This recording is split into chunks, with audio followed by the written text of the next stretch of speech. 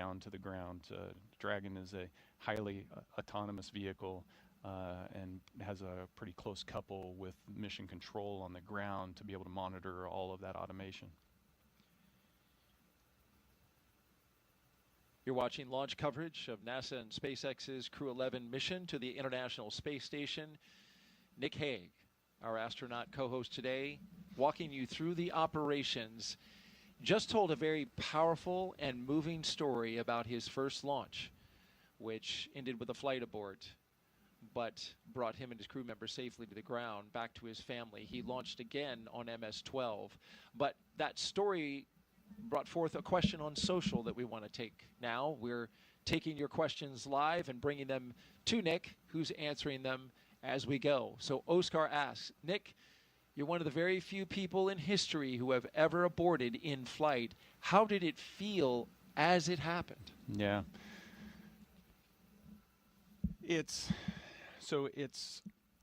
We spend so much time training for what to do when things go wrong. I'd venture that we spend about 95% of our training focused on what to do in the event that something goes wrong. And so the situation of the abort is one that Alexei and I performed in the simulator about 8 months before we launched and experienced it. And so there's the one time in the sim. It's a very short simulation. The actual flight was less than 20 minutes. The simulation's less than 20 minutes. But we had run those procedures. And the sum total of all of that training is that you get very disciplined at running procedures because you know that those procedures are the things that are going to keep you safe when things don't go right. So in the moment, there is the oh boy moment when it's happening. The alarm's going off, the lights flashing, everything's kind of shaking, and it takes you a second or two to fully process exactly what's happening. And then there's I had the realization that, if this was going to be a really bad day, it would have happened, so I've got a chance. So the best way to protect Alexei and I is for both of us to do our procedures and focus on those. And so you compartmentalize all of those emotions. You kind of set those to the side and you focus on doing your job. And so we run through the procedures and we talk with Mission Control in Moscow and surprisingly, I spent so much time in Star City training, that Russian that I was talking about being painful to learn, that is just naturally coming out because all of our communications are in Russian. And then it's not until you touch the ground, the search and rescue forces come and extract you. They were there within like 10 minutes. They come and extract us and pull us out under the parachutes. It's at that moment when your body can relax, you can stop focusing on all the things you need to do to be safe because you know you're safe, and then that's when shock kind of rolls over you. And your body just tries to process everything that happened. We're human. You can't bottle that stuff up forever. And so it was you could hear the waver in my voice when I called Katie and on the satellite phone and said, hey, I'm okay. I actually had to leave a voicemail because she had her phone off. Oh no. But we have that voicemail, and I've been able to listen to it, and it's pretty amazing. Wow. Thank you, Oscar, so much for that question. And thank you, Nick, for that beautiful answer.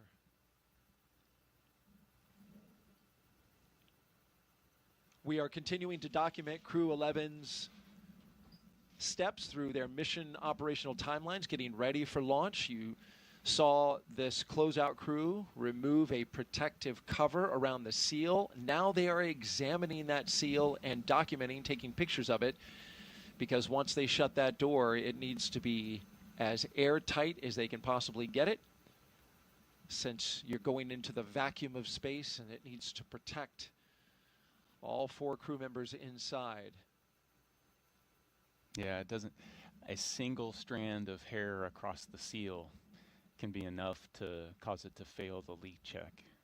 So it's got to be completely pristine. It's got to be Absolutely. pristine. And we've had that happen in previous missions where exactly just that. A hair ended up on the seal, and once they did the pressure check, they saw it, opened it back up, found it, removed it, and then resealed it, and they were good to go for launch. And so there's a bit of margin in this countdown, and we're in that kind of flexible time right now where they have time to work through methodically on this procedure. Nick, we don't want to end the story with the end of MS-10. We want to go to MS-12, which was the next space flight, your next launch. Here you are now with a crew of 3. You said, I'm going back. Yeah. That's the job. I mean, we explore because it's important. And so that doesn't change launch to launch to launch. The mindset to get back on top of the rocket isn't any different the first time than it is the second time, than it is the third time. It's why am I willing to accept this risk? Why is my family willing to accept this risk? And it's because what we're doing up there is so important. The scientific discovery, the learning about the human body and how we interact with the environment around us and more about the universe around us. That's just so important. And so that's why you do it. And so this time, night launch. So I got a day launch and a night launch, a twofer. And Lucky you. It was beautiful. And you saw Christina had joined. She was going up for a year-long mission. And Alexa and I gave it another shot, and it was flawless all the way to docking. A spectacular flight.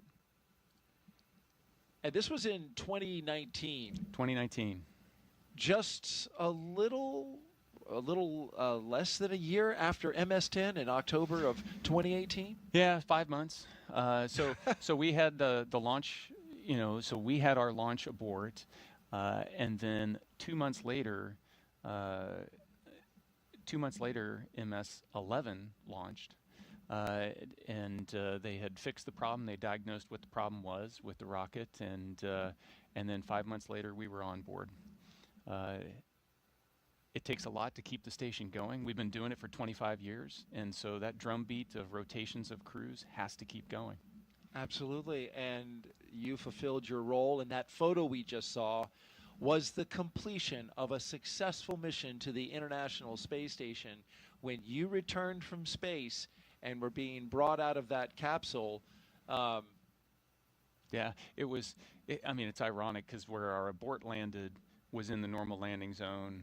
We landed there almost a year to the day later in that landing zone. And so it was the culmination of a pretty interesting year, needless to say. How about that? As you look around, right, and go, I remember this place.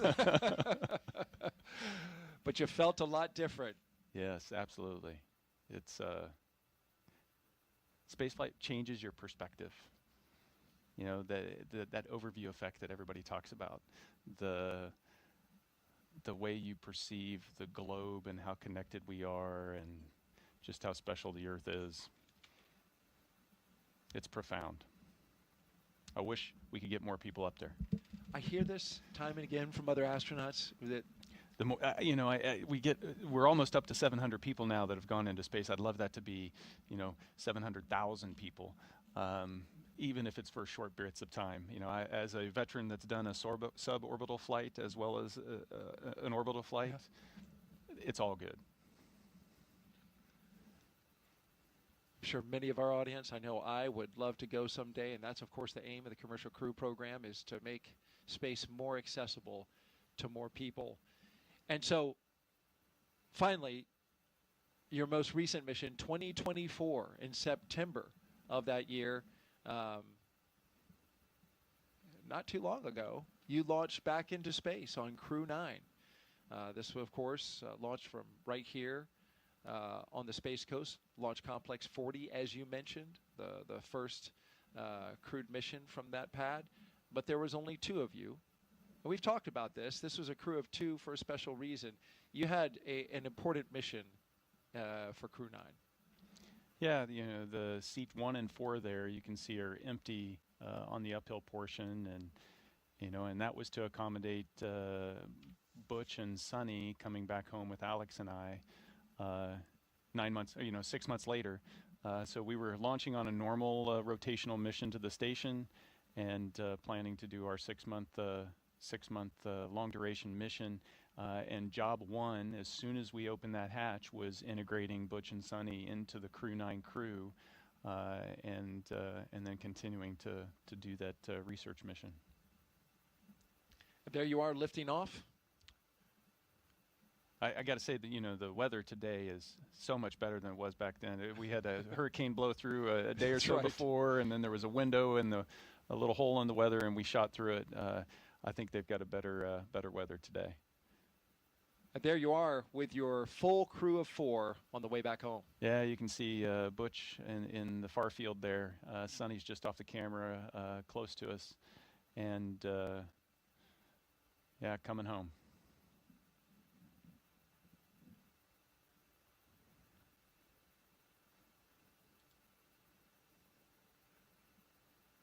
A very successful mission, CREW-9, bringing back home Butch Wilmore and Sonny Williams. I imagine, did you have to kind of, wrangle Sonny out of that space station? She loves being in space.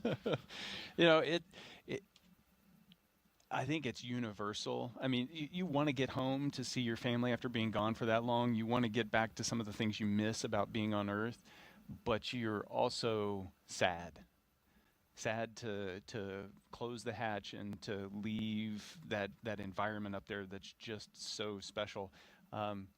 You never know when you're going to get back, if you're ever going to get back, because everybody's future is you just don't know, and it is just so. It just has such a huge effect on everything that you do, and you bring that back. And so missing out on being able to float around or look out the window, or, in some respects, it's see all of my, my crewmates. So I haven't seen Alex since right after landing. I haven't seen Alexei and Oleg since the station. And so you feel this sense of time passing and the moment ending. We are T-minus 2 hours and 10 minutes until liftoff of CREW-11, NASA and SpaceX's rotational mission to the International Space Station. In a little less than an hour, we are going to expand coverage with our friends from SpaceX joining our launch broadcast, and we'll come up on camera so you can see us, see Nick live in the flesh here as he steps us through the operations today all the way to liftoff and into orbit.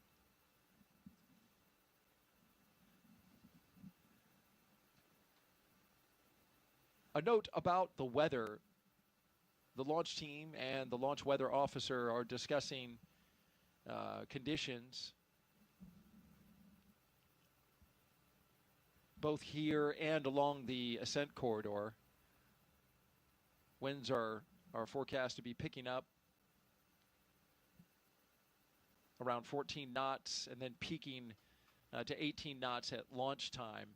So that is something that they're going to evaluate closely. The winds have to be within a certain range before they'll go forward with prop load, which of course is a very careful and delicate operation. It's automated for SpaceX, but when you start loading a rocket with propellant, a lot of care has to be given to external influences like the weather. Dragon SpaceX, we're commencing health check for launch escape system. You can expect a momentary flight computer state change, followed by a transition back to pad hatch closed. Dragon copies.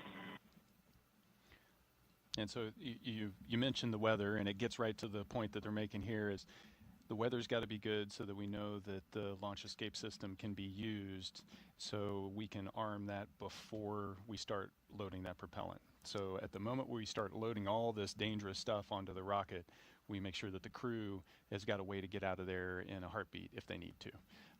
And onshore winds may seem like, not a big deal, but if you're coming down under a parachute on a capsule that's not supposed to land on land, you want to make sure that you don't drift onto the land. And so that's why they watch all of those conditions. Critically important. those winds. And so the teams will be evaluating this again just before prop load. Of course, this is a forecast that we see right now, but what actually happens to the winds in the moment that we're getting ready to launch or getting ready to arm the escape system, rather, and then load props could be different. So that's why we watch it in real time. Winds are notably fickle here at the spaceport because of what Nick just said. That sea breeze, it gets kicking up. You can see our flag out by the launch clock right now, starting to blow just a little bit. And so we'll be monitoring that throughout the rest of the countdown going into T-minus 50 minutes. Yeah, it's a beautiful sight, though, isn't it? It is indeed. And what has shaped up to be a beautiful day for launch so far. If you're just joining us, we'd like to introduce you to the crew. CREW-11 going into space today consists of the commander, NASA astronaut Zena Cardman. She holds a Master of Science in Marine Sciences from UNC Chapel Hill. Cardman has experience with NASA research in the Canadian High Arctic and has supported real-time station operations and lunar surface exploration planning. She also likes rock climbing and powerlifting in her free time. She trained for CREW-11 as the commander, but was reassigned to CREW-11 and is now the commander here. And she has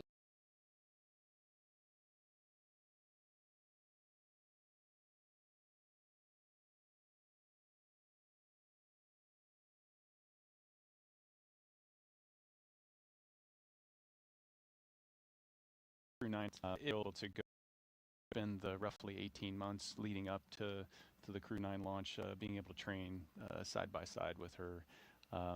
She's a phenomenal crewmate and is going to do an amazing job. Your CREW-11 pilot is NASA astronaut Michael Fincke, a veteran of 3 space flights. Fincke has completed 9 spacewalks, totaling 48 hours and 37 minutes of EVA time, and has spent 382 days in space. Fincke is a certified pilot for Boeing Starliner and SpaceX Crew Dragon, as well as a co-pilot, flight engineer on Soyuz, and a mission specialist on the Space Shuttle. Fincke enjoys spending time with his family, traveling, geology, and learning new languages. Unlike you, Nick. Michael Fincke loves to learn himself a new language. We are completely different in that regard. No, actually, learning a new language opens up your appreciation for their culture and gives you a deeper understanding. And so even though it was one of the most difficult aspects of training, it's also been one of the most rewarding. I wanted so badly to learn a second language. I studied French.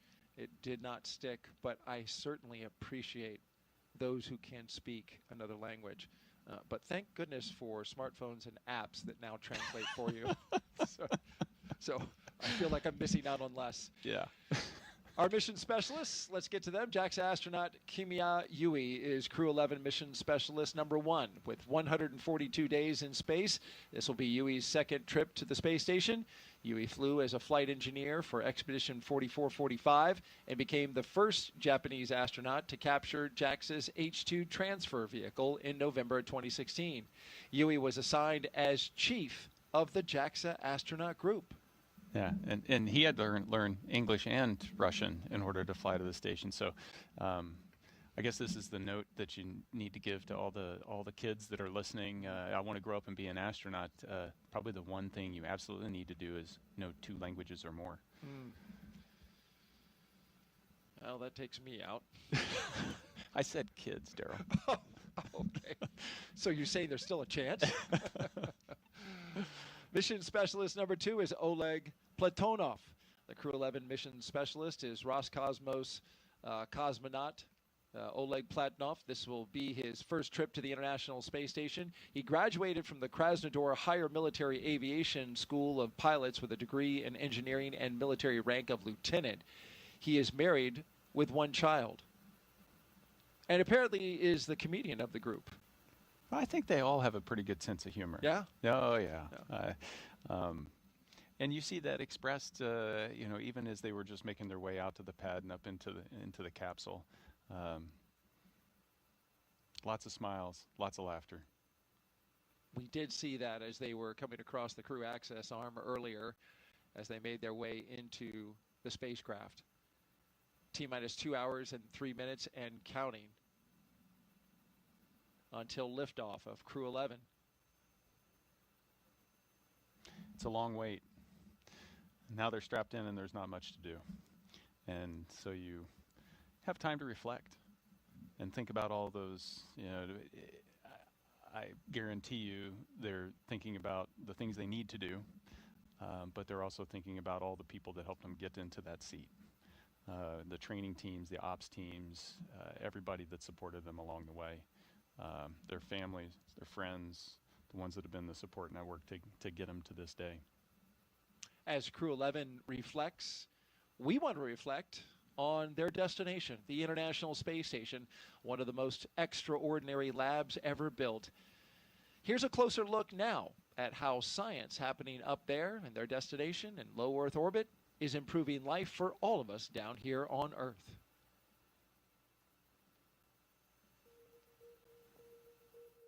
The International Space Station isn't just a symbol. It's a powerhouse of cutting-edge science, constantly revealing secrets that defy Earth's limitations and drive us farther into the cosmos.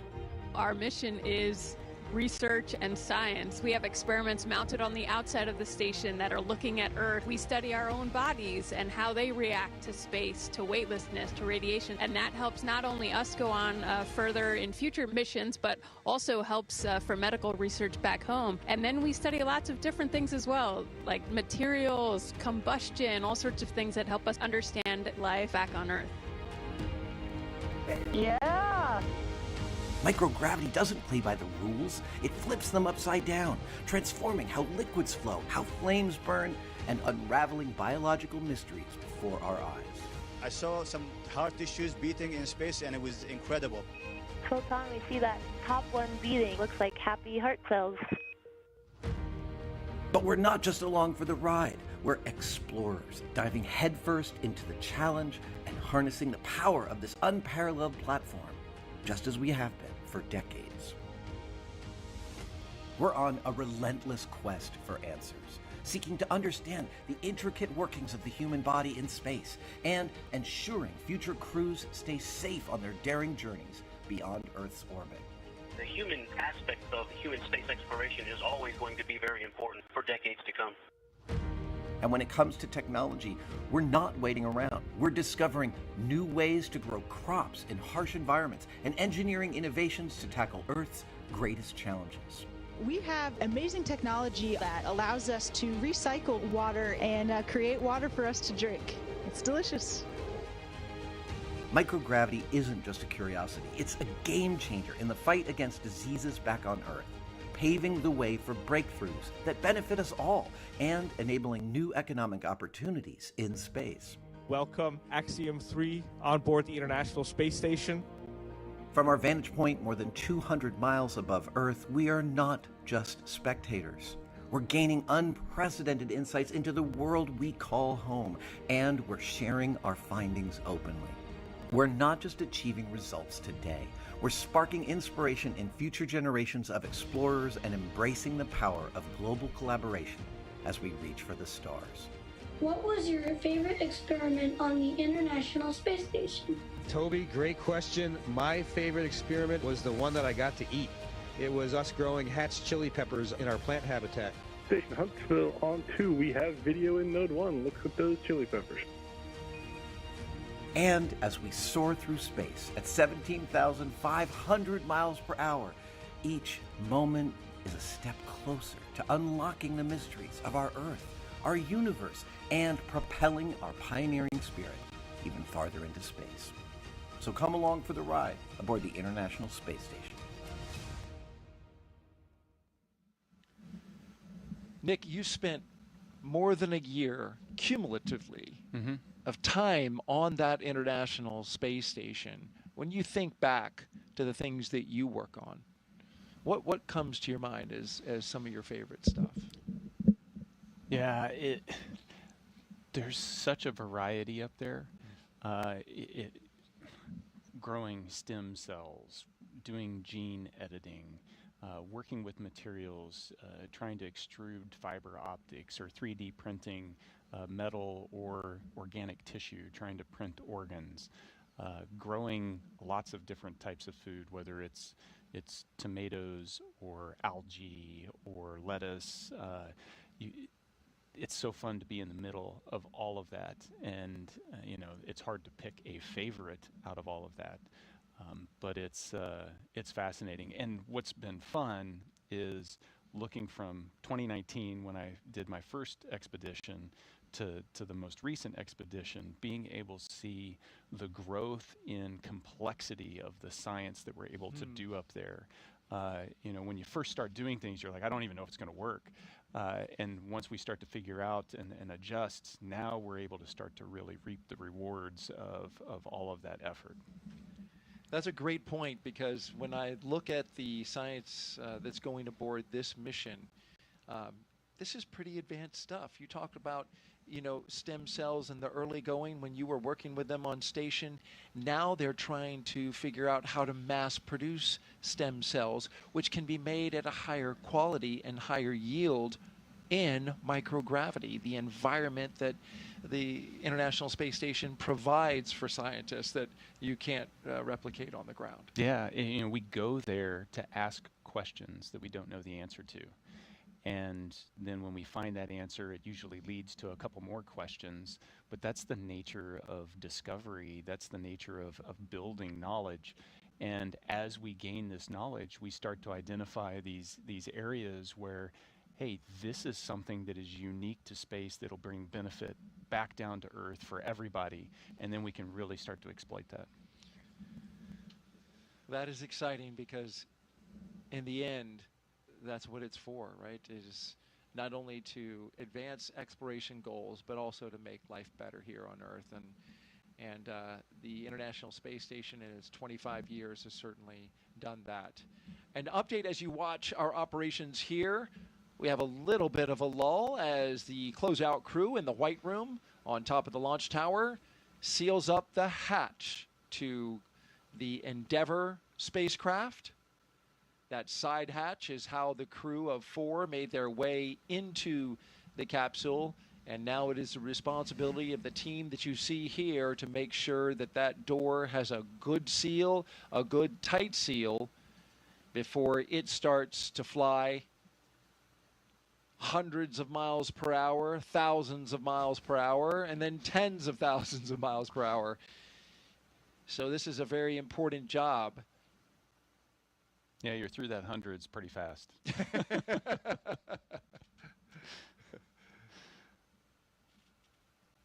What's the ride like on the Dragon specifically at liftoff? It's smooth. Yeah. Yeah, it feels so smooth. Liquid propellant? Yeah, so you don't, I never got a chance to fly on the shuttle. But the shuttle was rough because of the solid rocket boosters. That's what everybody said. You don't have that, and the thrust level is a little slower here, so it also doesn't throw you off the pad. It's a slow acceleration, but it's a constant increase in that acceleration that just keeps going until you get to kind of the end of first stage. It's just super smooth, and then when the first stage is done, it separates, and then there's 5 seconds or so before you light the second stage engine per stage, and so you're weightless. And that was completely different than Soyuz, because Soyuz hot stages, and so you never have that period of weightlessness. And so you spend 5 seconds and you're like, okay, we're weightless. I'm ready for it to light. I want to make sure we get there, and then it continues on. And so it's a smooth ride all the way up. That second stage is a kicker, though, isn't it? It all starts slow. So the G ramps starts up? And then it slowly ramps up. So there's not too many jarring moments flying on a Dragon.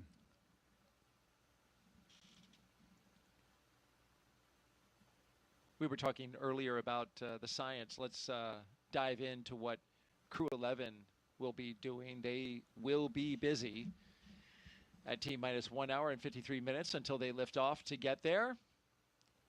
We have 2 astronauts and 1 cosmonaut inside Crew-11 right now.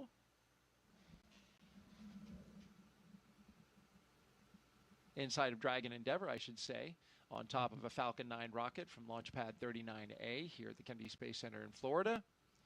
This crew, of course, as you see them right here, headed to the International Space Station to help maintain this very special orbiting lab.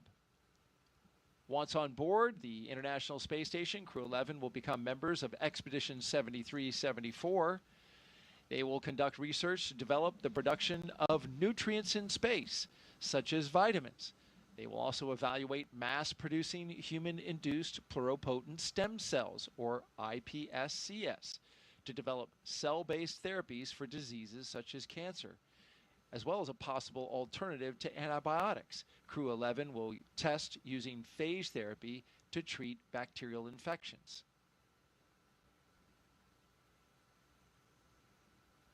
And these things are important, and you were telling me this yesterday when we were going over the show and prepping for the show, and I asked you, is an infection or a cut worse in space than it is on ground? And you said yes. Yeah, our immune systems are suppressed. They don't operate as efficiently in space as they do on the ground. And one of the experiments that I was a subject for up there, and it's an ongoing experiment, is looking at the immune system and just trying to figure out why does it get suppressed like that. But yeah, if you cut yourself and it gets infected up there, it takes longer to heal. So don't cut yourself when you're in space. I just wrote that down as my notes for when I it's fly a tip. one day. Yes. Pro tip. Pro tip.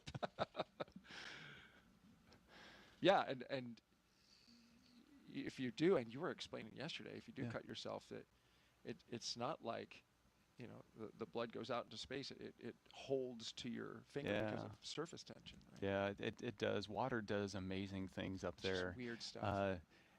If you get water, it floats in. We see all these videos where it's floating as a bubble inside, in front of them. But if you put your finger into that, it just kind of adheres to the surface of your hand and kind of crawls all up and up your arm, and then it'll stop, and then it becomes body temperature, and then you can't even tell there's water on your hand because there's no motion associated with it because it's just stuck in that one spot. It doesn't exert any weight on your skin. It's the same temperature.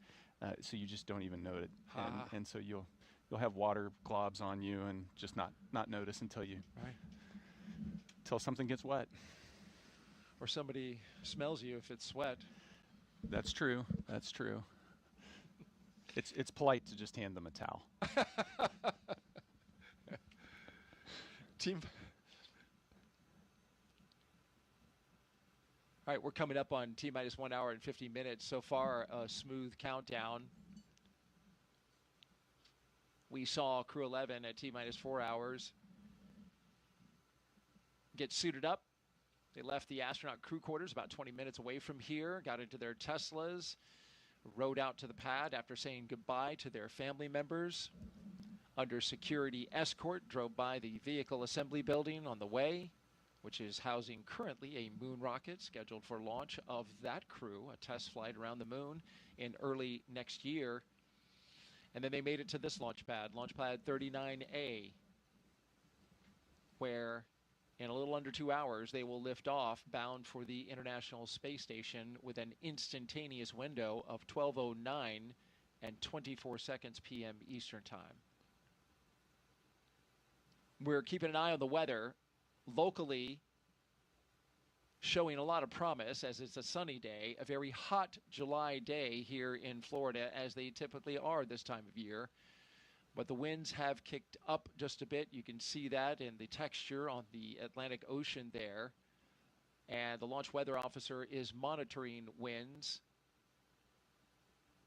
expected to increase right around the T0. So as Nick pointed out earlier, that's an important criteria, launch criteria that they have to monitor so that the launch escape system can operate properly. That would take them out over the Atlantic Ocean. Winds need to be in the right direction and the right strength in order for that system to operate correctly. We're also looking at launch weather here, or rather around the world, along the ascent corridor, where there are areas where, just in case, just like you, when you aborted, there was an area for you to go on land because Soyuz lands on land. With Dragon, you have abort locations along the eastern seaboard and then beyond? Yeah, you know, effectively it's all the way up the East Coast, and then kind of your last opportunity that you would need, because you'll be in orbit at that point, any further on, is just off the coast of Ireland. And so we watch the weather, we watch the sea states, we make sure that, you know, if we needed to go and pick up a crew because they had to abort and they landed in one of those zones, that the search and rescue forces will be able to get into those locations, that the weather's going to be support that kind of operation. And so weather's a little more complex when it comes to spaceflight. You've got to take a global perspective and prepare for all those different contingencies.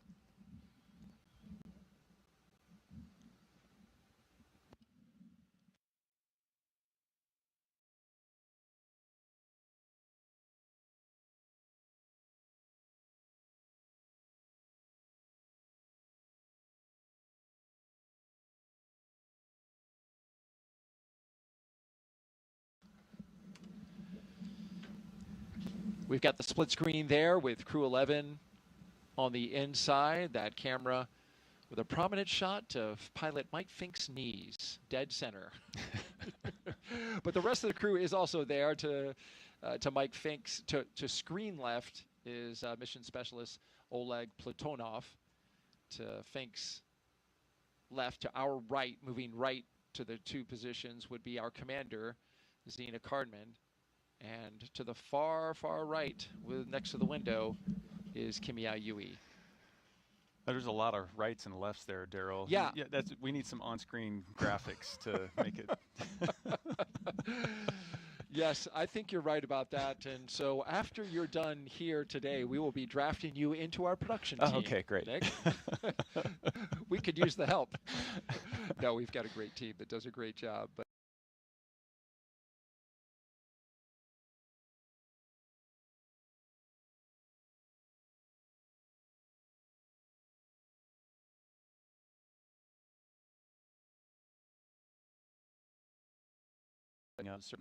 that are full of gear. And the red one is like, that's like first aid kit, possibly? Your red one is the life raft. Life raft, okay. Yeah. So we showed a clip of that in the MBL at the very beginning, where you throw that out and there's a bottle. As you throw it, the rope will extract and then eventually pulls on a bottle that inflates it, and that's what they were crawling inside of in the MBL for training. And also looked like they had water wings. Personal flotation devices, yes. They look like water wings to me, Nick. Yes. You know, we train for that kind of thing, so it's a standard you have to meet to be able to, all of you, go from this configuration they're in right now to put on the personal flotation device and get out of the capsule in 90 seconds.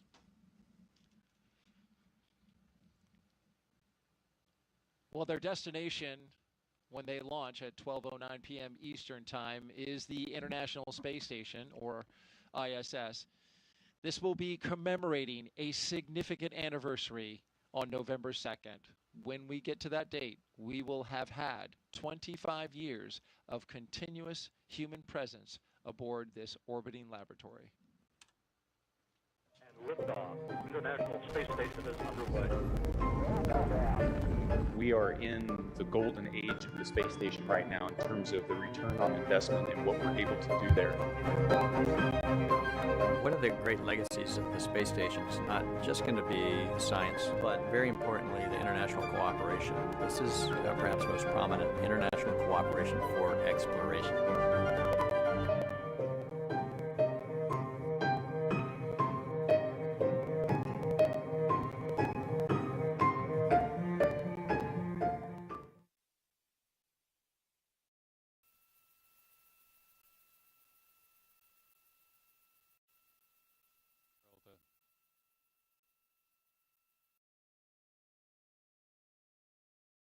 Five years, you know, every every roughly 6 months or so, a crew doing a rotational mission with a handover, and it's been a thrill to be a part of those rotational missions.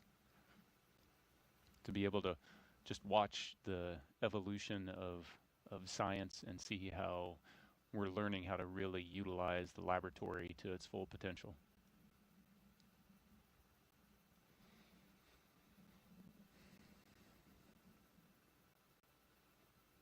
I don't know where those clouds came from. They need to blow away.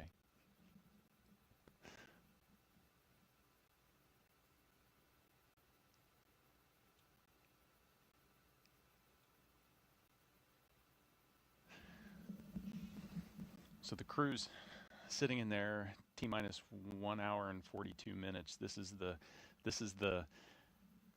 moment where crew is sitting in there and you don't have a lot to do except reflect. The next big events are when you arm the launch escape system at about 45 minutes, T-minus 45. Prop load will start at about T-minus 35. That's when there's activity and you start to bring in focus. Now it's a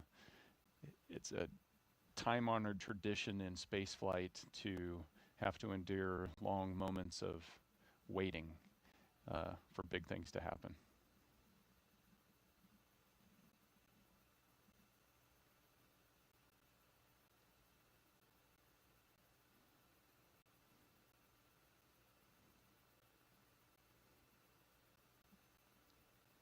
That's a better view.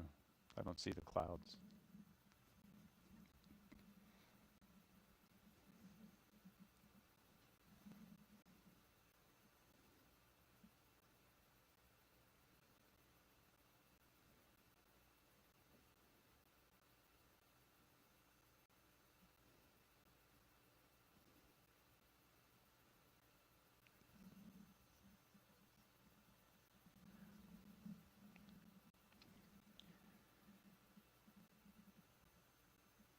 And right now, I'd like to hand it over to Mission Control. The team at Johnson Space Center is tying in with us.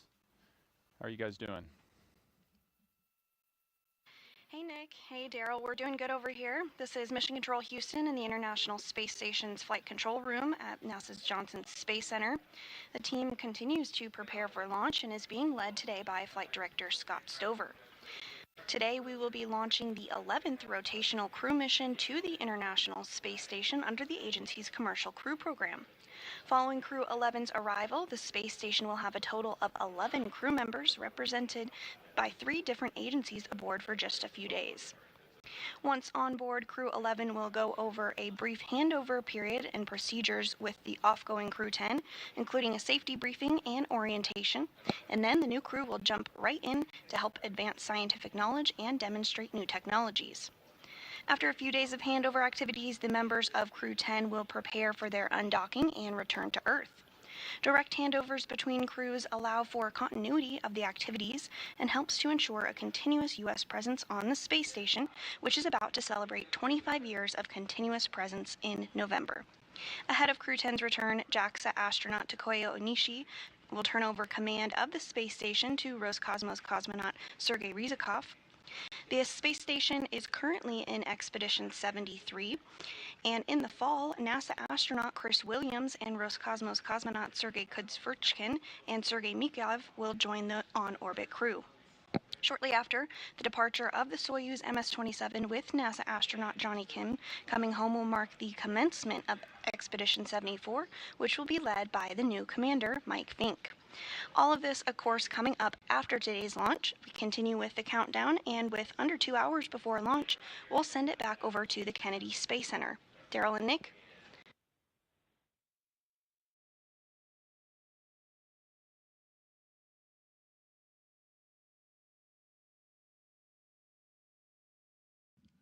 Thank you very much, Sandra. Back here at the Kennedy Space Center in Florida, T-minus 1 hour and 38 minutes and counting until liftoff of Crew 11 aboard a Falcon 9 rocket. The spacecraft Endeavour, the flight leader currently in the fleet of Dragon spacecraft. It is a lovely day here in Florida.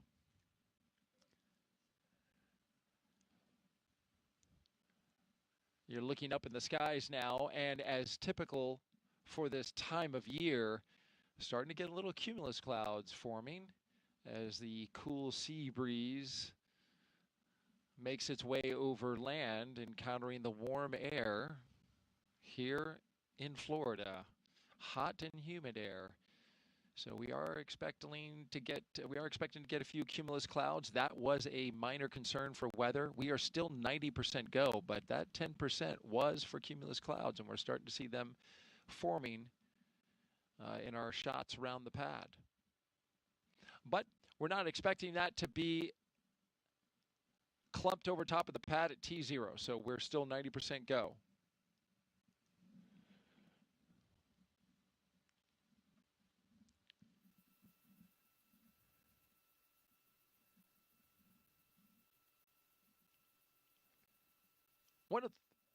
One of the first things CREW-11 did, they came together as a team and they designed this patch that you see here. This is a tradition for all spaceflight missions, human spaceflight missions, and science missions. You design a mission patch.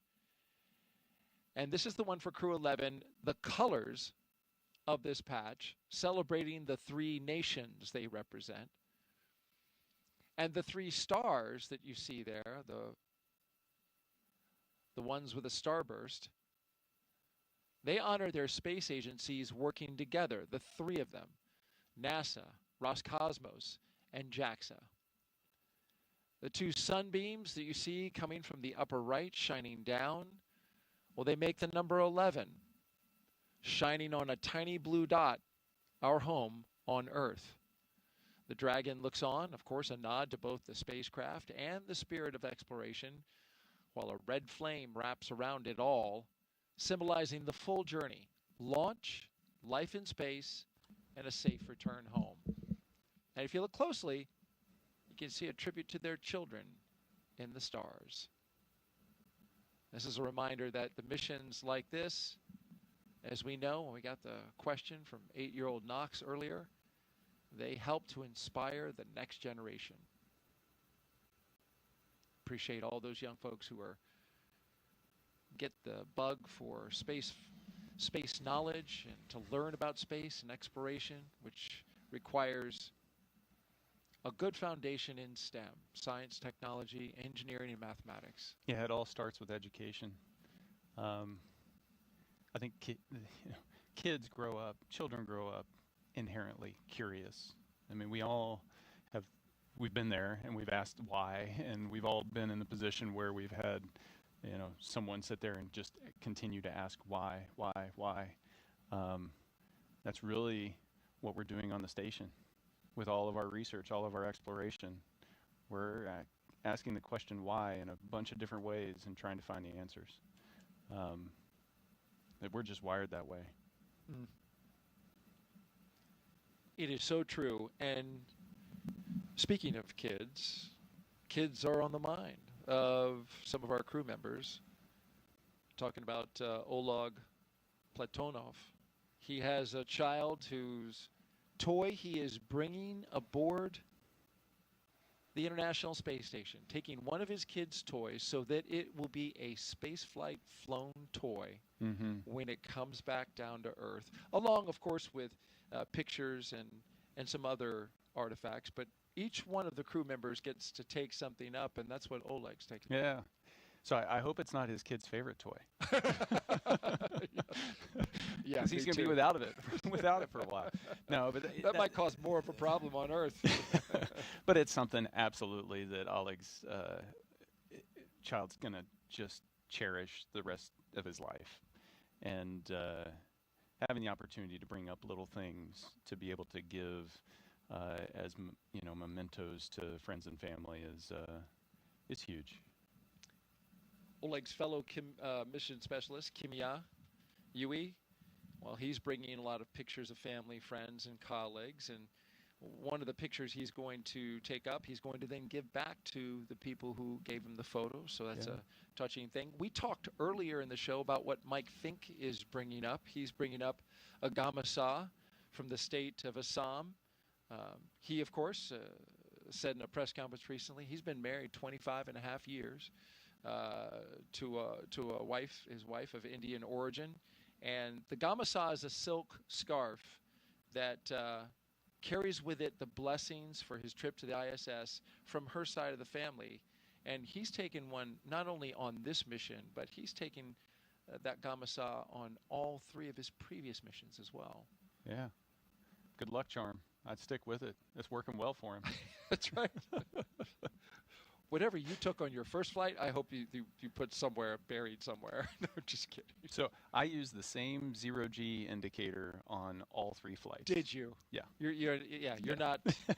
You're like, no, I'm not buying any of this luck stuff. You're like, let's stick with what works. I trust the people behind it. That's a great answer. And then, of course, finally, Zena, our commander, she's, of course, taking, like the rest, photographs of family and friends. But because of her previous assignment to Crew-9, the mission that you ended up commanding, her stuff went up early. And one of the things that she mentioned that she is taking up and shared with the public was that she has some cards that were written by her late father that she included in Crew-9, but now we're coming up on anniversaries in a certain amount of time that he has not been with her, and she gets to now see those cards again when she arrives at the International Space Station. Yeah, it's truly touching, and you know, it was one of those things. Once Alex and I got to the station, being able to make sure that we got that stuff set aside and ready for her, knowing that she was going to come in trail, and no, it's going to be a special moment for her. That's right. You actually had her stuff put into place. Yeah, packaged it all up. Yep. She may even have a birthday gift up there waiting for her. Who knows? Well. Teaser. What is it? Nice try. Well, it'll be up to her on whether she shares it or not, but we'll stay tuned. We will stay tuned. Yeah, but you know, those things show you that it is a very human endeavor. We're not just launching satellites into space. There's this exploration aspect, but there's this layer of humanity over the top of it that's so important, and all of these little gestures just bring that to light. We are currently 1 hour and 30 minutes until liftoff of Dragon, flying Crew-11 to the International Space Station. There you see Endeavour, the capsule at the very top. 6th flight today for that capsule. The number of historic flights that it has under its belt, beginning with Demo 2, and then going on to Crew 2, Axiom 1, Crew 6, Crew 8. Long history with CCP, the Commercial Crew Program, which has a fond place in the hearts of the folks who work for CCP for this spacecraft. Spent a lot of time reviewing data and examining it, getting it ready for each flight that it flew for NASA. It's a workhorse. It is, and as you know, spaceflight is hard on equipment. So those checks and examination of the data and looking over the critical systems is an important part of making sure that that capsule can continue on. It's currently at its 6th flight, but these spacecraft were only certified for 5. CCP did a recertification, moving it up to 6 flights. Ultimately, SpaceX would like to fly these capsules 15 times. And they say that they have systems that are ready for 15 times reuse. Commercial Crew Program is currently reviewing and looking over the data to determine how much more of the systems need to be reviewed in order to certify it for those additional flights. But that's exactly it. That's the goal here, is to make these spacecraft and rockets reusable, bringing down substantially the cost of spaceflight. Yeah, and hopefully opening space up to so many more.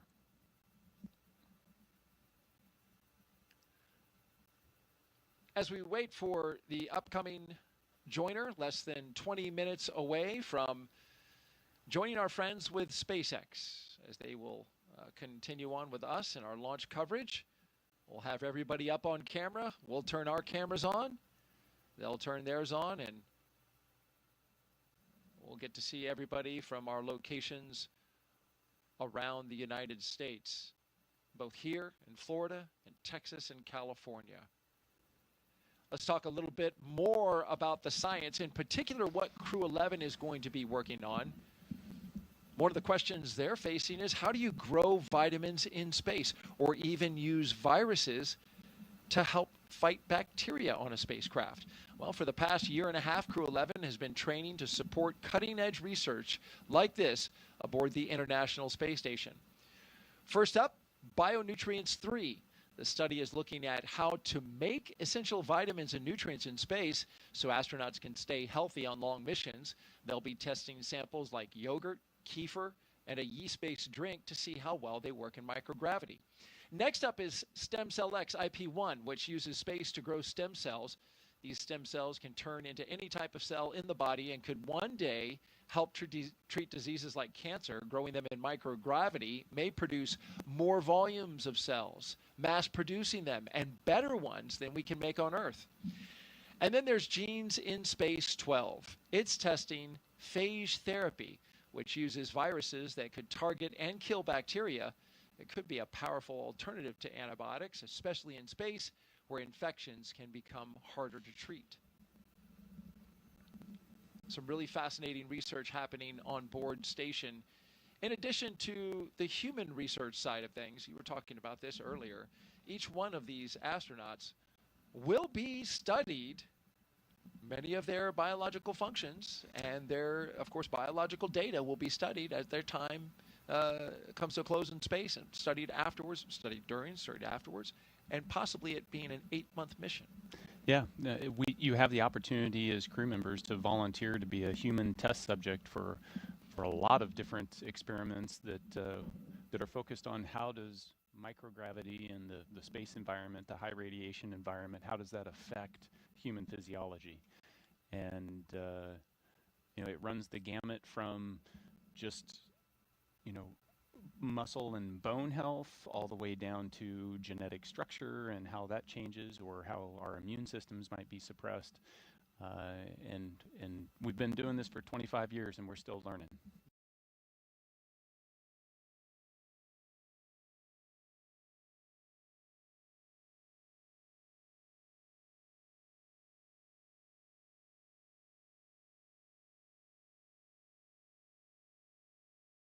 And that aren't dramatic enough, but when you pull us out of Earth and put us into space, that dramatic change, you get to watch your body respond to all of that, whether it's spinal growth and straightening that causes you to grow a little bit taller, whether it's the fluid shift and the pressure distribution within your vascular system is more balanced, and you feel that in your head.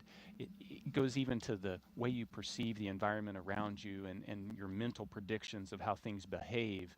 You start to predict and think in weightlessness. All of that adapts, and you've got a front row seat for it, so it's pretty amazing. Literally. Experiencing the changes happening within your own body. Jessica Meir says she came back and she could actually see better than she did before because of that, the pressure of microgravity exerting differently on her eyeball than it does under being back on the Earth with regular gravity. Yeah, and we're still trying to understand the root source of why those changes in vision happen, why the changes in our eyes occur. I wish I had her problem, because now I'm wearing glasses as a result of that. So it can go both ways. It can cut both ways. Okay. And who knows, Nick? You might have been bound for glasses anyway. No? Well, I mean, everybody is at some point. Right. You just called me old. Is that what happened? It was very subtle. You did catch it, though. Yeah, I did. T-minus 1 hour and 23 minutes. I'm Daryl Nail with NASA Communications, and I'm joined by Nick Hague, NASA astronaut and Brigadier General with the Space Force. We have social questions. Keep them coming. We've had some great ones so far. Just use the hashtag AskNASA and send us those questions on Facebook, X, YouTube, and Twitch. We've got a person who's monitoring our social feeds right now, looking for great questions. And here's one from Joshua R. Collins. Does the whole crew have the same doctor, or does each crew member have their own? Is it their regular personal doctor or a NASA medical team doctor? So each space agency provides a medical team to support their astronauts or cosmonauts. So you'll, for CREW-11 in particular, you're going to have a NASA flight doc team of a surgeon, flight surgeon, primary and deputy, that will support Zena and Mike. And then you're going to have separate medical teams supporting Kimiya and then a Roscosmos team supporting Oleg. Those, in the NASA, if I look at how NASA supports us with medical, the personal doctor is your flight doctor. And so the person that sees you day to day for the years leading up to your mission is the same person that is supporting you throughout your mission, and then after your mission when you're rehabilitating, and then beyond. And so that flight medicine team is one of those key relationships that you develop once you join the astronaut corps. A flight surgeon for each space agency, and they go with them until they get to the pad, and then they break off. They're there, standing not too far away, just in case they are needed for any reason. But those, exactly as you said, those flight surgeons standing by. Give you a couple upcoming milestones. T-minus 47 minutes. We're going to get an LD brief. That's from the launch director at SpaceX, and we're monitoring weather conditions along the abort corridor. Also keeping an eye on the winds here locally. They picked up a little more than were initially forecast. At T-minus 1 hour, just about 20 minutes from now, the closeout team will depart the pad. That was the team that was getting the crew all ready inside the spacecraft and then sealed up the hatch. They will depart. It'll just be the crew out there on the pad. It'll be them and Dragon Endeavour that you see right there at the top. We've talked a lot about this capsule today. It's taking its 6th space flight. Since its first flight in 2020 for Demo 2, SpaceX's Endeavour Dragon has been a workhorse for NASA's Commercial Crew program, flying mission after mission. It has safely carried astronauts to the International Space Station 5 times. Demo 2, Crew 2 in 2021, Axiom Mission 1 in 2022, Crew 6 in 2023, and Crew 8 in 2024. In all, Endeavour has flown 9 NASA astronauts, 3 space tourists, 2 Roscosmos cosmonauts, 1 retired NASA astronaut, 1 ESA astronaut, and an Arab astronaut from the UAE to and from the International Space Station. CREW-11 marks Endeavour's 6th mission, the flight leader to the ISS.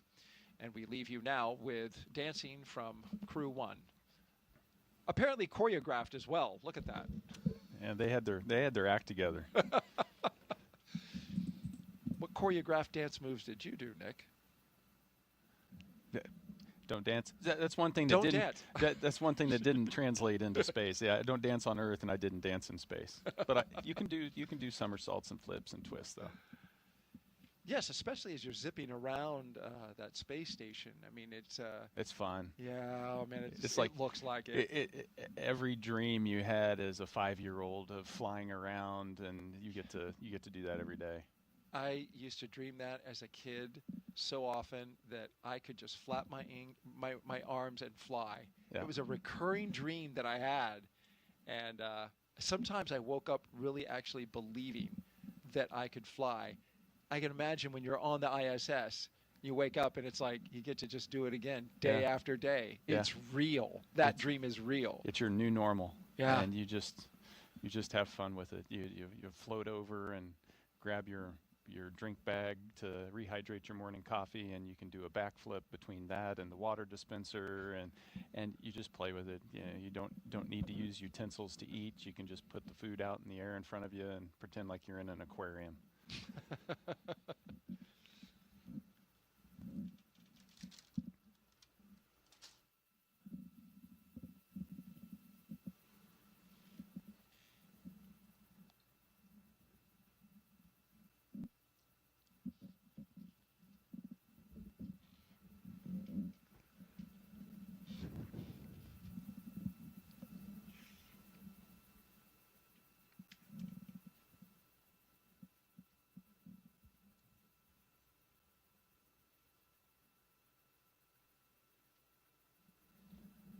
So those flags were hanging dead for a while, but they're blowing again. Yeah, that's the breeze that the forecasters looked at the charts and the data that they have around all the instruments that we have around the Kennedy Space Center. And early this morning forecast an earlier kick up to those winds, and so we're seeing them now. They've got a forecast for 14 knots around liftoff time with a peak of 18 knots. Of course, they're going to reevaluate that here in about 25 minutes or so. And of course, we'll be listening in to the launch communications by the team, making sure we keep you updated to their progress. We have a launch opportunity today at 12:09 p.m. Eastern Time, but if for some reason the weather does not work out, we have opportunities the following days. Tomorrow, on Friday, August 1st, where we have an 85% go for weather, with the only concern being potential cumulus clouds like we're seeing today.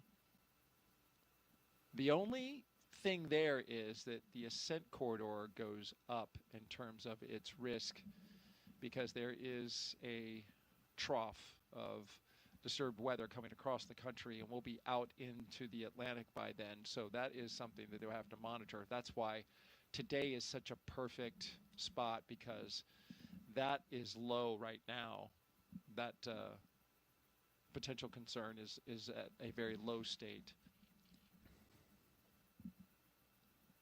So fingers crossed that we continue to have green conditions. We're green at the moment, and that's a good sign.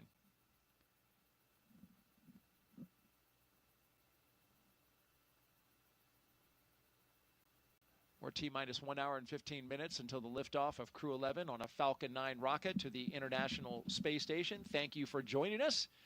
Whether you're watching online or streaming, we are glad to have you here with us as we get ready to launch 4 humans to space from the Kennedy Space Center in Florida.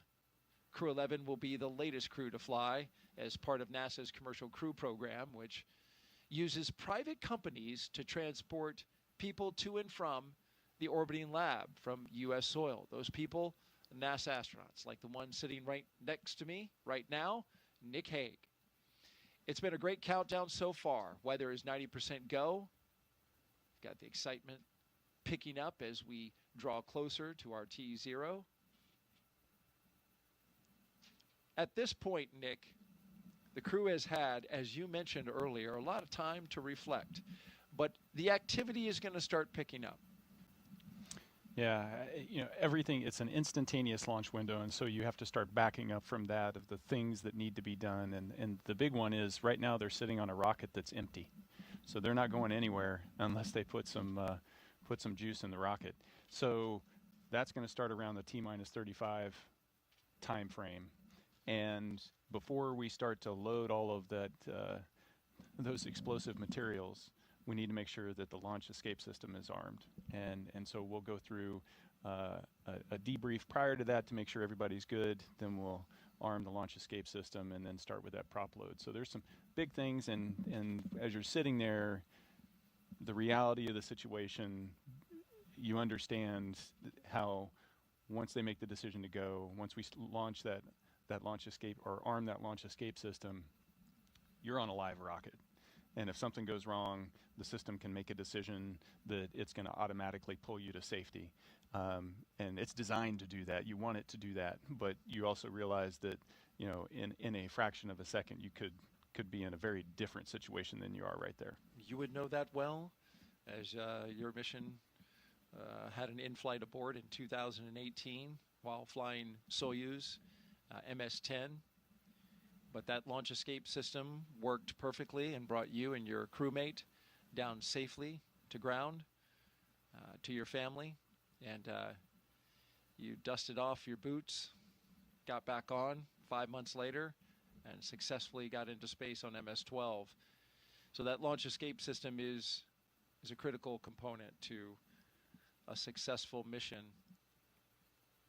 Absolutely, and we test them rigorously. And you know, SpaceX did an in-flight abort test. They've done pad abort tests. You know, they've shaken this system out to make sure that when you need it, it'll be there for you. This will be a 38.8-hour transit from the ground here at Kennedy to docking to the International Space Station. So the crew that you see there,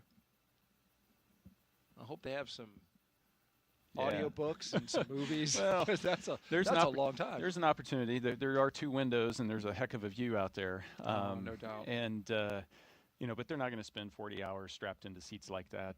After they get into orbit, once the nose cone opens and they're kind of clear of the second stage, the upper stage, they'll be able to unstrap and take those suits off. They'll dry them out and put them away, and then they'll be essentially in short sleeve shirt, pants, and it's a pretty comfortable, spacious place to hang out in.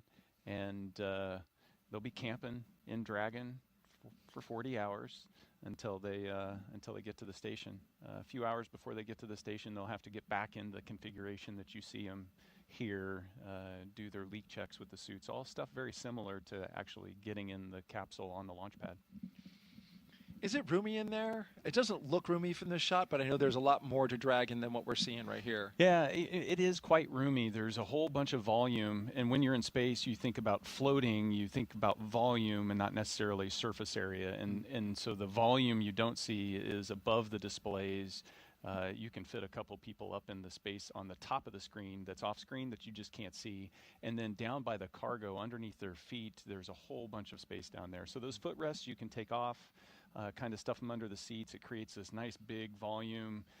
You can pull out your food and your drinks. You can stick things to the walls. And, you know, but it's like camping in a SUV. There's room, but you're still in an SUV. And you got to communicate, like, hey, excuse me, can I get over there, or can I get around you? And yeah, you know, let me put up the privacy curtain. I have to use the restroom.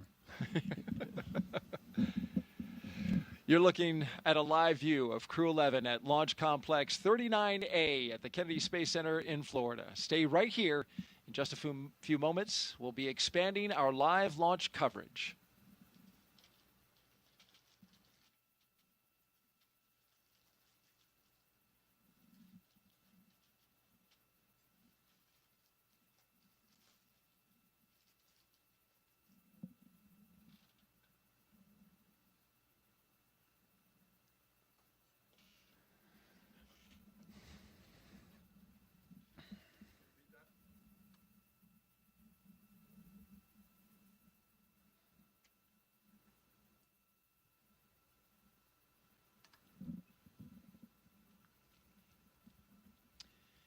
Good morning. You're watching live launch coverage of NASA and SpaceX's 11th rotational flight to the International Space Station. I'm NASA's Daryl Nail, joined once again by NASA astronaut Nick Hague, who's been with us for the past 3 hours.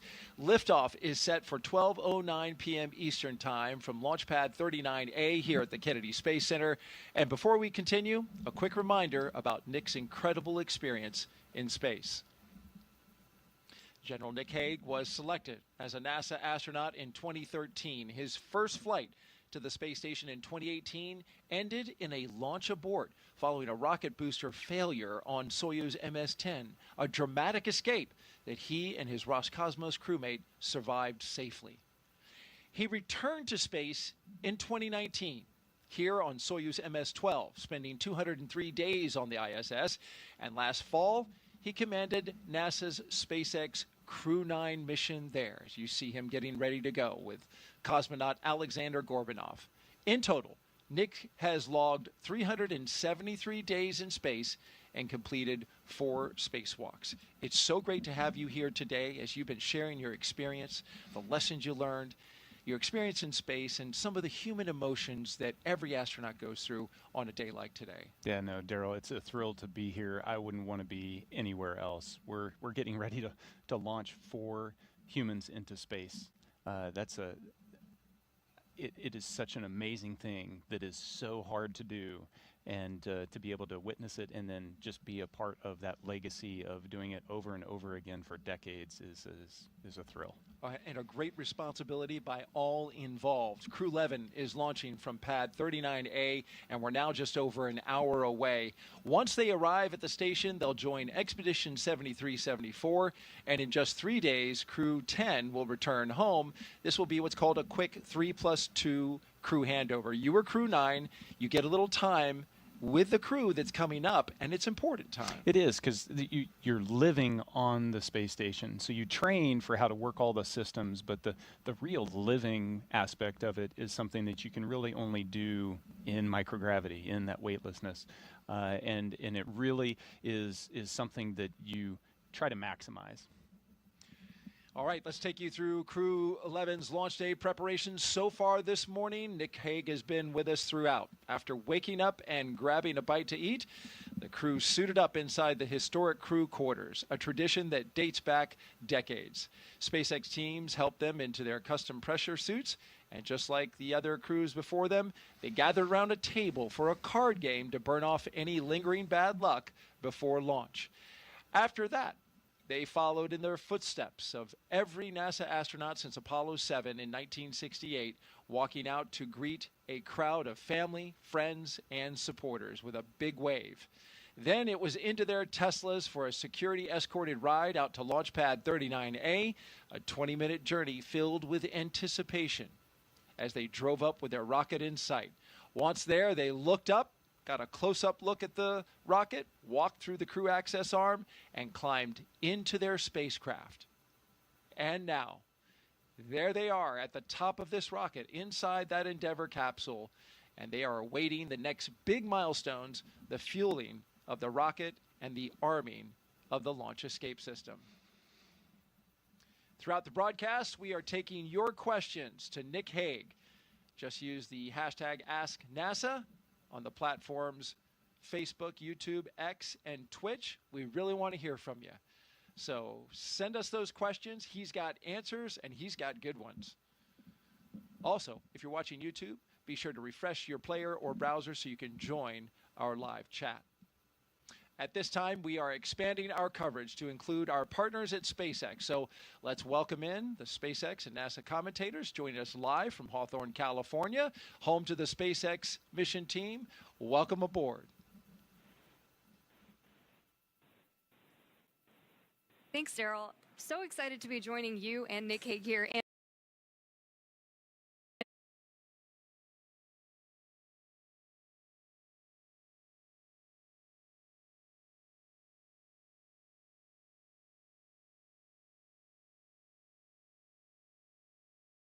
Mount 11 crew mission with SpaceX, flying astronauts for long-duration missions to the International Space Station, and the 12th as a part of NASA's commercial crew program with SpaceX.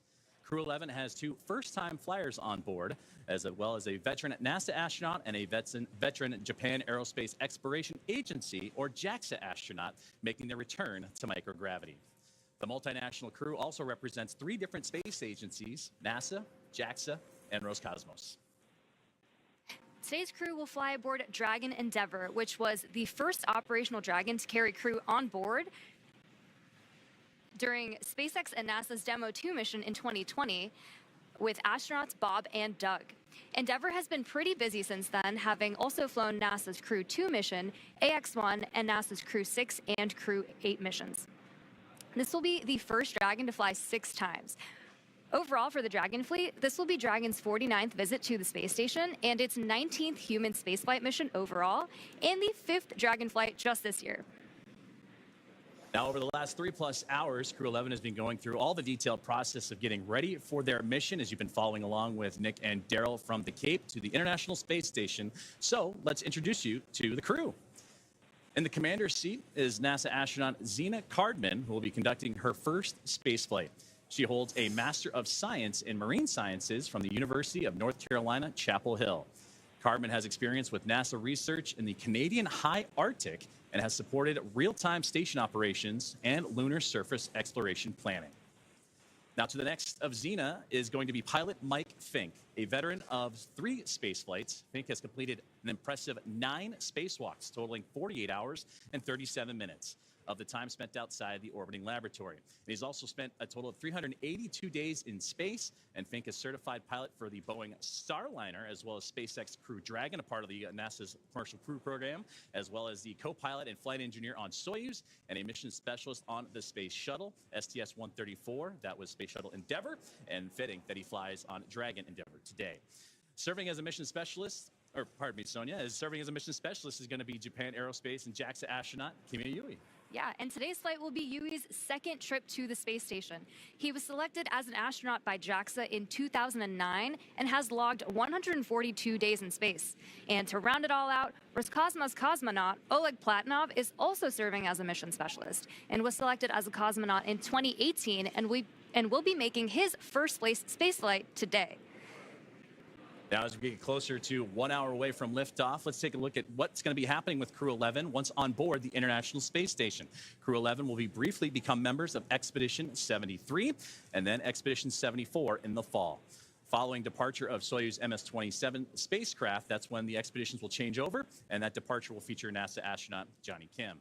They'll also conduct space station maintenance and scientific research to understand plant cell division, finding alternatives to antibiotics and microgravity, investigate producing essential nutrients on demand for long-duration missions, and study how spaceflight affects human physiology and psychology. The crew will also engage with students worldwide via the ham radio and use its existing hardware with newly integrated software to test a backup lunar navigation solution.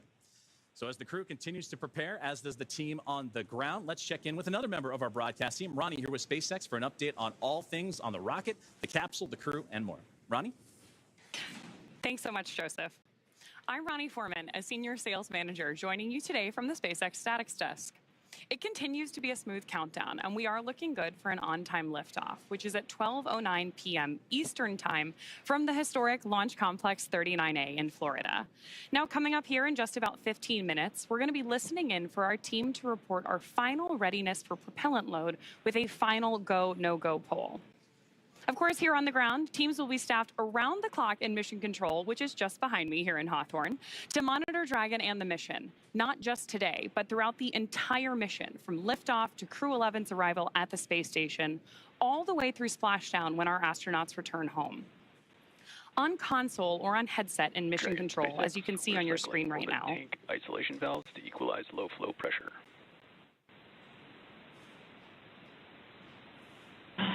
Dragon copy.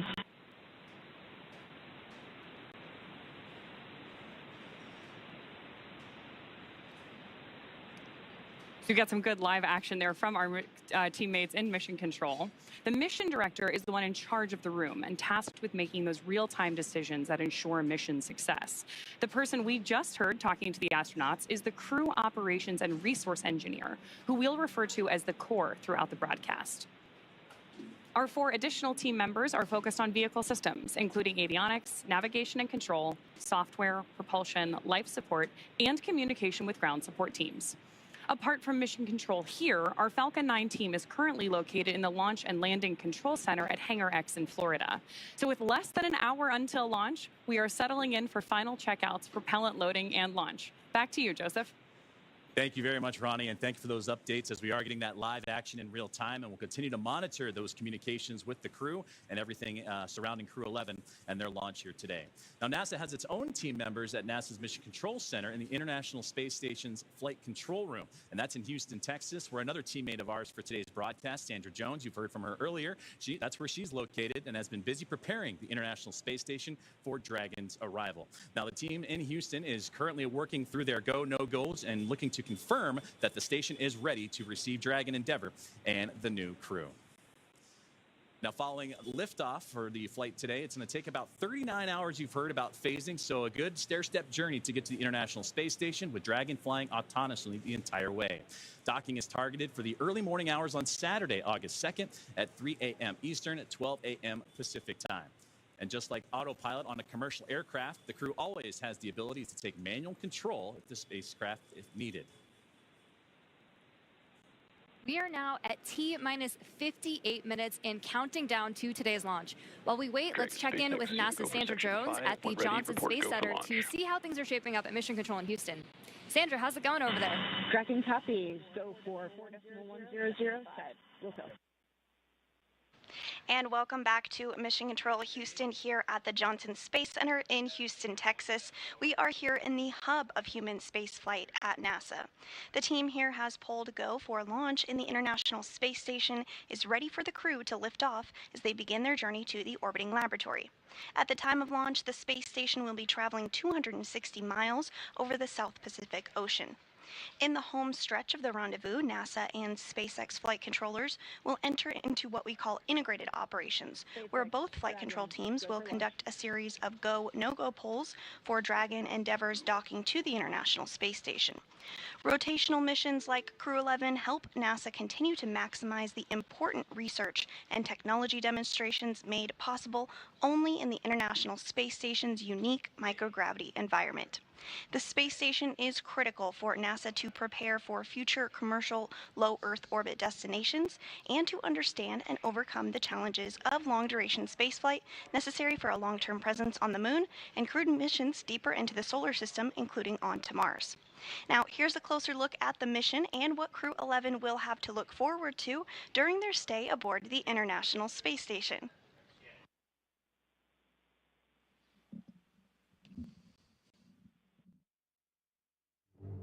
International Space Station, one of humanity's greatest accomplishments so far. 15 countries working together and adding more all the time that have helped plan, build, and fly the International Space Station. And it just shows what human beings can do when we work together. As Crew-11, we are about to launch on board a Dragon spacecraft to the International Space Station. We are actually continuing an ISS mission almost a quarter centuries. Right now, crew members are working very hard on the ISS, so we got that result, and actually we do more researches, then pass that information to Crew-12.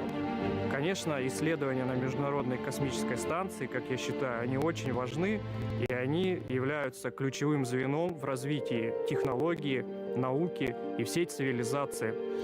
И все самое лучшее из космоса всегда приходит рано или поздно на Землю в виде новых открытий, новых приборов, возможностей и технологий. I'm very excited to see what kind of payloads we get to work with. It's a really interesting day-to-day life where 1 hour you might be fixing the toilet and then the next hour you're working on a physics experiment studying fundamental processes of our universe. We're going to be up there for a lot of time. We're going to, every day, be in space, look at the Earth go by, and accomplish some really amazing science. We will do material science and human research in space, lots of experiments, and then maybe do some spacewalks. It's a really fun crew to be on. We're going to enjoy every moment, and we're going to help each other to be successful and accomplish our mission. So we have various kinds of difficult training together. For example, emergency training in Building 9 or emergency training in SpaceX. This kind of training actually made our bond stronger. Наш экипаж Crew-11 – это экипаж, который состоит из высокопрофессионально подготовленных людей. И мне нравится этот экипаж. In some ways, my only expectation for the mission is to fly and return home safely and still friends when we get back. There are so many things to play around with, to study, to explore, and I'm really open to every possibility, ways to engage with the International Space Station. We all came from other crews. Kimiya Yui, San, and I both came from Starliner 1. Oleg was on a Soyuz mission before this, and Zena, of course, was on Crew 9. But we all came together with our previous experience, melded into a really fun team, ready to go fly to our International Space Station.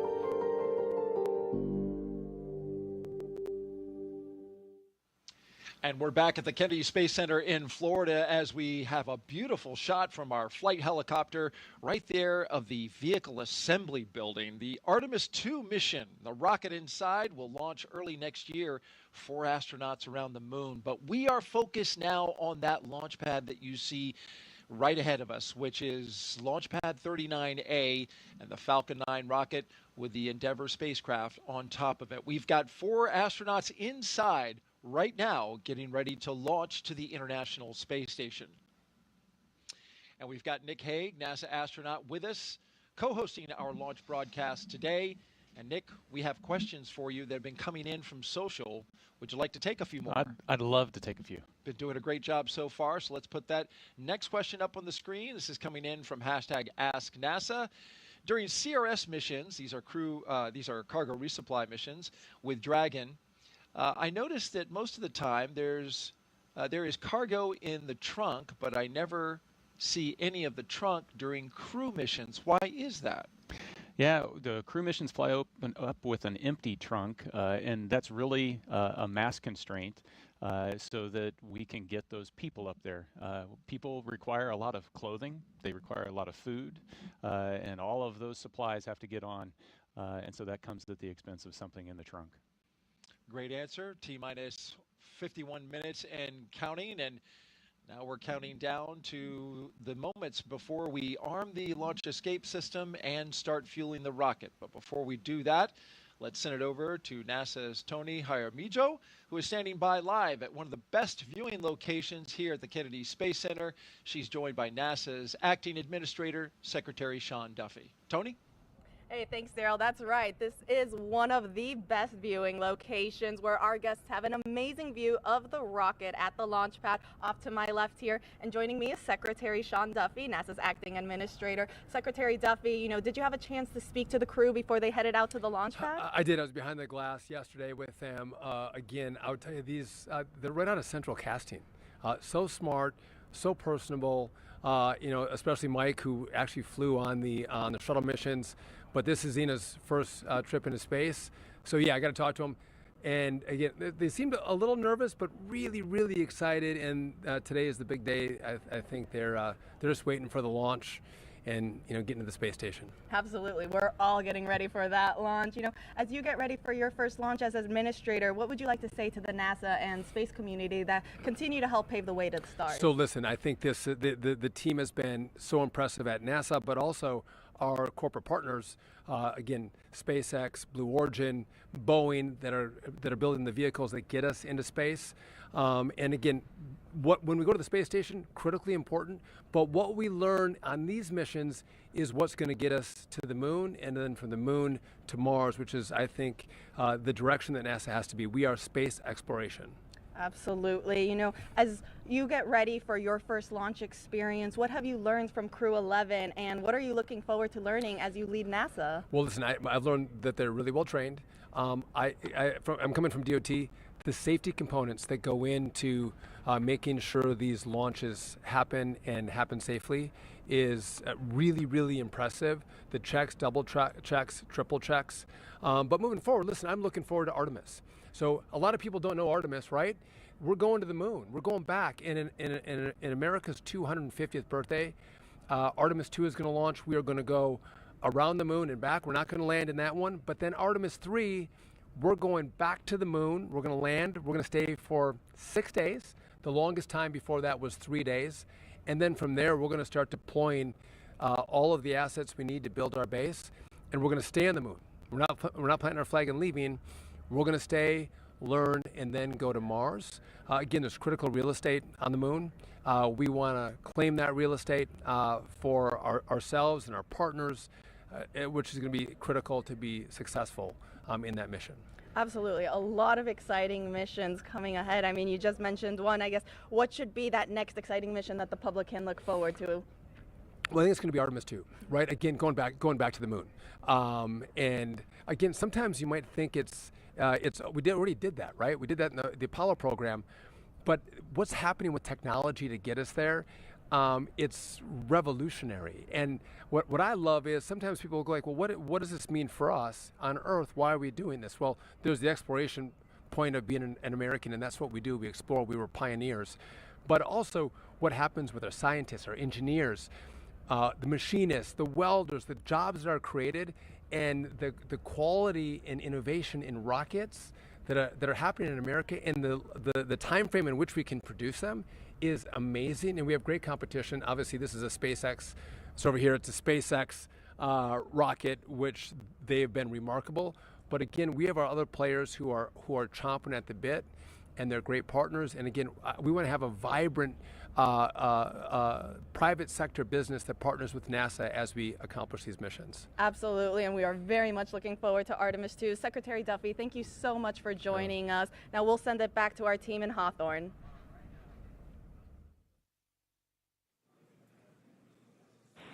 Thanks, Tony. That was an awesome interview with Senator Duffy.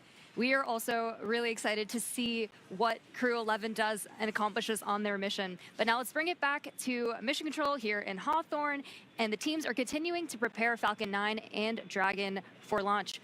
Falcon 9 is the first orbital-class rocket that is capable of reflight.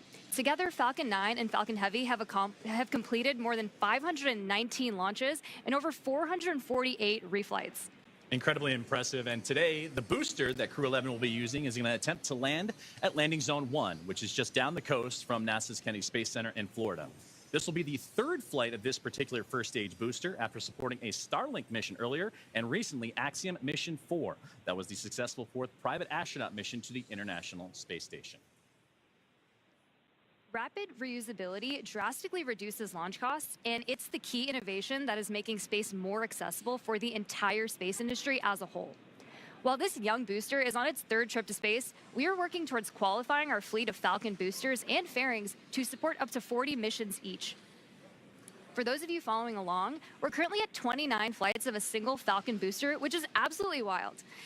Increasing Falcon's flight count provides valuable information and data on repeated reuse, which is a super critical element in making life multiplanetary. This same spirit of continuous iteration and innovation does not stop with Falcon 9. NASA awarded SpaceX a contract to develop the USD Orbit Vehicle, a modified Dragon designed to guide the space station through a controlled re-entry into Earth's atmosphere. And when the time comes and the International Space Station reaches its end of operational life, which, trust me, it still has a lot of life to give right now, Dragon will help achieve that safety orbit. During the CRS-31 cargo resupply mission, Dragon successfully performed a reboost test for NASA that demonstrated Dragon's ability to change the station's orbit, and we'll see a similar test coming up, and that'll help inform plans for the upcoming commercial resupply mission number 33 with SpaceX, where Dragon will fly an extended mission and repeat that reboost demo with a modified trunk called the Boost Trunk. This modified trunk will give Dragon the ability to change the station's velocity by up to 10 meters per second. And testing these added capabilities will provide NASA with additional options for station operations in the coming years. And yet another innovation that SpaceX is working on is the intravehicular spacesuits, or IVA suits, that astronauts wear during Dragon missions. These suits are worn by the astronauts while they're inside the spacecraft, Countdown 1, the poll versus for the propellant load and extravehicular launch is EVA complete, and the spacesuits team that are... pulled go for propellant load and launch. For all operators in MCCX and Hangar X, both control rooms will go into lockdown at T-minus 45 minutes and will remain in that state until LES is disarmed.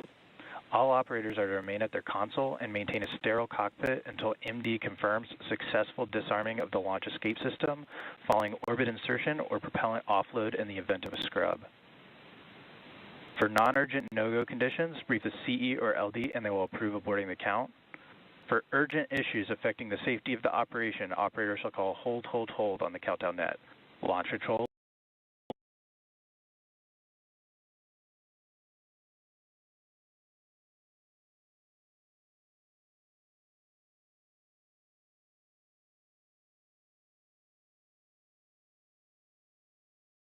break and command.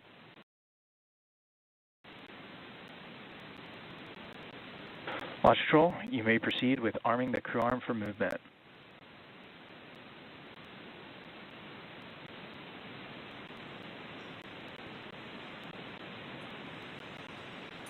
Arming crew arm for movement.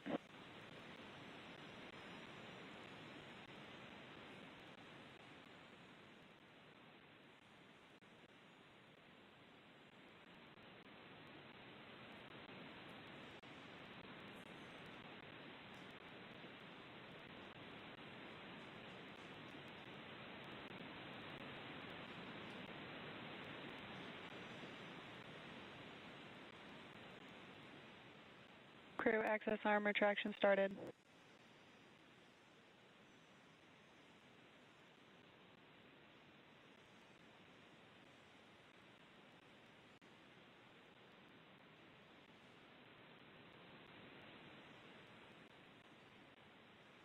And we are watching the crew access arm rotate away from the Dragon Endeavour and the Falcon 9 rocket. That was an incredible view, Nick, from up high, 275 feet in the air.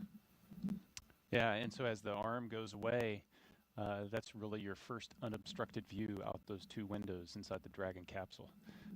Unique to Dragon for Soyuz flyers, there were no your windows don't open until you get all the way up to orbit and come out of the fairing. So here you can see what the weather's doing outside for yourself. And there they are, strapped in, Crew 11. Our next big milestone. Crew access arm retraction complete. As we hear that the crew access arm has completed its retraction. Our next big milestone is to have the astronauts drop their visors and start up for Section 7 in their operations. Dragon SpaceX, you are go for Section 6, close visors and arm launch escape system. Dragon copies, go for Section 6, closing visors and arming LES.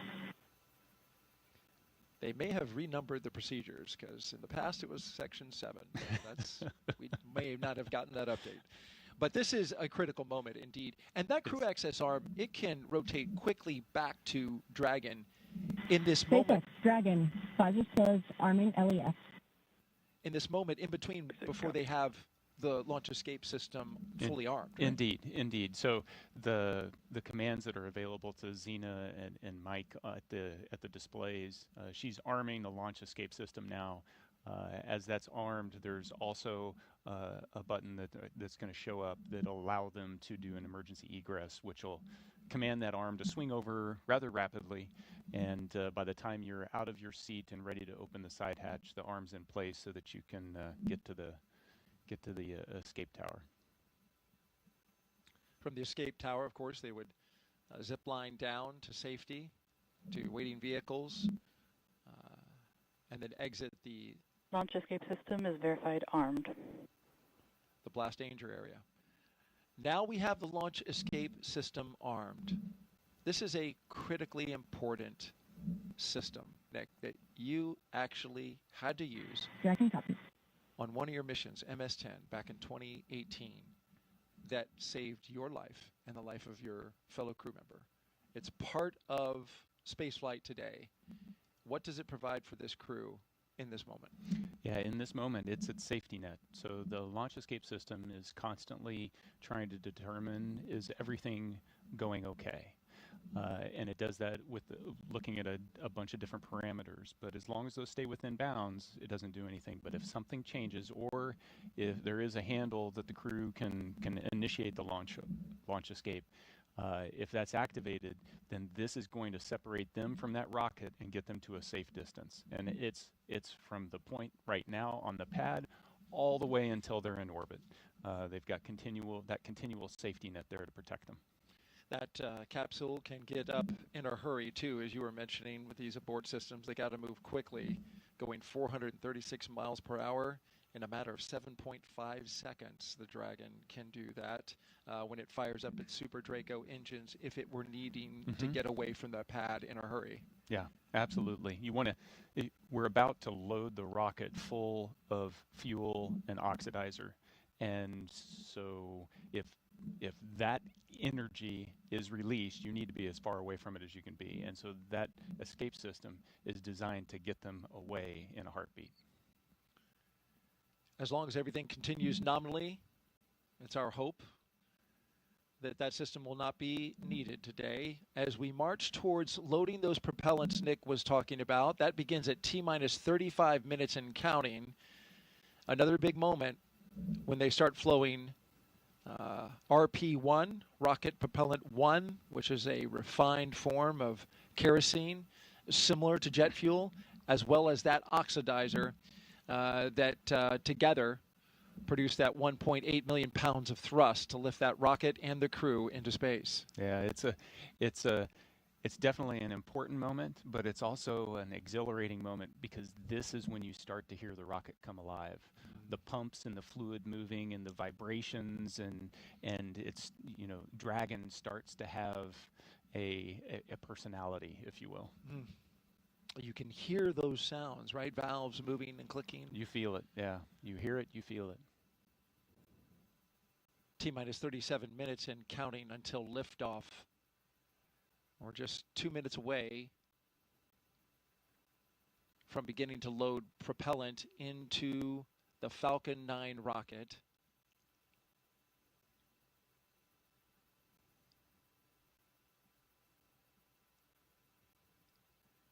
Weather is looking good at the moment. We are 90% go. There was a small concern for cumulus clouds in the area. That's just the 10% because of course, this is July in Florida. And you can see even now, Nick, the sea breeze from the cool ocean starting to create... Tanks are venting for the start of propellant load. Starting to create those little cumulus clouds bubbling up around the pad. We had a clear sky earlier. We're getting a little bit now, but overall, we're expecting that should be clear. I see blue. It's the glass half full. I like that. As long as we have that blue sky straight over top of the rocket and 10 miles out, we are good to go. And so far, right now, green conditions. The range is clear. The area around the pad. Boat traffic has been cleared by range operations. Our partners at the United States Space Force, Cape Canaveral Space Force Station, where Nick, of course, you in the Space Force, a brigadier general, have cleared the range. They are currently monitoring it, making sure that no one can get into the path of the rocket from down on the ground or in the ocean, for the reason that if anything were to happen and any equipment or any spacecraft parts were to come down on them, you wouldn't want to pose a risk to those below. Yeah, public safety is important, but it highlights just the expansive team that even for this one place, the number of organizations that have to work together and they're necessary for success. Our 4-person crew, 2 NASA astronauts, 1 JAXA astronaut, and a Roscosmos cosmonaut seated in launch position, monitoring their systems on their heads-up displays.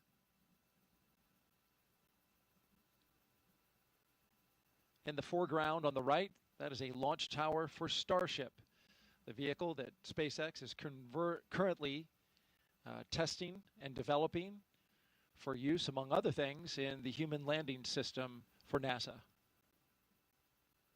The launch auto sequence has started. And that's the call that begins the propellant flowing into the rocket. And now we are on an autonomous timeline counting down to 0 at 12:09 p.m. Eastern Time. This is a good milestone. It really signals that we're going to space. Yeah, it's the clock is definitely ticking. Up to this point, the crew's been strapped in for a little more than 2 hours. There's been margin built into the schedule just in case the side hatch doesn't pass its leak check, or a suit doesn't, whatever pops up, we've got a little margin.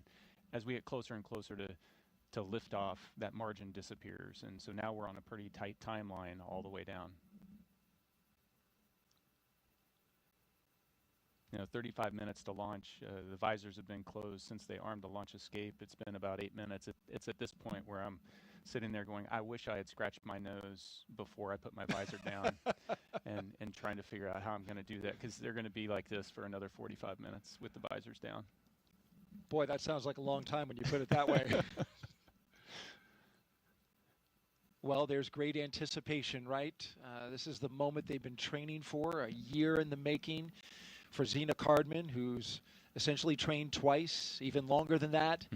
They have been looking forward to this moment for so long and training so intensely, and here it is upon us. Yeah, and the time for reflection was in those 2 hours leading up to this point. At this point, now it's the mental rehearsing. They're chair flying exactly what's going to happen during the next 10 minutes when they lift off, and all the different things that they're going to need to do, as well as the couple few activities that they're going to have once they get to orbit. Chair flying. That's what our astronauts are doing right now, and we'll stay with them as we count this down. For now, let's send it out to SpaceX in California.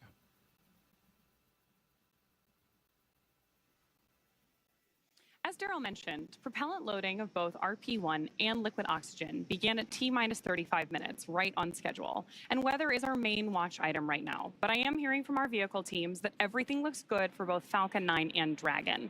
So next up, at about T-minus 30 minutes, the SpaceX launch director will inform the crew when loading of cryogenic helium will begin. First on stage 1 and then on stage 2 about 4 minutes later. Stage 2 RP-1 loading should wrap up at about T-minus 20 minutes and 30 seconds. Then, as we approach T-minus 16 minutes and 30 seconds, we should hear a call out that Stage 2 liquid oxygen loading has begun. So with all of those consumables being loaded onto the rocket, if we have to call a hold for any reason at this point, like potentially due to weather, we would have to stand down and target our backup launch up opportunity, which is tomorrow, Friday, August 1st, at 11:43 a.m. Eastern Time. That's because we have an instantaneous launch window today. So let's take a minute to do a little orbital mechanics 101. An instantaneous launch window means that we need to launch at exactly the right time, and that's driven by our planned rendezvous point, which is the location where Dragon and Station meet in space. Right now, the International Space Station is orbiting the Earth at more than 17,000 miles per hour, and Dragon needs to catch up to it. That means we have to deliver Dragon to the correct orbit. We do that by timing its trajectory relative to the orbiting laboratory so that they're both in the same place in space at the same time. A precise liftoff time is crucial for hitting that rendezvous point. Now, again, that means that at this point, if we hear a hold called, we'll be standing down and likely targeting that backup launch opportunity tomorrow. For now, though, we're going to go ahead and hand it back to Soumya and Joseph to talk to us about West Coast recovery. Soumya?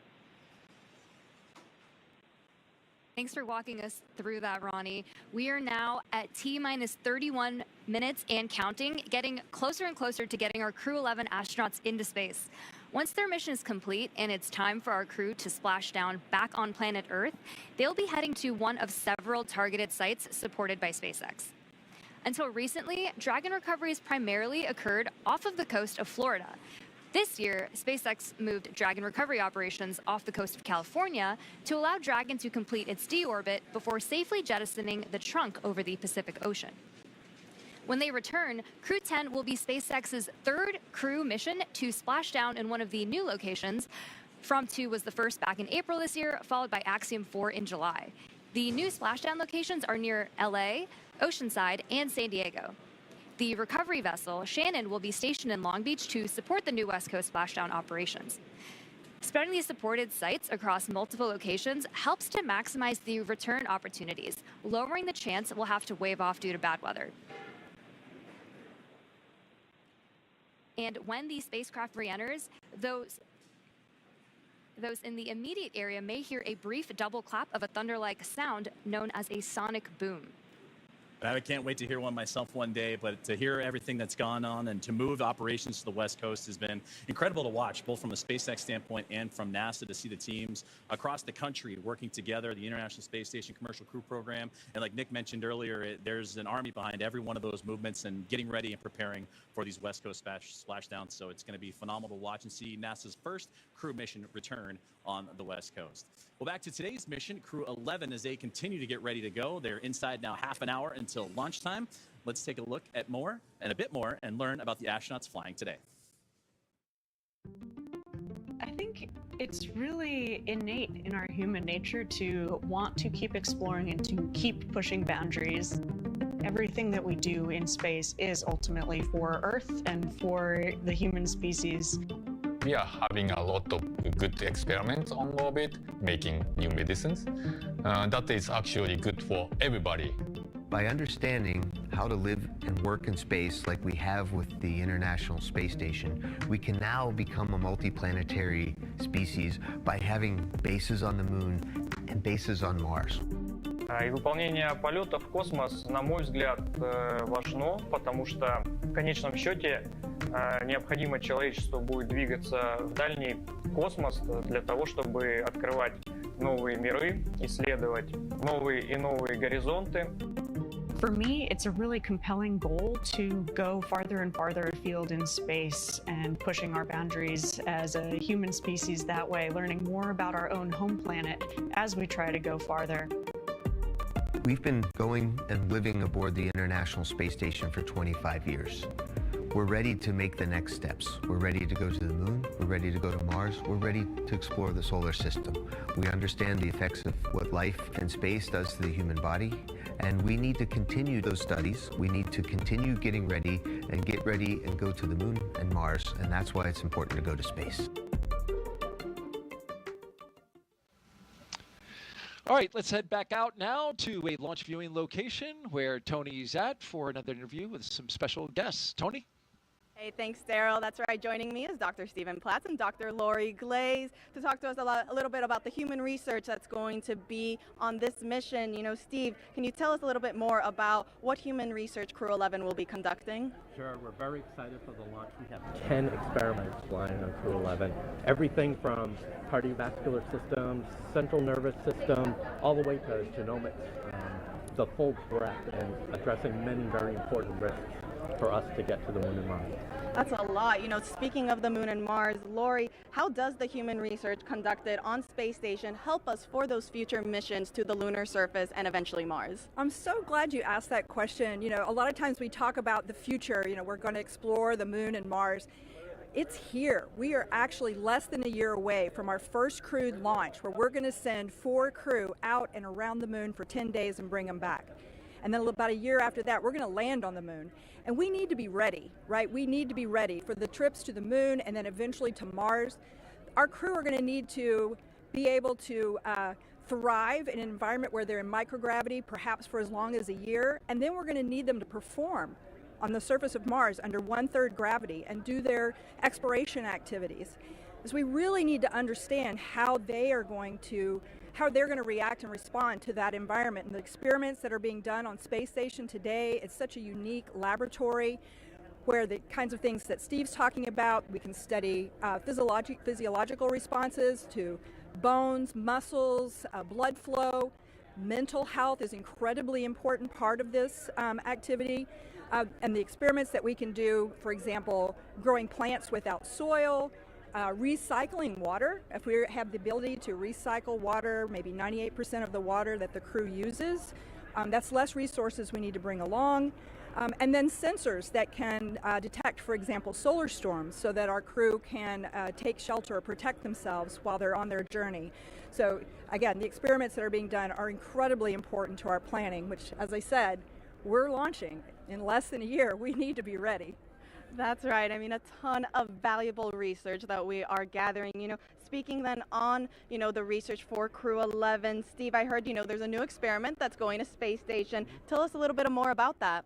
Yeah, that's called manual piloting, and what that is looking for is the ability for the crew to land a vehicle on the lunar surface. So we're looking at the sensory motor aspects, balance, cognition, some of the things that Lori was talking about, and putting them all together, and we have a simulator that actually moves in all dimensions and allows the crew to feel like they're actually landing a spacecraft. And we're doing that pre-flight. We have some devices on station where we can do in-flight measures as well as post-flight. So that will give us a great idea of what we need to do to prepare the crew to land on the lunar surface. That's great. I mean, Lori, tell us a little bit more about those benefits of traveling then beyond low Earth orbit now.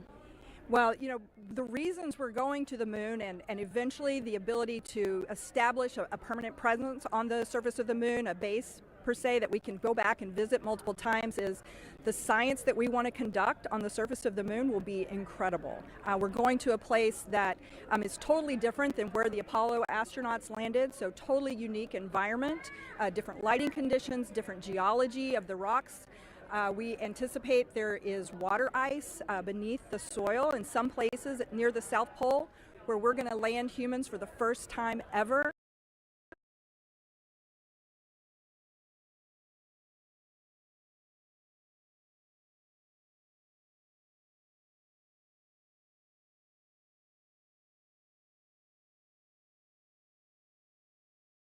And we're really for better prepared.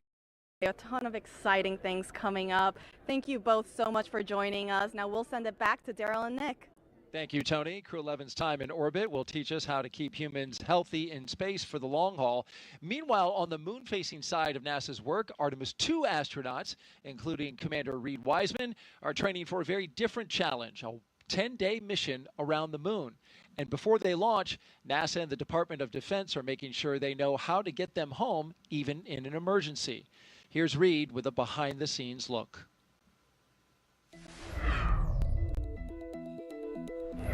Hi, I'm NASA astronaut Reed Wiseman, commander of Artemis II. I'm here at the Kennedy Space Center in Florida, and as you can see, work is well underway for our next mission to the moon, both on land and off the coast.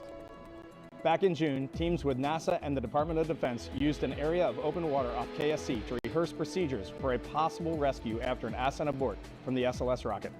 Instead of using astronauts, they used a set of test mannequins staged inside the crew module test article, a full-scale mock-up of the Orion spacecraft. You can see pararescuers jumped from a plane into the water with their specialized equipment, then approached the spacecraft, opened the capsule, and transported the mannequins to the helicopter safely for medical care. This was one of 2 emergency procedures they rehearsed should they need to rescue me, Victor, Christina, and Jeremy during an abort scenario. And back here on land, now that the upper stage integration is complete inside the vehicle assembly building, teams with NASA's Exploration Ground Systems have been running SLS integrated testing, where they powered up both the core stage and boosters for the first time in preparation for our 10-day journey around the moon. That's a look at your Artemis Moon Minute. For more Artemis updates, scan the QR code on your screen right here or visit nasa.gov/Artemis-Roman numeral 2. Nick, I know you're excited for Artemis. Absolutely. One of your fellow astronauts you spend a lot of time with, Christina Cook, is going up. Yeah. The astronaut corps is small, so everybody in the corps, and so I'm excited to see all 4 of them take their trip around the moon. It's exciting. It's been a long time for NASA, more than 50 years. All right, now let's send it back to SpaceX in Hawthorne, California.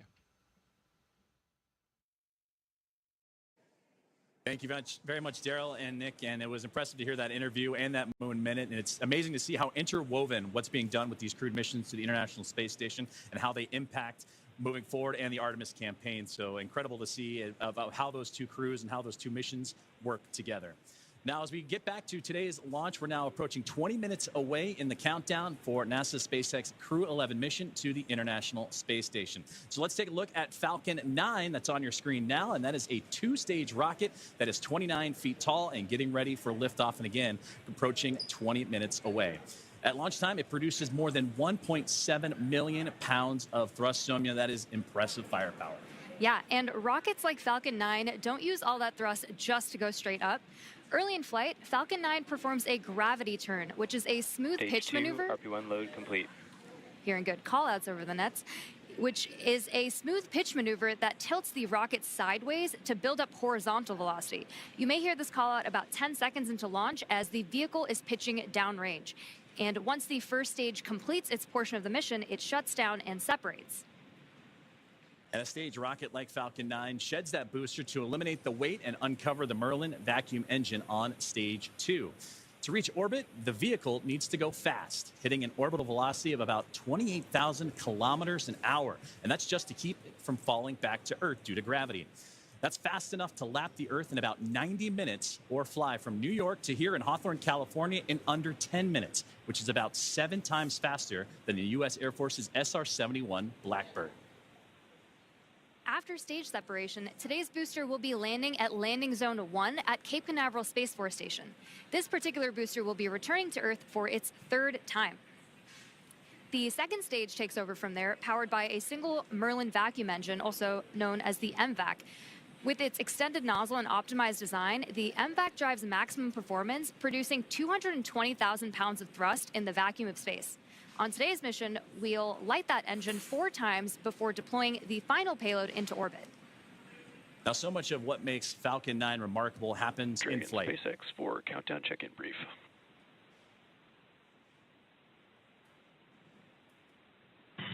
Dragon's with you. Okay, Zena, we have healthy Dragon, healthy Falcon 9, just like last time, so prop load is proceeding nominally. We do have one watch item that has popped up.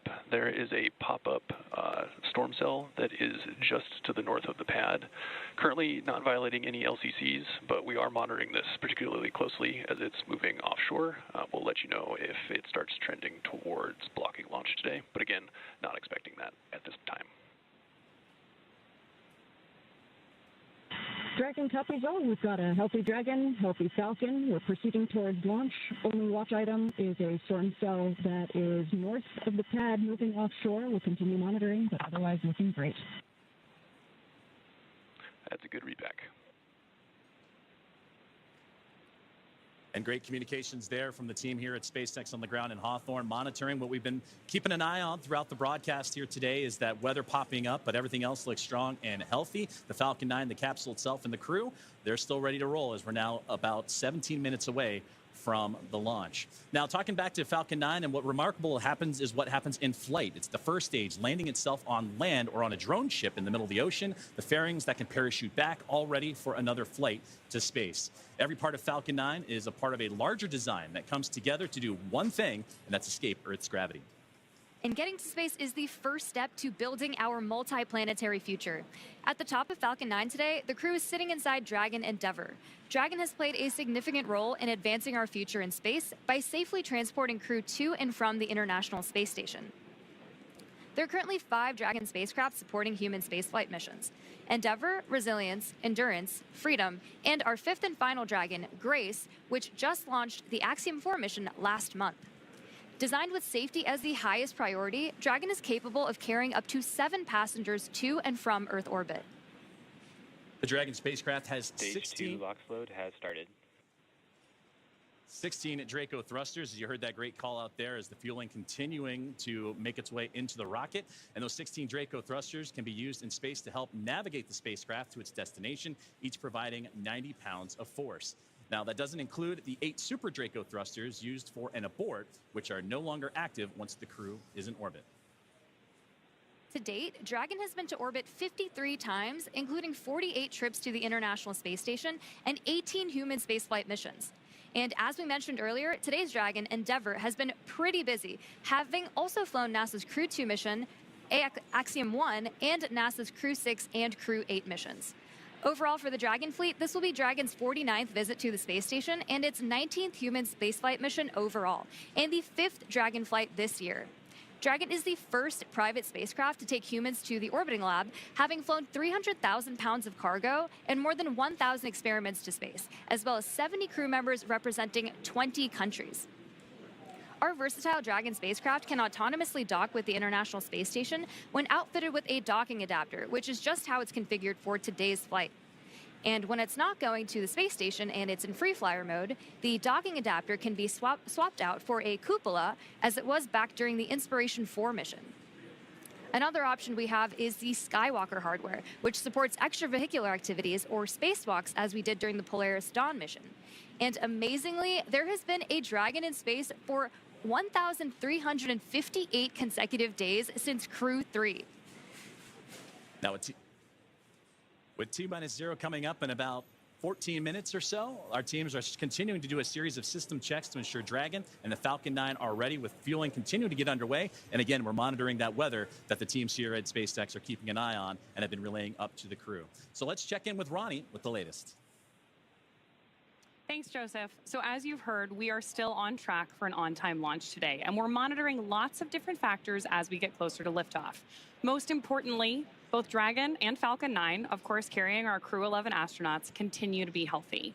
You heard that we've wrapped up Stage 2 RP-1 loading, and that Stage 2 liquid oxygen loading also wrapped up on time at about 16.5 minutes to go.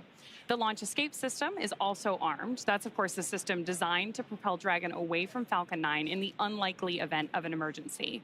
And the Eastern Range is monitoring keep-out zones along the flight ascent corridor and is tracking no issues for today's launch. Weather continues to be a watch item, so we'll keep an eye on that. But for now, we are go for the 6th mission of Dragon Endeavour.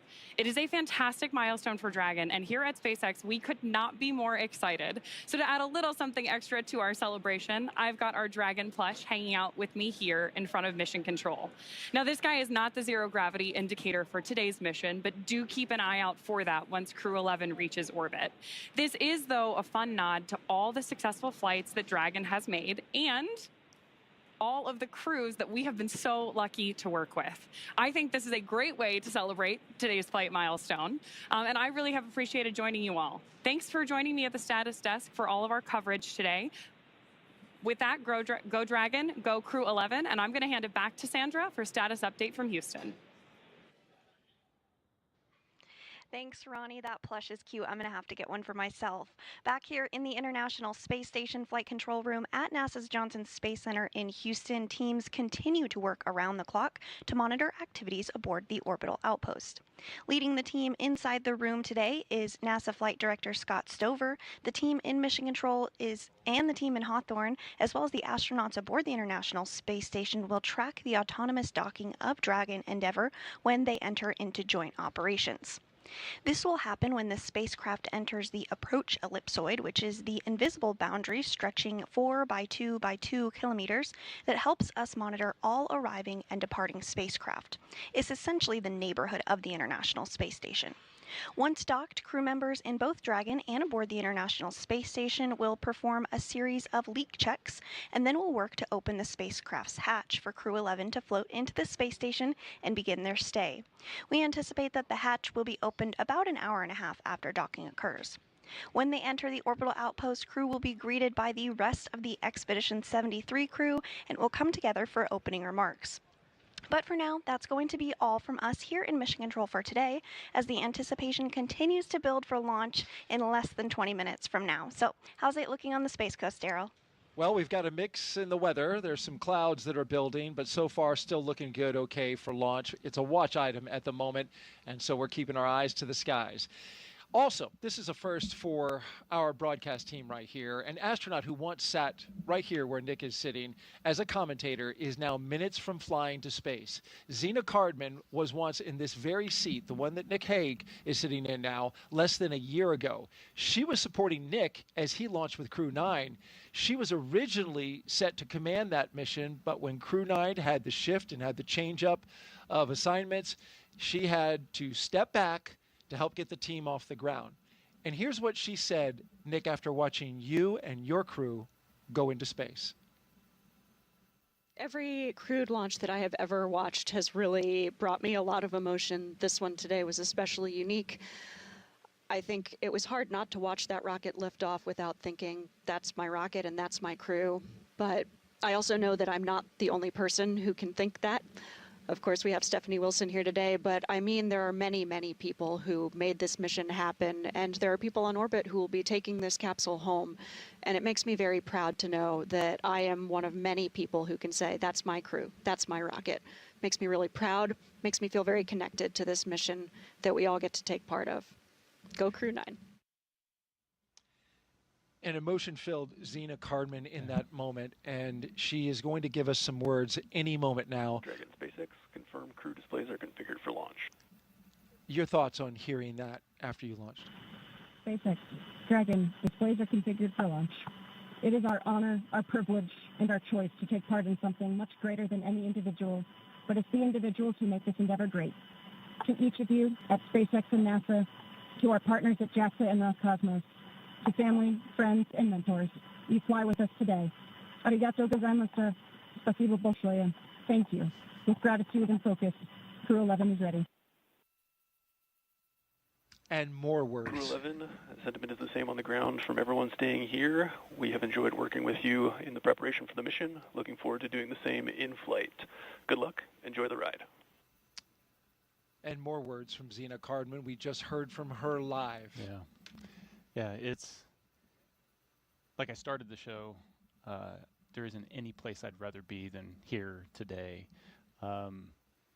What Zena said is so true, you know, and it's this palpable feeling that, hey, that's my crew. Those are my friends. You know, hey, that's my commander. And just to be here and know that, you know, I've done my small part to help support them along their way, and there'll be more support that happens in the future. And to be able to see behind the scenes everybody else that is contributing to that is, that's what makes this all so special, is it's not about the individual. Spaceflight has nothing to do with individuals. It's all about us working together. 100%. Well said, Nick. And kudos to both of you for showing an immense amount of class. You signed up to do this role almost immediately after getting into space, and we heard from you saying, I want to be there for Zena. Thank you for being here. And go Crew 11. And so with just 7 minutes to go, a little over 7 minutes, we want to send it back to Hawthorne for the final countdown. Thank you, Daryl. Thank you, Nick. And those were beautiful words from Zena Cardman. You can hear the emotions behind them and what they're looking forward to getting ready for launch. And they say Crew 11 is ready. As you mentioned, about 7 minutes and change to go until we have liftoff, and we're still awaiting the final propellant loading to complete, and then we'll get into engine chill, and more milestones will be along the way. It's going to be about a 9-minute ride to orbit, and then Dragon in the second stage will continue to coast for a few minutes after that once the first stage and second stage have performed.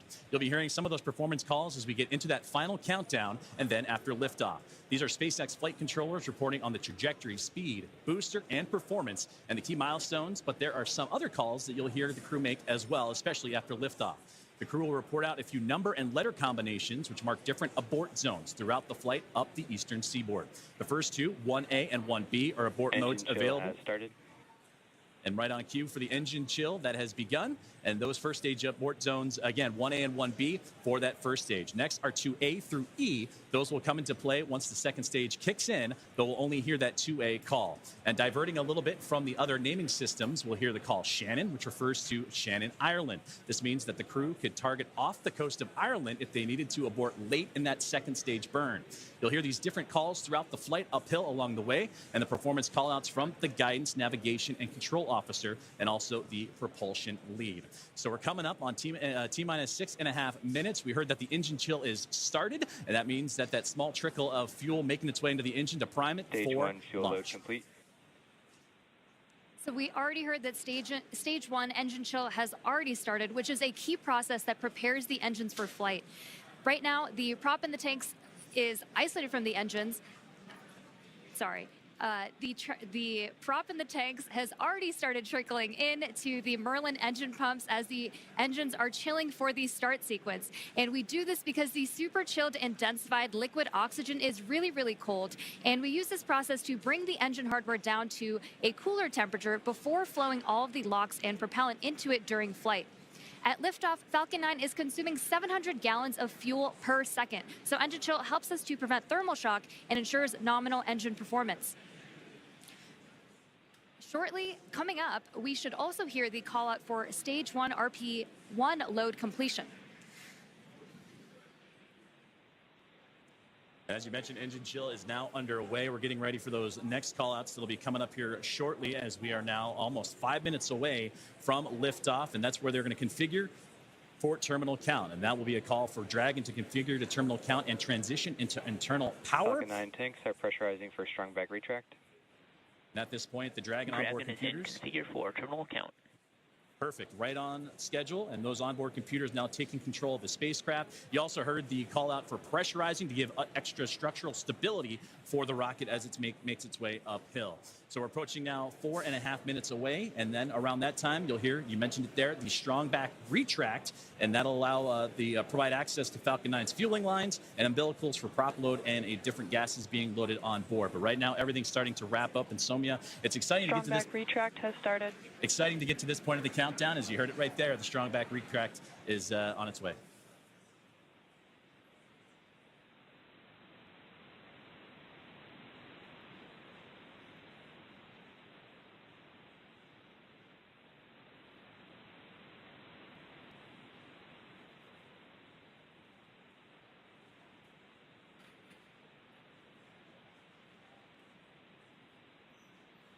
So we have a great view on our screen of the clamp arms opening up just around stage 2 under Dragon in preparation for strong back retract.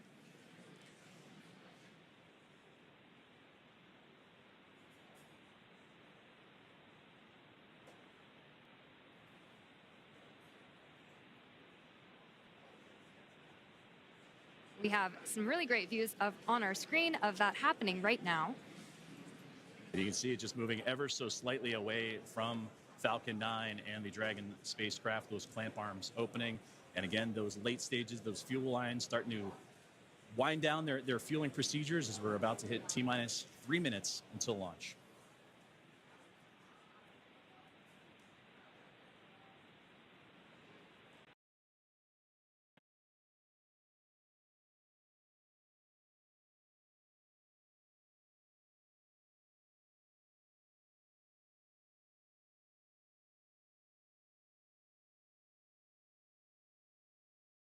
Warmly temperated from that gas pressure. When the vented oxygen hits that warm Florida humid air, in terminal count and on internal power, it instantly condenses into those clouds. As you just now heard, the Dragon now in prop load complete on into internal power. It's fully fueled. The rocket and CREW-11 are ready for liftoff. And this rocket now transitioning into internal power. The gas closeouts will also begin to purge all the feed lines and allow Falcon 9 to be isolated, and then they'll get vented overboard through the umbilicals and strong back retract. So coming up in just under 20 seconds, we should hear the call out that LOX load will be completed on stage 2, which will mean that there will be 1 million pounds of propellant loaded onto Falcon 9 at that point. We're coming up on that call out in just a few seconds from now.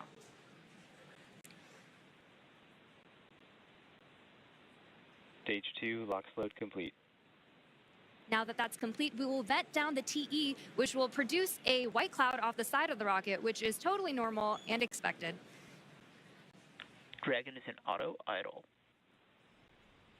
Auto idle puts that rocket in a state the flight computers understand before it takes over, and that's making sure the transition to the final countdown is smooth and all the flight computers on board are in sync with each other and configured for launch. We're now 90 seconds away from Ground launch. gas closeouts are started. Expect cloud venting.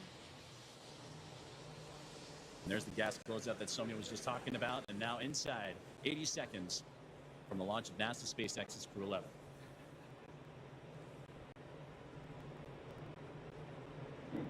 On countdown net, hold. We are standing down for violation of weather rules.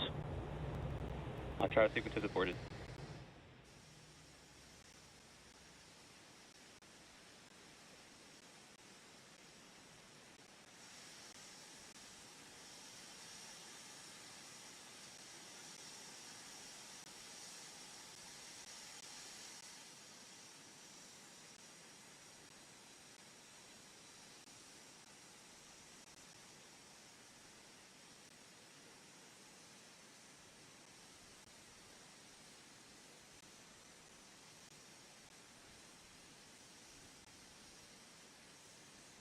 So as you've heard over the nets, that we did just have a hold called at the T-minus 1 minute mark.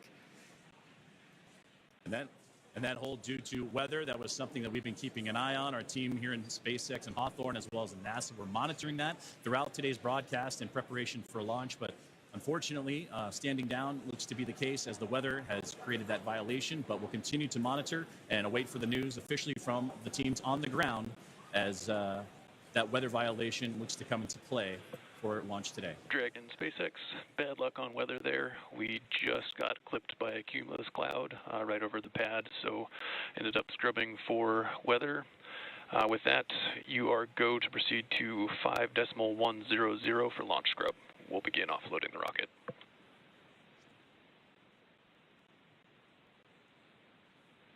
Dragon copies all 5.100. Too bad, but we'll be ready next time.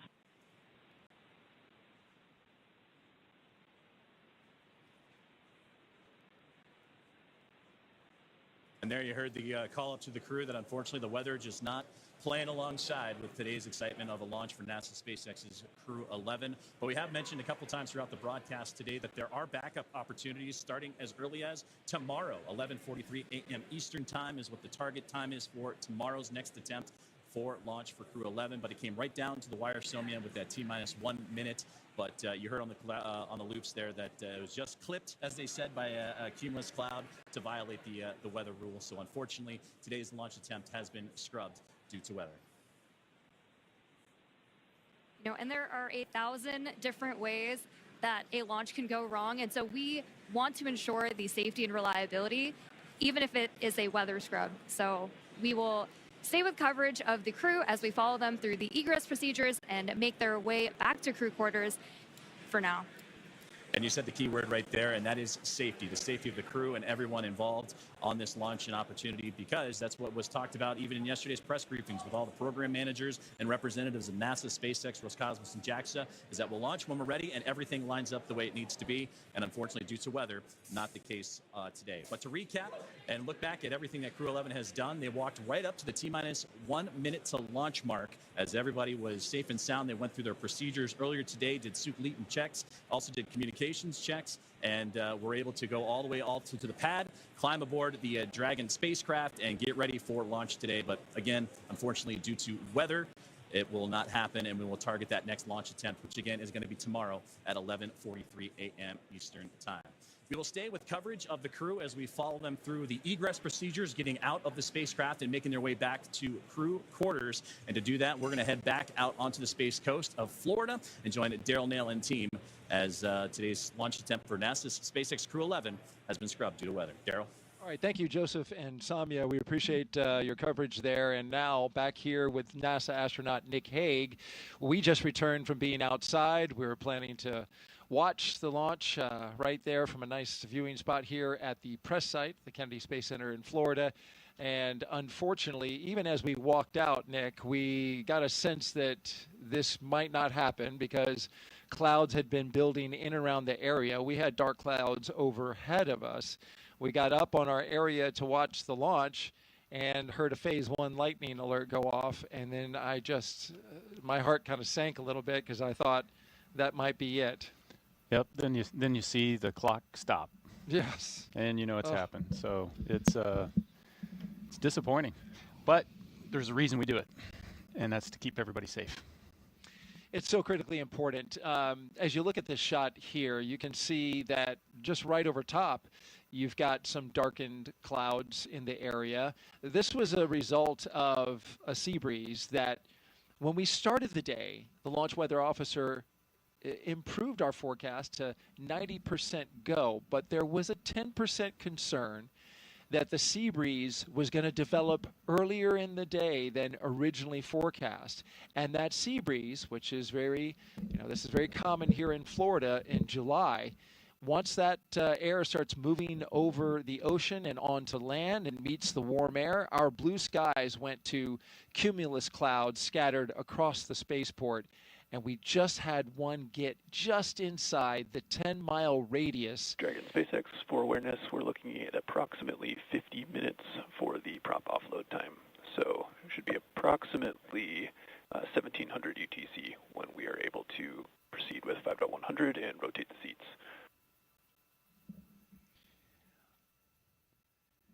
Dragon copies. We're looking at about 50 minutes for prop offload. So 1700 UTC for the rest of 5.100 and seat rotation. Good readback. And so what does that, real quick, what does that mean, Nick? They are going to rotate the seats? Yeah, so it's important to know that right now you're looking at a fully fueled rocket with an armed launch escape system. And so the crew is in the same posture that they were in the 45 minutes leading up to launch. They've got to be in that posture until they can offload all that propellant, which takes about the exact same amount of time to offload as it took to put on, as well as disarm that launch escape system. And so this is a very active rocket right now, and they, that launch escape system, if something went wrong, even now it's still protecting them. It's a great note there. But this is very much a dynamic situation even now with a scrub called. The teams have to work through their procedures to safe the launch pad, the rocket, and the capsule from being just minutes from launch. And we were in that posture ready for launch, and now we have to undo that, right?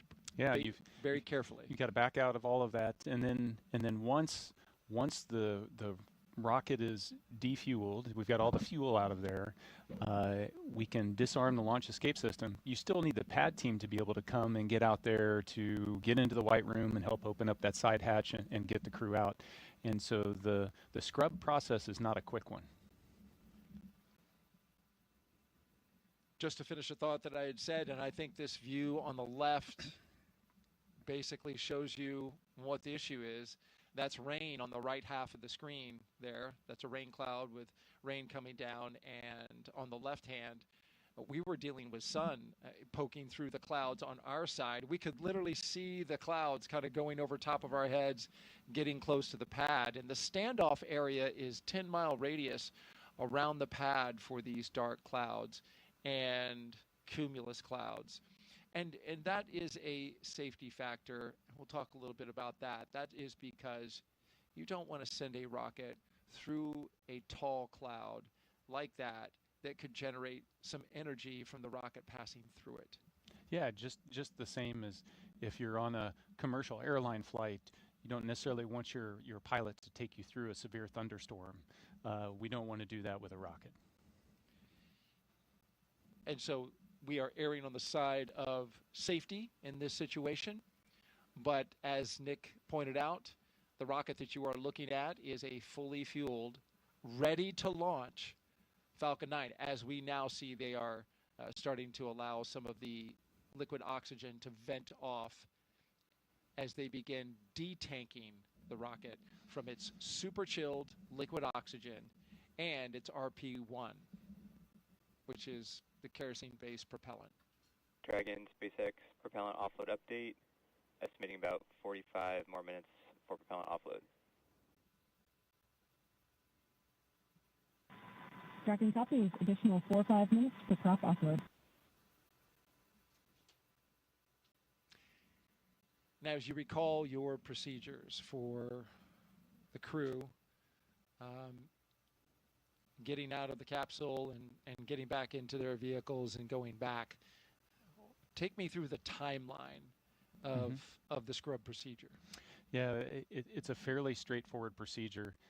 You're running the launch procedure in reverse, essentially, and so they're strapped in. The seats are rotated up in a launch configuration. As soon as they detank, they're going to disarm the launch escape system. So you're looking at it's 45 minutes to get rid of the liquid oxygen and RP-1. Once that's off, then they'll be able to disarm the launch escape system, rotate the seats down. At that point, the arm will come over and the ground team, the pad team, will be able to come up there. They'll open the side hatch and then help them get out of the capsule just like they helped them get into the capsule. So you're looking on the order of, an hour, a little bit longer. And you want that rocket fully detanked?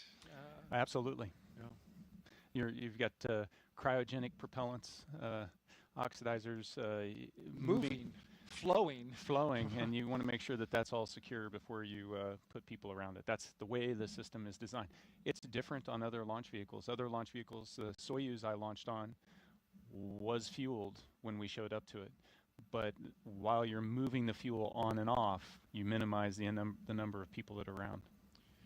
That's exactly right. And the SLS rocket is similar in that it gets fully fueled and tanked, and then they bring the astronauts on board. SpaceX does it so they can do that tanking as the very last part of the mission timeline. And this also allows for a quick tanking, relatively speaking, for a rocket. And then allows you to detank it. But they're using super densified liquid oxygen as well. So you mentioned it. High energy systems are engaged here, and so we are now unwinding that as we proceed through the scrub procedure. If you're just joining us, we scrubbed this launch at T-minus 1 minute and 7 seconds until liftoff. We had a healthy rocket, a healthy spacecraft, we had a clear range, and we just had weather in the area, a cumulus cloud that just clipped the radius nearby within the launch area, the 10-mile radius. It got into that standoff area, and that is what caused the scrub for the day, because that is a safety measure to keep the crew that you see on the right side of your screen safe from any potential hazards that could develop as a result of the weather. This view gives you a clear look at exactly where the clouds ended up now just about 10 minutes after when we were supposed to lift off, right over top of us. They were certainly in the area. We heard the lightning warning go off, and so we knew when we were standing out there watching this launch that that was a bad sign. But it's interesting. I've seen it go both ways, right? Where we get a launch forecast that is 85% no-go, but you find a hole in the clouds that's just 10 miles in radius, and it's all around the launch pad, and you can launch. Yeah. This is the opposite of that. We had 90% go with only a 10% chance, but this is Florida in July. These things can pop up literally just from, you know, the daily sea breeze collision that we have over land. Yeah, weather is dynamic, and we throw a lot of technology at it, we throw a lot of science at it, and it still baffles us sometimes.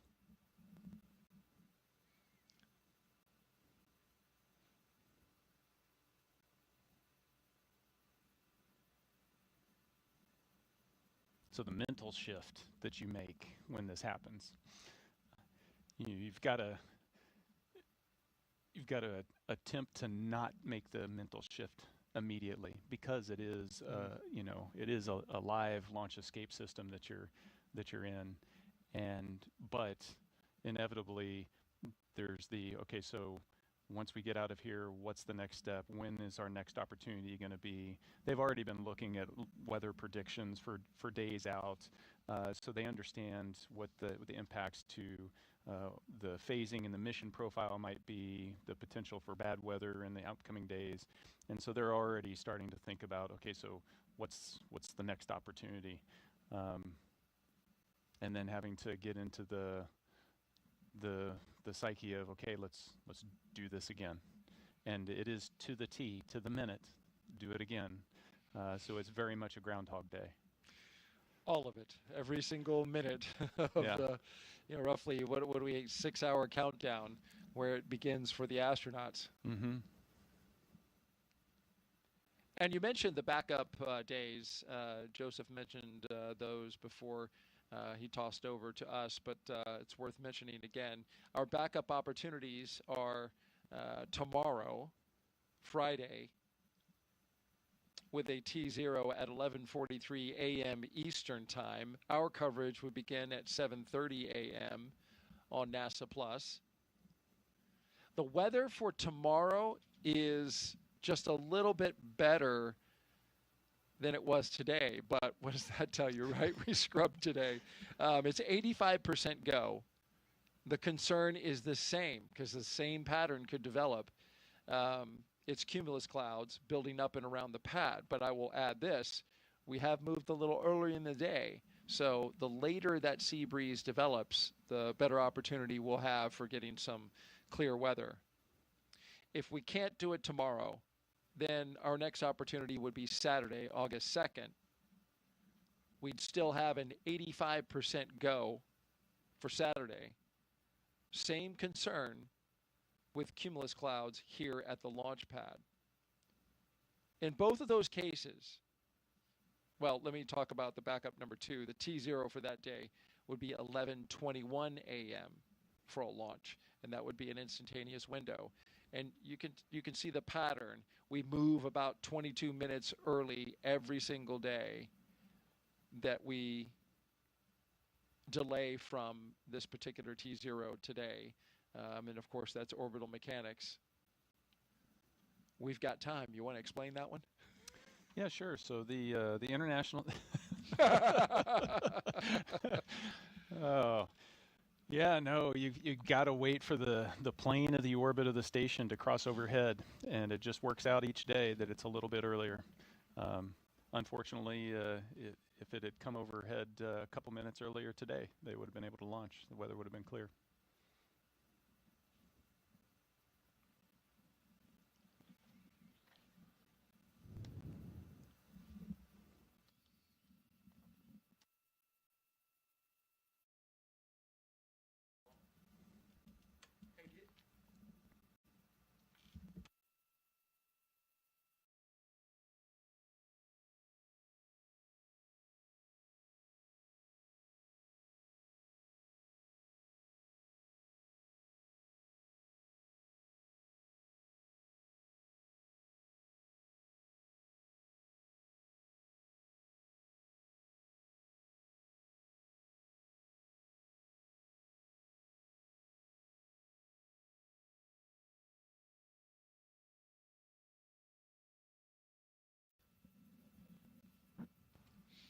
I just mentioned the backup opportunities.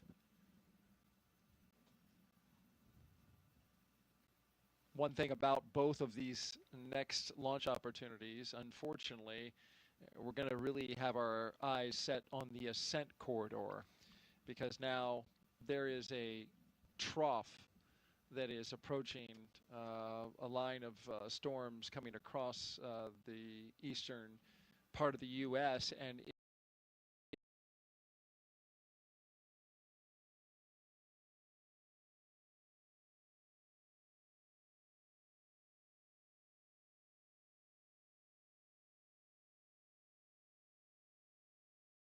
things off rock, it would smash down along the ascent corridor. There's concern about the sea states, right? How much it's sloshing around is going to be out there in the ocean. You need good conditions, a baseline of conditions, in order to pull astronauts out of a floating capsule with a helicopter and a boat. Yeah, it just shows the complexity, the scale of the problem that you're dealing with. It's not a forecast at a particular point, you know, on the surface of the Earth, you know, at the launch pad.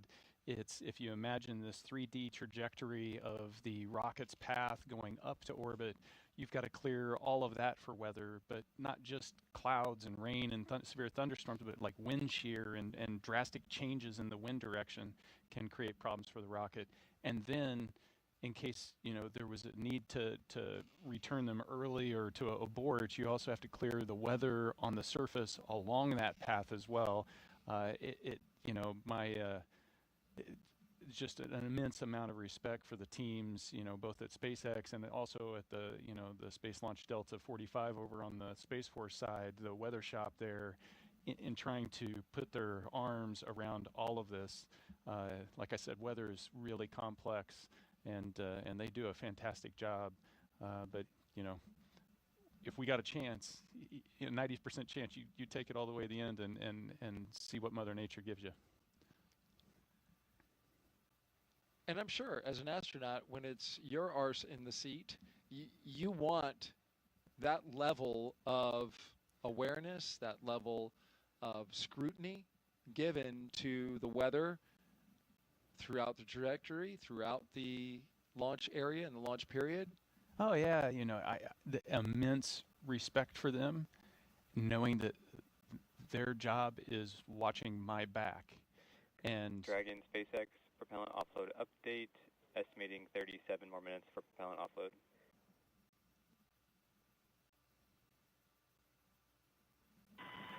Dragon copy. 37 more minutes. The clock ticks slowly. Hope you got 37 minutes worth of stories, Nick. But I, like I was saying, it just takes so much to do that when you're sitting in that seat there, if you get the call for a scrub, there's no question. It's, you guys are the experts. This is the safest thing for us to do right now, and you're all in. You're not second guessing. But you also have that moment, like when we were standing out there, you're like, oh. There's the disappointment. There's the knowing you're going to have to go through this all again. The disappointment not just for the crews, but the team that's in quarantine with the crew has got Groundhog Day again. The families, the litany of goodbyes that you'll say again. There's a psychological, emotional toll of going through all of that again, and that's why. Earlier on in the broadcast, I mentioned the psych support team that NASA has in place that's there to provide support to the crew members, to the family, is just so important. Even when something like this, relatively minor, not stressful something happens, there's still an emotional toll, and they're there to support everybody through it. And that's just because NASA recognizes the importance of that kind of support. And so I can't say enough about what they do. So critical. If you are just joining us, you are watching live coverage of the launch broadcast for NASA and SpaceX's Crew-11. Today, we scrubbed the launch attempt due to weather in the area. We had cumulus clouds building up within the standoff zone for weather like that. And as you can see from this shot right here, the weather finally made it right over the pad. And so now, while we have a fueled rocket on the pad and we're looking and in fact detanking at this moment to bring the dynamic nature of the situation out there at the pad down to basically ground zero, reset everything, detank the propellants, offload them, pull the astronauts off and get them back to crew quarters. We look ahead to our next attempt, which is tomorrow, Friday, August 1st at 11:43 a.m. Eastern Time. Our coverage would begin at 7:30 a.m. for what we will now affectionately call Launch Groundhog Day.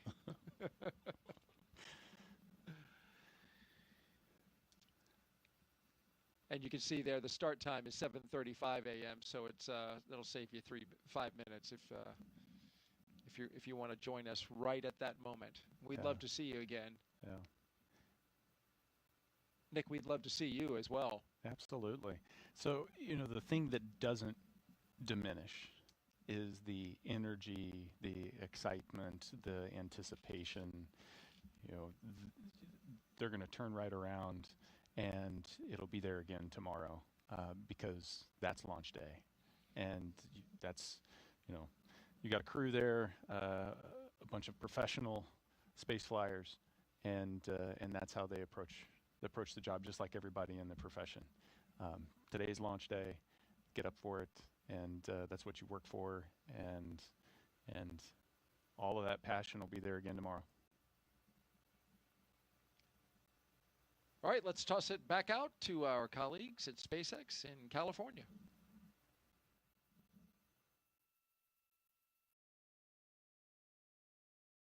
Thanks so much, Daryl. So couldn't agree with you both more. What we're doing here is trying to make sure that we are effectively doing the launch procedures in reverse. Right now we're detanking Falcon 9, so we're taking about 1 million pounds of RP-1 and liquid oxygen off the vehicle so that our crew can safely exit the spacecraft. On Monday, our crew actually worked through a dry dress rehearsal. So they went through a lot of the procedures that they did today exactly as they did them today in preparation for launch. Now that we've called that hold due to weather, we're standing down for tomorrow. We're actually just following through with the rest of the dry dress rehearsal procedures. The crew is going to exit or egress the spacecraft, and then, as we were just discussing, go back into that quarantine process. Meanwhile, our teams on the ground are going to go ahead and keep an eye on the health of the vehicle and our crew, of course, but also continue those vehicle side checkouts to make sure that we are ready for that next launch opportunity tomorrow at 11:43 a.m. Eastern.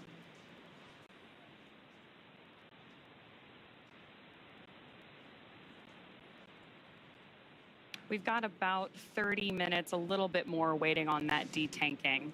And obviously, you've got a view of Crew 11 there on the left-hand side of your screen, and down in the corner, you can see that Dragon spacecraft sitting on top of the rocket, still at LC 39A at Space Force Base in Florida.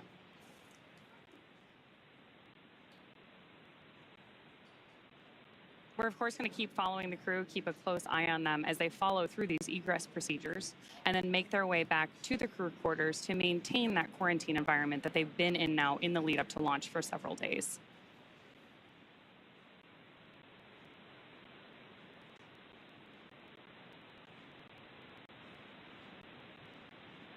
Anytime we have crew on board the vehicle, safety is the most important thing. So while our teams continue through this detanking process, we are also going to continue our coverage and stay with our crew until we know that they have safely departed our launch pad.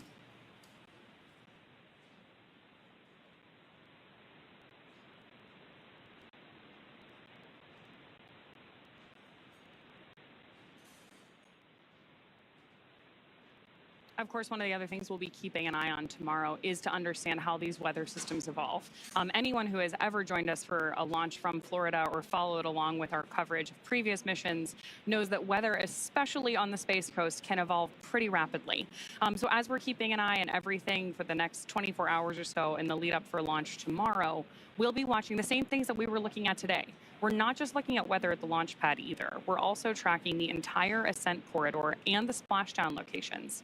In the very unlikely event that for some reason we had to abort our crew in flight, wherever Dragon exits the flight path to with our crew safely inside also needs to be a safe zone for recovery. So especially for these astronaut missions, it's really important that we have good weather kind of around the planet because we are moving so quickly.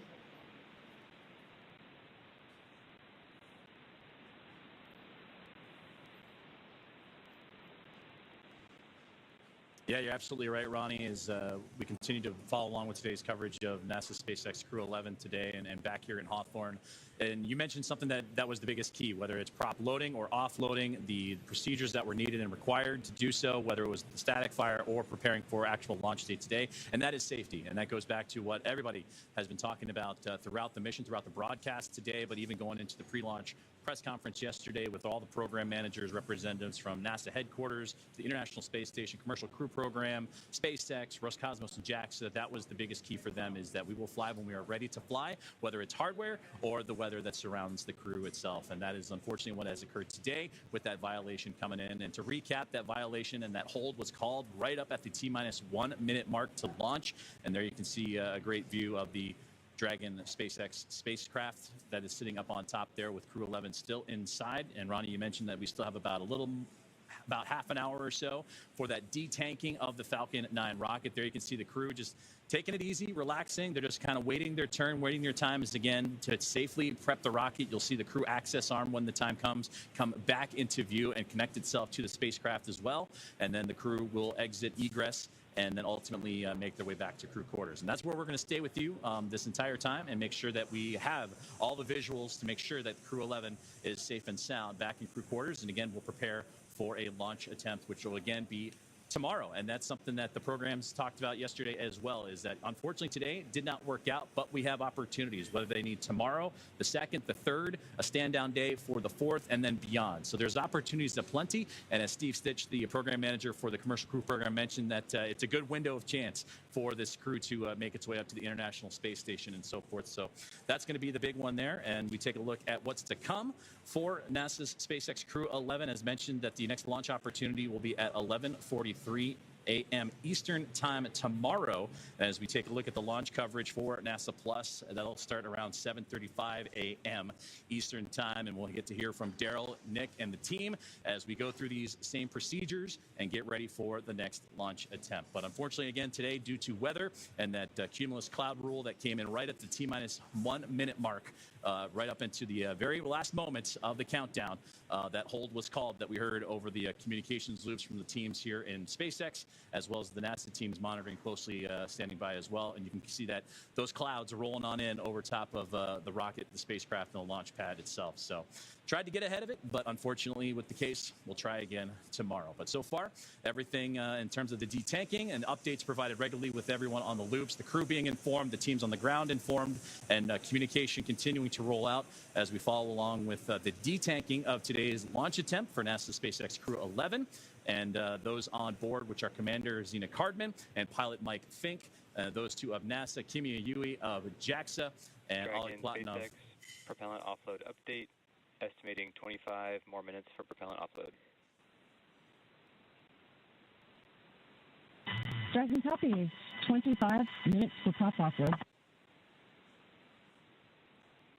And a great update there that there's still about 25 more minutes left in that detanking of the Falcon 9 before that crew access arm and the procedures to take the crew and egress them out of the Dragon spacecraft can begin. But again, that CREW-11 team, there you can see them sitting comfortably in their chairs, just waiting their time and being patient with the process. Is everything working to maximize the safety of the crew, safety of the vehicle, and the area surrounding the launch pad itself. So unfortunately, again, scrubbing today's launch attempt due to weather, but our next attempt will be coming tomorrow morning at 11:43 a.m. Eastern Time, and we look forward to seeing the crew work back to their launch procedures, the teams on the ground. And like Nick mentioned earlier, Daryl and Nick over on the Space Coast, that spaceflight is the ultimate team sport, and you need a lot of teammates to make things like spaceflight and launches happen. And that's what's being enacted right now, unfortunately, due to weather and a scrub. But that put into play with all the procedures needed and necessary. So that is where we are currently standing. So a little inside 25 minutes of the detanking of the Falcon 9 rocket, and we'll continue to follow along through the egress procedures as CREW-11 will then begin to make their way back to crew quarters.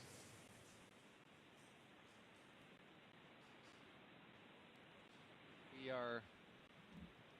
So of course we are disappointed in that weather scrub today, but in a lot of ways this is actually a really interesting testament to that huge team working together like you just mentioned.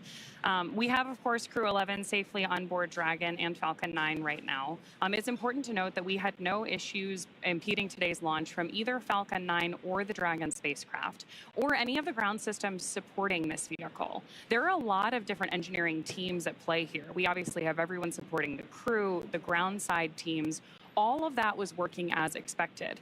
Ultimately, the safest way to launch a rocket safely is to have done it before.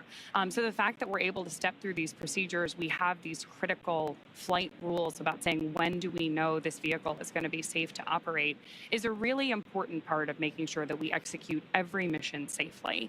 So even though it is a bummer that we aren't able to go through with launch today, it is a really good sign that we saw no vehicle side issues, everyone working together. And calling it off when that was the right thing to do.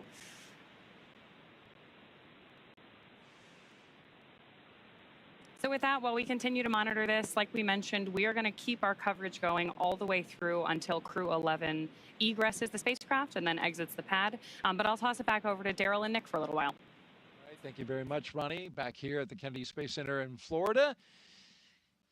And a look out from the press site. When you look out east, looks like a beautiful day. It sure does. And it was. But over top of the land, we had those cumulus clouds bubble up, and they created some storm clouds that got just a little too close to the rocket. So the launch was scrubbed at T-minus 1 minute and 7 seconds. So close, but just not going to take the chance with that kind of weather in the area.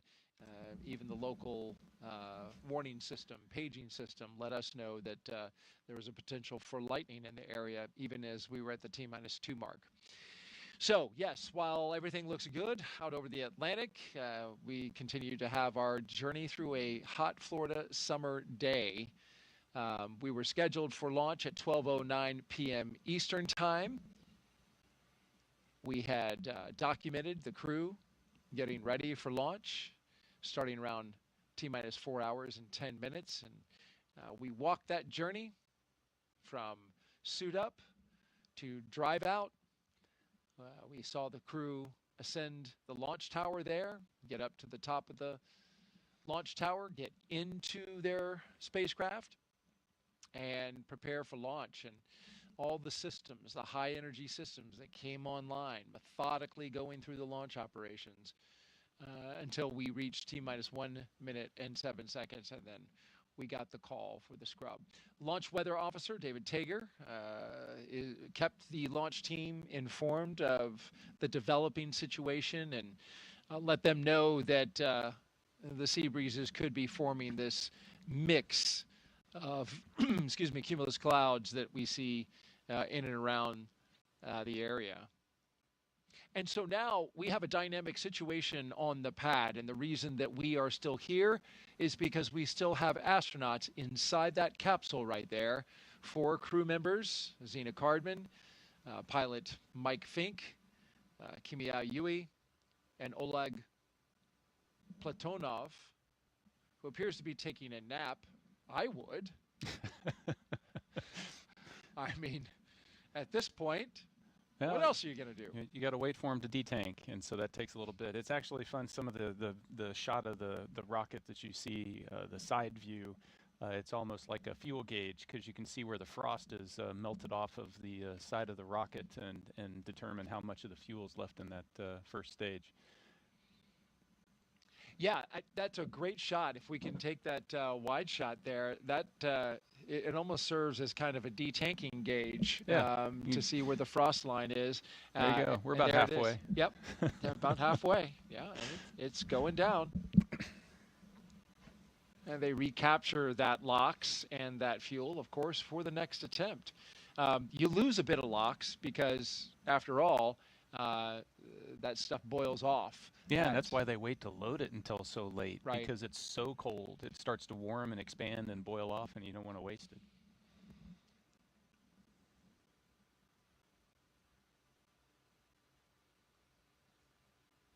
So the question now becomes, or the question that I will ask now is, what do the astronauts do after they get out of their capsule and go back to the astronaut crew quarters? This kind of served like a dress rehearsal. They have now had 2 of them, which is good practice for an operation like this. But you don't need to practice anymore. So what do you do? Yeah, so you're gonna get out of the capsule. Everything runs in reverse all the way back to the ONC building to crew quarters. You're gonna get out of your suits. The suit techs are going to get those all cleaned up so that you're ready to try again tomorrow. And then I guarantee you that all 4 of them, the first thing on their mind is, okay, so when are we having the meeting to talk about, is tomorrow a viable launch opportunity? Is the weather good? Are the systems good? Is the phasing work so that we can get to where we need to be? Is that good? And then get the thumbs up to press for tomorrow. Or if things aren't lining up right, then when is the next opportunity after that? And of course, there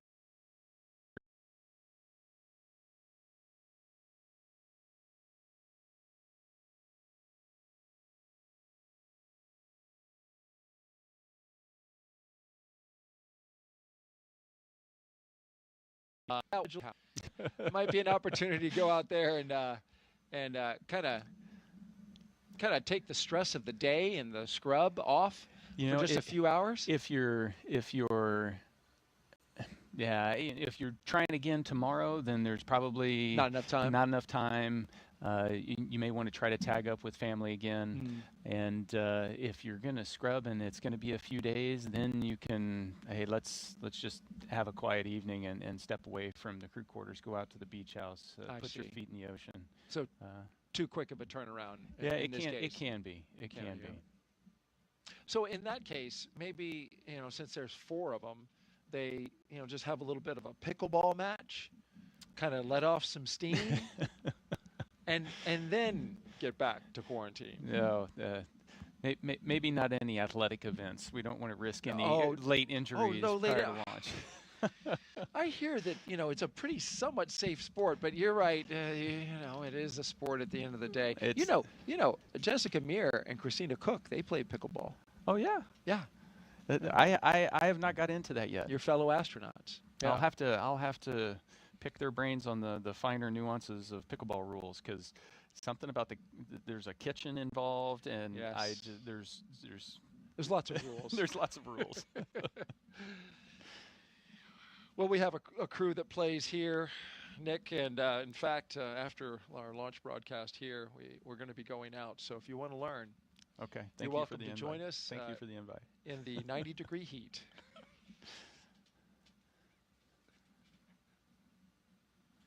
Still a beautiful rocket. It is indeed, and it's going to stay there overnight. It can rain on the rocket. That's not a problem. We can have storms in the area. That's not a problem. After we detank it, of course. While we're sitting here and we've got folks watching, why don't we take some social questions? Sounds great. All right, let's do it.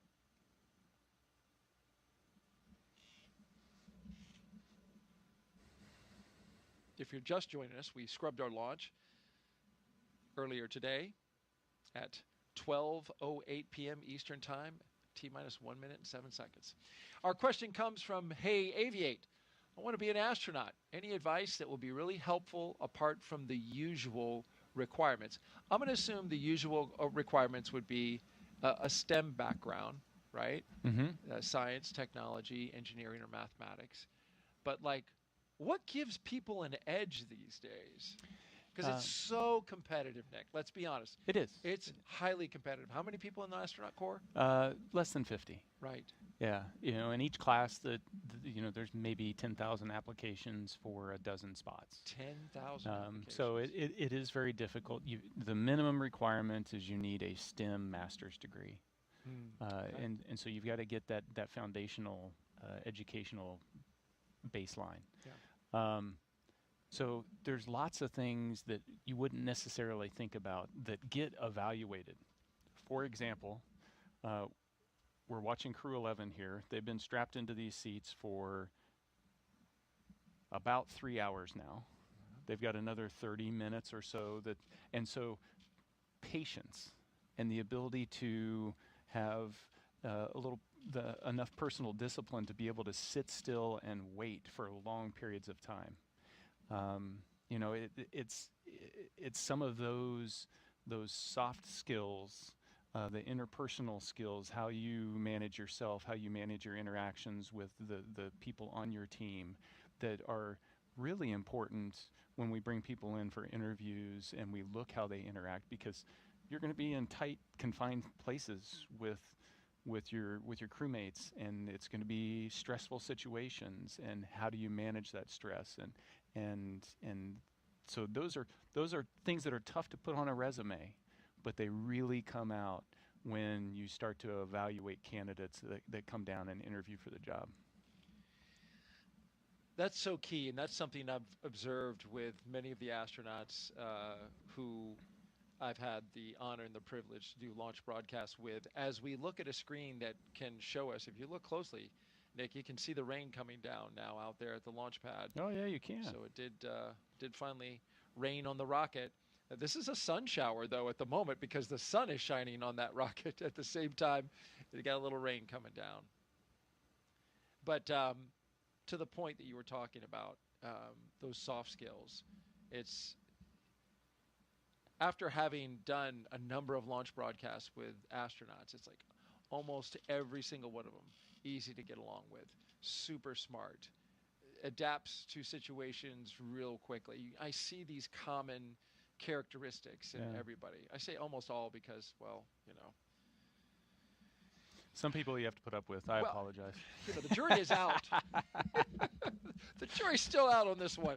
No, I tease greatly. This has been nothing but a pleasure since Nick walked in the door yesterday and we did our launch broadcast debrief. It's really great having you. It really, truly is. So the advice I would give somebody is, how do you develop that? Because you can develop those soft skills, and it's trying to step out of your comfort zone. And you know, you become more adaptable if you've been in different situations, and try to figure out how to expand your comfort zone, and then trying to just be a great teammate. You don't always have to be the leader, you don't always have to be the follower, but what does my team need me to do? And you know, those simple things, if you focus on that over years, and it takes decades to grow into the people we select, you can get to where you need to be. If you're seeking fame and glory, if that's the reason that it sparks you. Wrong profession. Wrong profession. That's right. I think I said it earlier. It's not about this sport is not about individuals. That's right. It's team. And that was never better exemplified recently in our commercial crew. And this is just an example that we're aware of. But Zena Cardman, the commander who's aboard the rocket and spacecraft today, her standing down and supporting you and your team when you launched after she got pulled off that mission. Another question in from Aqua. What does it feel like when the rocket is launched? We talked a little bit about this earlier in the broadcast, but this is like, talk me through like real, like, give me some sensory detail here. Yeah, sure. What are the feels? Yeah. Before I do that, I want to double down on your last comment and just say, you know, so we put the spotlight on Zena because she's the one strapped into a rocket today.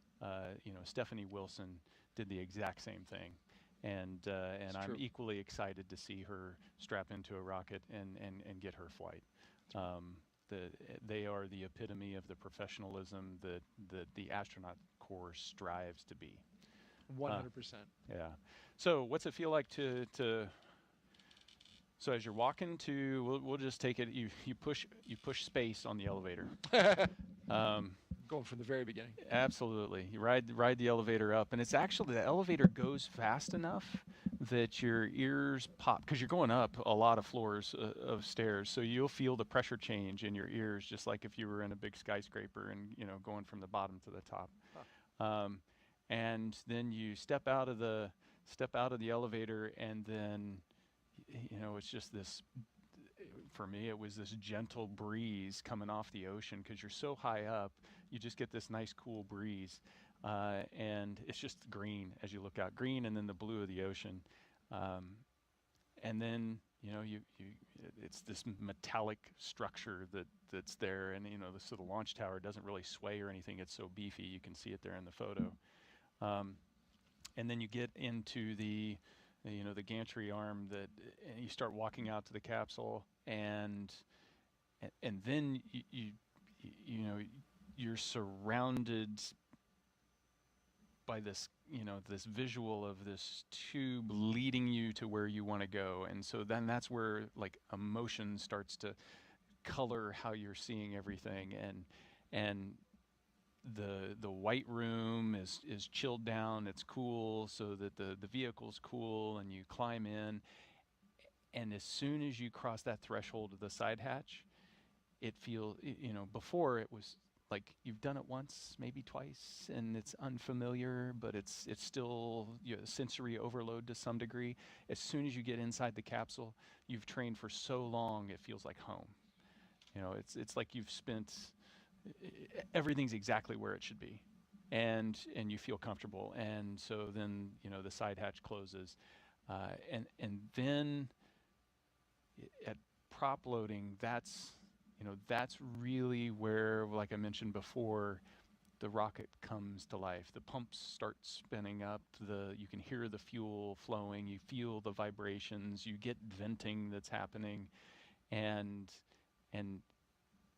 that's why when you feel like, so I'm on a thing. I'm not on a machine. I'm on this thing that's got a personality, that's got this life inside of it. And then at the moment of liftoff, there's just, you know, the engines light up, and you get this subtle vibration, and you feel the pressure of your body being pushed into your seat. Just, you know, your back is being pushed in, and it's you know that all the you know the millions of pounds of thrust that are happening, and it's just squeezing you in that seat, and it's just continuing to push you in that seat as you kind of creep off it's smooth. And so if you've been in an electric car and somebody just kind of slowly presses the accelerator and then just keeps mashing it until it's all the way down, eventually you're pressed into your seat and you're accelerating, and it's like that, but you don't stop for 9 minutes. And you go the from feeling of acceleration goes that long. You've got staging in the middle, so it starts at 1G, and then you build up to 4.5, and then it drops off during staging to nothing for a few seconds, and then it starts back up again and builds up, and then it stops and you're in space. And so those 9 minutes are just this amazing roller coaster ride that is like super smooth, with a little bit of vibration, and the whole time you've got these windows that you can look outside and watch it all happen as the Earth kind of disappears down below. And it's just phenomenal. I wish everybody could do it. No doubt. I wish I could do it. That is, what a great explanation of what you experience from beginning to end. If you're just joining us, we are live with launch coverage of NASA and SpaceX's Crew-11. The launch to the International Space Station scrubbed for the day. You see the weather in the area caused a scrub at T-minus 1 minute and 7 seconds, just at 12:08 p.m. Eastern Time. The crew is inside the capsule at the top. They are safe. They are waiting for the completion of detanking the rocket of its highly energetic propellants, which we are currently doing now. Just should be just another 15 minutes or so.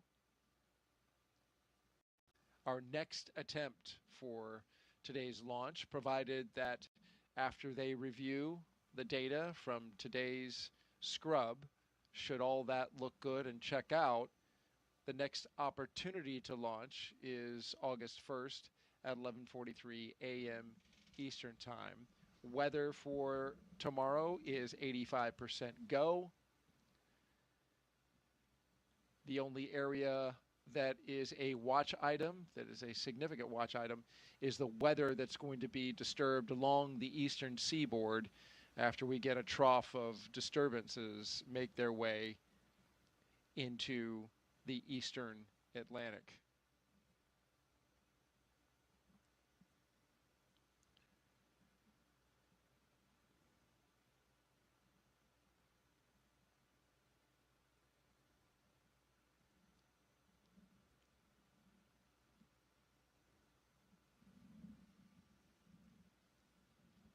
Going back to your description about launching, what are the emotions, right? So when you first launch, I'm imagining when it lights and that first thrust off the pad, like the anxiety, a little fear. What are you feeling? You feel, for me, it's the swirl of emotions up to that point. I've got a swirl of emotions leading up to it, where there's this desire to be perfect, right? I don't want to make a mistake. I don't want to let down the people that spent the better part of a couple years training me to be perfect in the moment. So you don't want to make mistakes. There's this anticipation of the unknown, especially on your first launch when you don't know what to really expect. But even on subsequent launches, it's the unknown of what could happen. Just that heightened sense of vigilance that you need in order to be able to react in the moment appropriately. There's the joy of, like, I'm getting to do this thing that I love to do and I've wanted to do, and now's this moment. So there's just intense excitement and joy. Yeah. There's a tinge of sadness because everybody you love is down on the ground and you just said goodbye, and you know you're not going to see them for a long period of time. And so it's this blender of emotions. But as the clock ticks closer to T-0, the focus starts to narrow in, and it becomes, okay, now I'm in operator mode. Let's execute. We got a mission to do. And so at the moment you lift off, you've got a radio call, and you've got radio calls you need to make all the way up just to, you know, to confirm what launch abort phase that you're in, and all of that. And so you're trying to absorb and monitor everything that's going on, and listen to what and see what the vehicle is telling you. And you have to put that swirl of emotions off to the side, and do a job in that extremely exciting moment. And that's one of the, you know, that's a skill you have to have in the job, because it's not just launch that happens. It happens all the time, and so we train to be able to stay focused on the task at hand. But then also recognize that you can't just bottle that stuff up. So you got to process it at some point. And so finding the right ways to process that and the right moments to process that. Fascinating to listen to everything that goes in to a launch day, to the launch moment, the emotions, the feelings, and the preparation, the skills required to get through it. Thank you so much for sharing that with us, Nick.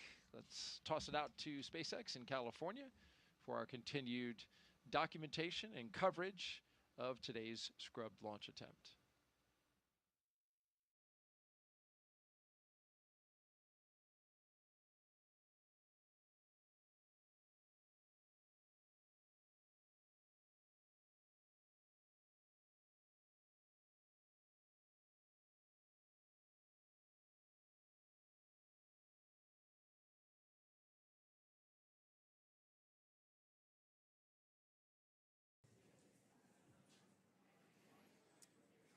Thank you, Daryl. Thank you, Nick, and for all that insight, especially with the process as intricate as this one, with the detanking continuing for Falcon 9 as, again, today's launch attempt for Falcon 9, or for Crew-11, NASA SpaceX Crew-11. Tracking copies. Go to disarm LAS per section 2 of 5.100. And that was some great call-outs right there from up in the crew capsule, the spacecraft is Crew-11 receiving updated information from the teams here on the ground, and the core here in Hawthorne communicating the step-by-step procedures needed to detank the vehicle in Falcon 9, and then again they'll go into those procedures of bringing the crew access arm, disarming the launch escape system, the ground support teams that helped Crew-11 into the vehicle. They'll become on site and then help them out of their vehicle as well, and then we'll stay with SpaceX Dragon disarming launch escape system. And they'll help with them we're with you. all the way down to their eventual return to crew quarters. So again, there you heard that the disarm of the launch escape system is underway, and that was the voice of Commander Zena Cardman, copying those commands from the core and communications teams in SpaceX here in Hawthorne. So that's where we're at the moment, but still a couple more steps to go, and they've given continuous updates on the process of how long it would take to detank the Falcon 9 of both the RP-1, that rocket-grade kerosene, as well as the liquid oxygen tanks necessary to then, Dragon again... SpaceX launch escape system is disarmed. You would go to open visors and then proceed to section 3. Dragon copies. Go to open visors and proceed section 3. Crew arm engage sequence has started.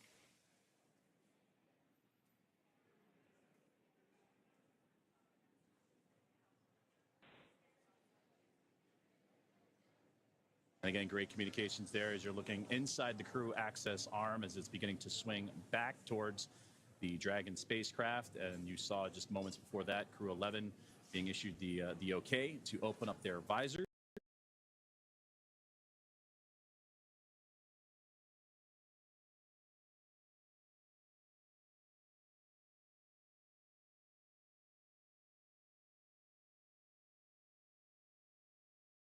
To continue our proceed rotation. Copy. Crew are ready for seat rotation. We will initiate that now.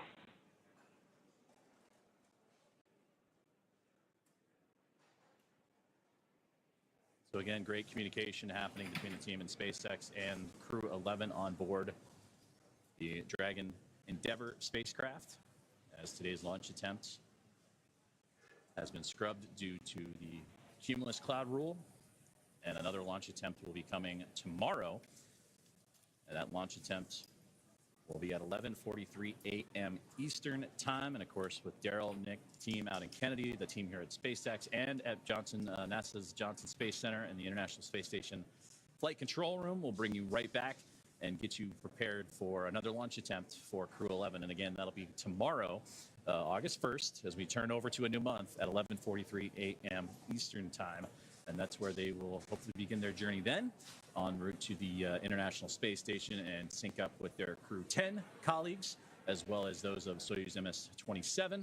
And that crew of 7 on board the International Space Station will become... Dragon SpaceX. Seats are in the upright position. We will be working through steps with the closeout team to return to the pad tower and open up the side hatch. I'll keep you abreast of their progress. Dragon copies.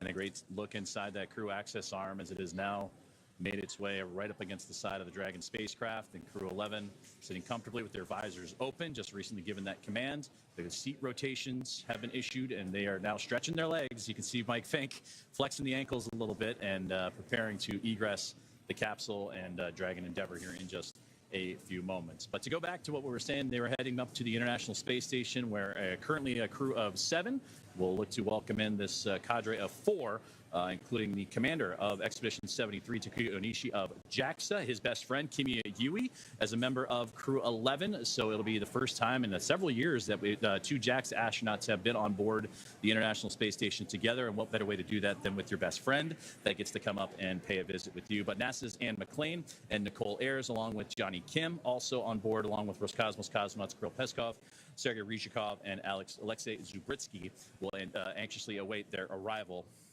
once they can go for that second launch attempt, which again will be tomorrow, August 1st at 11:43 a.m. Eastern time, as today's attempt was scrubbed due to weather. So we're going to continue to follow along with the detanking procedures that should be wrapping up here pretty soon. As you saw, the crew access arm has swung back into place. The ground support team will make its way up towards the spacecraft to help the crew egress, as they say, the capsule as well, and then we'll stay with live coverage all the way up to the crew's return to crew quarters, where they will remain in quarantine. And that's what Daryl Nail and Nick Hague have been discussing, of those procedures and how things will shape up and ready to turn the page for another attempt to tomorrow.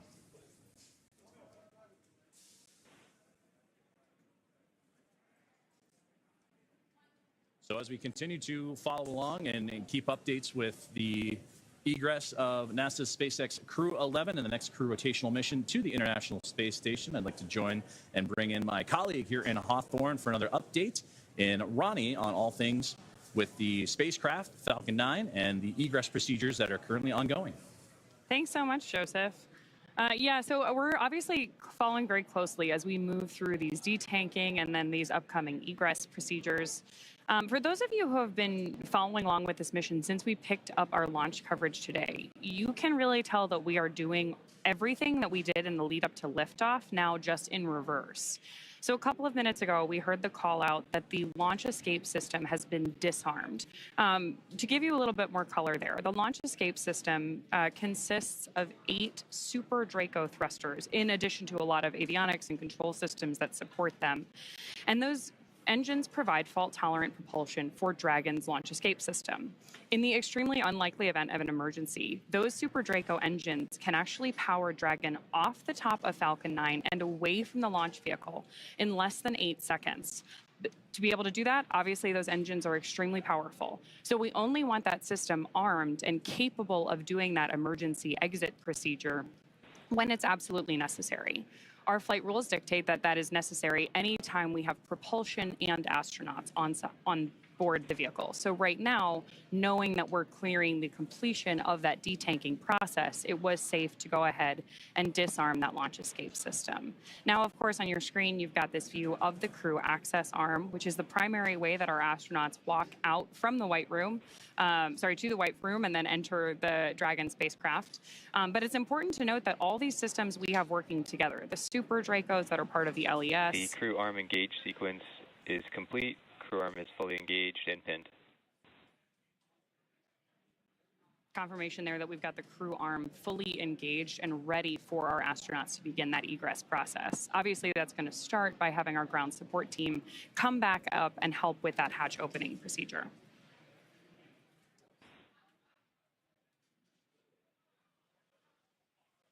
And I'm getting confirmation here that offload has been completed, which again is what we expected when we heard that we were okay to disarm that launch escape system.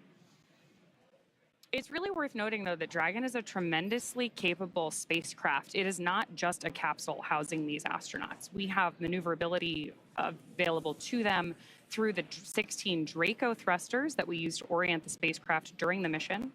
We obviously use those, rely on them really heavily as we do all of the maneuvers in our approach to the International Space Station. And then those Super Draco thrusters that are part of the launch escape system, as well as all of the avionics, the controls, everything that our astronauts are using to monitor the vehicle progress, both now in more off-nominal situations like this, where we've had a scrub due to weather, but also throughout their flight to the International Space Station. As we were talking about earlier, our crew today was scheduled for about a 38-hour trip to the International Space Station. All of the information that they're getting from our mission control team is displayed inside of Dragon for them.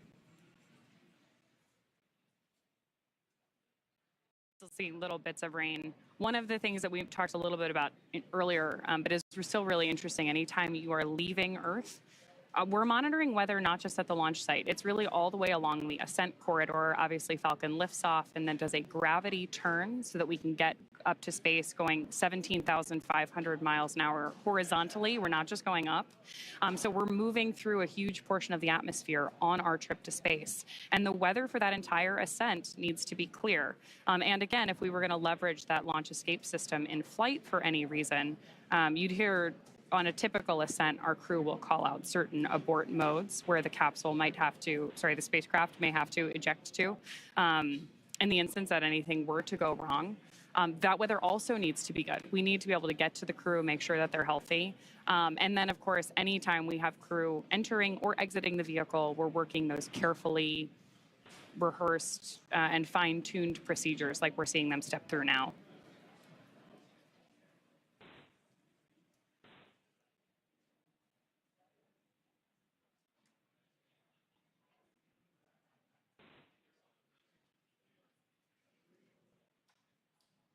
The view you have on your screen right now is Historic Launch Complex 39A. SpaceX has made some modifications to the crew access tower that you see over there. If you followed along with any of our social media channels or on previous webcasts, you know that when our astronauts are ready to board Dragon, they actually go to an elevator inside that tower and hit the space button before going up to that crew access arm, which is currently bridging between the tower and just behind Dragon on your screen. Right now, our ground support teams are preparing to ascend the tower and go over, and like I mentioned earlier, we're going to help with that hatch opening and then help our crew egress the spacecraft. From there, they'll be going back into quarantine. It's important that astronauts maintain that quarantine environment, often away from friends and family, in the lead up to launch, so that they're 100% healthy when we get them up to the International Space Station. So to maintain their well-being ahead of our next launch attempt, which is currently scheduled for tomorrow at 11:43 a.m. Eastern, they're going to go back into that quarantine environment. Getting some nice views of CREW-11 in their seats there. Earlier on, we also heard discussion that we were rotating our seats back into the vertical position. We rotate our astronauts to lay on their back ahead of liftoff because it is more comfortable when you are experiencing the high G-force loading of ascent to have that pressure go through your chest. So anytime you see a photo of an astronaut in Dragon or any historical spacecraft, you know you see them in that reclined position. The seats on Dragon are another really nuanced and sophisticated part of the spacecraft. They have the ability to do that rotation and then move themselves back into the horizontal position in the event of an egress like this. But we also heard discussion earlier that we can remove those footrests to give the crew some additional room inside the spacecraft for their trip to the International Space Station.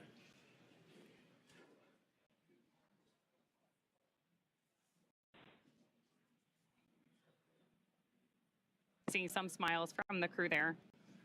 And of course, we're following along very closely here, not just with our coverage, but of course the entire mission control ground support team. Everyone's keeping a careful eye on all of these procedures, because anytime we have astronauts on board the spacecraft, we want to make sure that we are doing everything we can to keep them safe. Again, all of this is rehearsed during dry dress. And you can see our astronauts are pretty comfortable with it, right? They seem like they're having a pretty good time, waiting to exit Dragon, go back, get a little bit of rest, and then try again.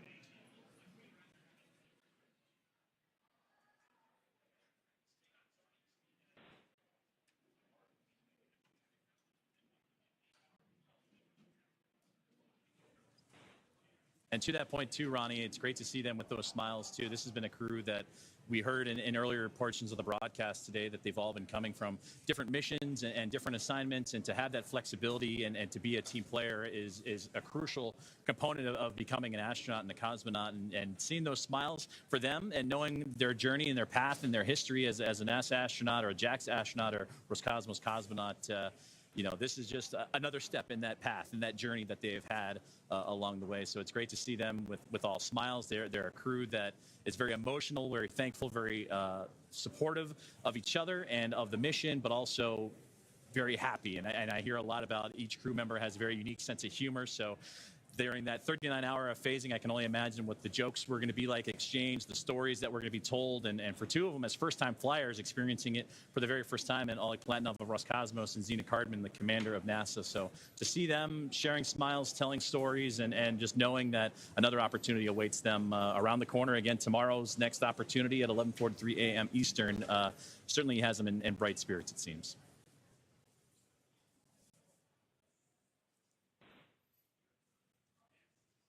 So we'll continue to stay with our live coverage of the egress procedures of NASA's SpaceX Crew-11 as their launch opportunity this morning unfortunately comes to a close due to a weather violation. They were scheduled to launch at 12:09 a.m. Eastern time, but that violation came into play right in the key moments of the countdown, almost right up to T-minus 1 minute left in the countdown. They called the hold and addressed the crew that weather, unfortunately, was not cooperating with them, and that they would have to stand down from today's launch attempt and make their way back to crew quarters after detanking and safely egressing the vehicle for the next launch attempt. But again, opportunities tomorrow and for the foreseeable future, so there are opportunities aplenty here in the near foresight for NASA's SpaceX Crew-11 team.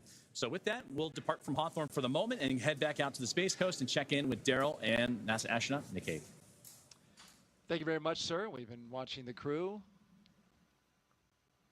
I'm here with Nick Hague, NASA astronaut. And in a moment like this, when I look at the crew biding their time, waiting patiently for the moment to egress out of this capsule and get back to the astronaut crew quarters, I see Mike Fincke talking a lot. In a moment like that, it's pretty good to have somebody who's, you know, a jovial, talkable fellow like Mike Fincke who likes to crack jokes. And yeah. Now, you know, humor is a great tool, and being able to find the humor in just about any situation is a true talent and a benefit to the team. So, you know, they're sitting here. You saw the gantry arm is back up to the capsule. Pad teams getting access. They're going to pop open the side hatch here and get them out of the capsule. So now's the time they can relax a little bit. They're in a safe state, and there's definitely, they've turned the corner and they're looking for, okay, what's our next opportunity? Next to Mike Fincke is Zena Cardman, the commander of this mission. Is it the commander's responsibility to kind of regroup the team, emotionally. I mean, these are professional astronauts and a cosmonaut, so I know they know how to, gather themselves and gear up for another attempt. But it's also an opportunity to lead. Yeah, absolutely. Every person on the crew is responsible for themselves and also feels a sense of responsibility for the team. The commander's the one that ultimately is accountable for the well-being of that crew, the well-being of that spacecraft, and making real-time calls. And so the commander's job is to read the room and understand what the team needs in that moment. And maybe you need to recage, maybe it's crack a joke, maybe you've got to read the room. It gets back to those soft skills I was talking about before. We are awaiting the completion of detanking of the Falcon 9 rocket. A moment that, when it arrives, will allow for the astronauts to egress from the Dragon, make their way across the platform and down to their waiting Teslas, where they will be driven back a 20-minute drive across the spaceport under security escort back to astronaut crew quarters. And we hear the call that detanking is complete. Again, detanking is complete. That paves the way for the closeout crew. So a little hand battle there between the commander and pilot. Paves the way for the closeout crew to come up and ascend the tower, make their way into the blast danger area, and help the astronauts make their way out of the spacecraft. And there you see at the base, here comes the closeout crew.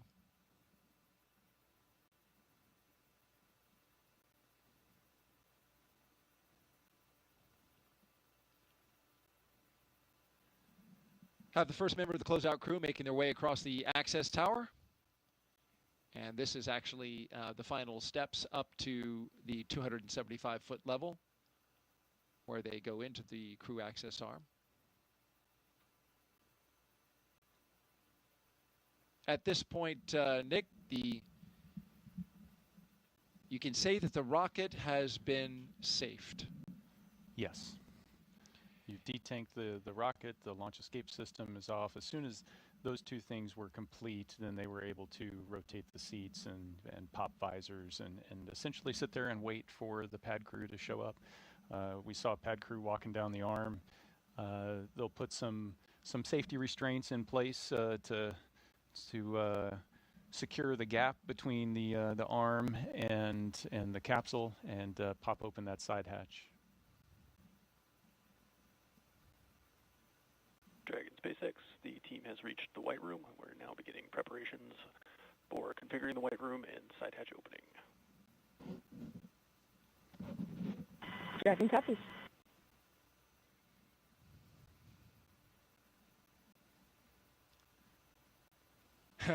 And sounds like the hatch. Oh no, selfie. It's selfie time. Kimiya's got his tablet out and he's taking a selfie.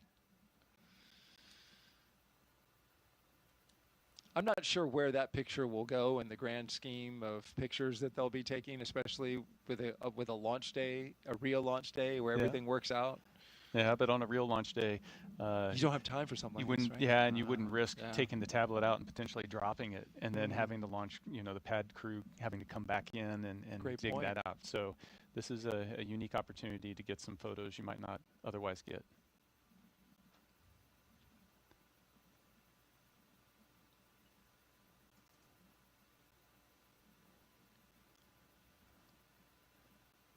Not the easiest thing to work with a tablet like that when you're wearing big gloves. Right. Yes, those gloves. Yes. So now they're doing it again. Yeah, those gloves are touch sensitive. Yes. You can use them on the tablets and they work, but they do look pretty bulky. Yeah, and your fingers, there's some layers associated with it, so you're not as dexterous as you would be otherwise, and you get used to it though, because you spend a lot of time in training, sitting in the suit, working in the capsule, weeks at a time in Hawthorne out in Los Angeles. As the closeout crew brings their equipment necessary to unseal the side hatch, open it up, and get the crew out.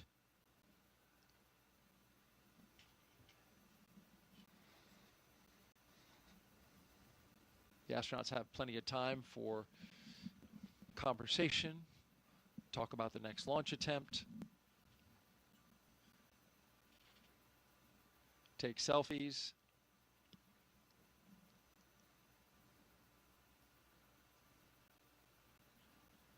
So you launched 3 times, and you never had a weather scrub? Never had a weather scrub. That is fortunate. Yes, indeed.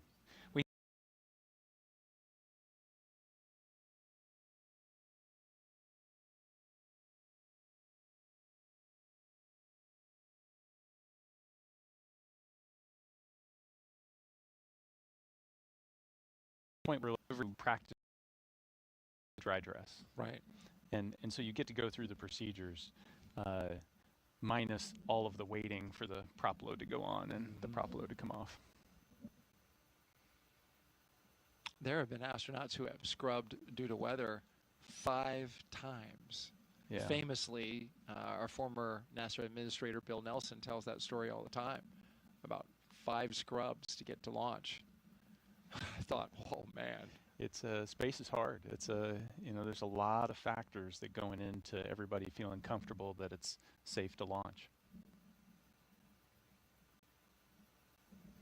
Is there any way to put in a food order back at astronaut crew quarters?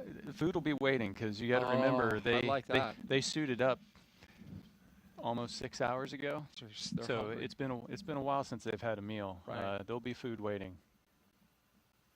And the staff at crew quarters does an amazing job of making sure that you've got the right food, it's nutritious food. They do an amazing job that extends not just from crew quarters, but also gets into the food system on board the International Space Station. And it's just, again, every time we talk about something, there's another facet of, hey, there's this team, and they are experts in their field at doing what they're doing, and what they do is so critical. And the food lab is another example of that. I hear great things about the chef over there and his ability to make these meals that are requested, by people from other countries, right? The international astronauts asking for cuisine from their homeland, and I hear they do a pretty good job. Yeah, absolutely.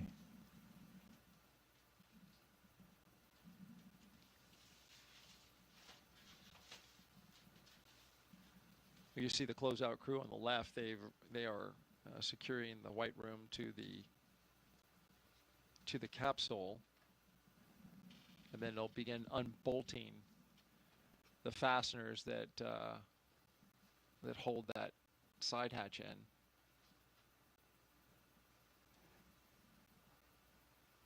Yeah, you want to mind the gap. That's a little bit of a drop. Yeah, that's a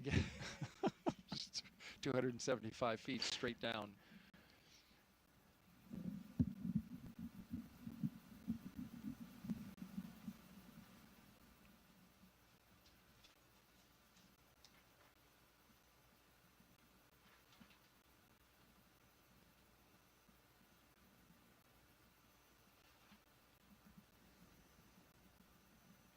And so this crew, of course, is planning on a 3+2 handover. Now, does that calculus change? Well, you saw the handover is going to be influenced by weather as well, because you have to have good weather to land. So even if we can launch them, Crew 10's got to have good weather to land. And so you'll see that calculus change. The importance of the handover activities and being able to have one crew, essentially show the ropes a little bit to the other crew before they leave is still critical. But that is also tempered with, well, we have a window of good weather here, or we have a window of bad weather there, and trying to find that spot, that sweet spot to bring everybody home. Lots of moving parts with regards to the planning in that regard. Yeah, Mother Nature gets a vote. Every time. So they must maintain quarantine along with the support team How does that factor into whether or not they get to see or talk to family in close proximity? Yeah, so the family will maintain quarantine. The immediate family will maintain quarantine. They didn't break it after up and they through drove off? the launch, so that if something like this happens, you can still be able to, go to the beach house and have dinner with the family if you've got enough time to do that kind of thing. Okay. But yeah, quarantine it's serious business because we're trying to make sure that we keep the crew safe on orbit, and we know that we don't want to take sickness up there. So again, there's another team that monitors all of that and make sure that we're able to maintain it.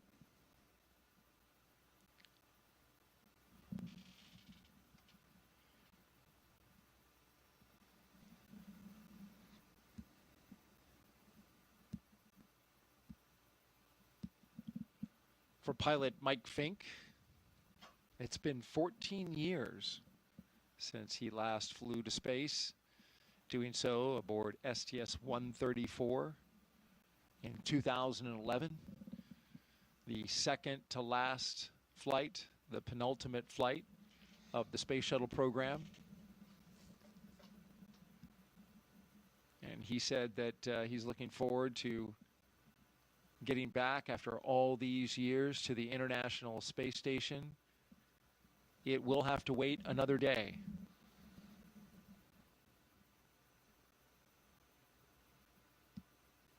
That's going to be really interesting for him because he was telling us that he saw Space Station here on the ground, here on Earth, the segments of this incredible orbiting laboratory, which is the size of a football field in space.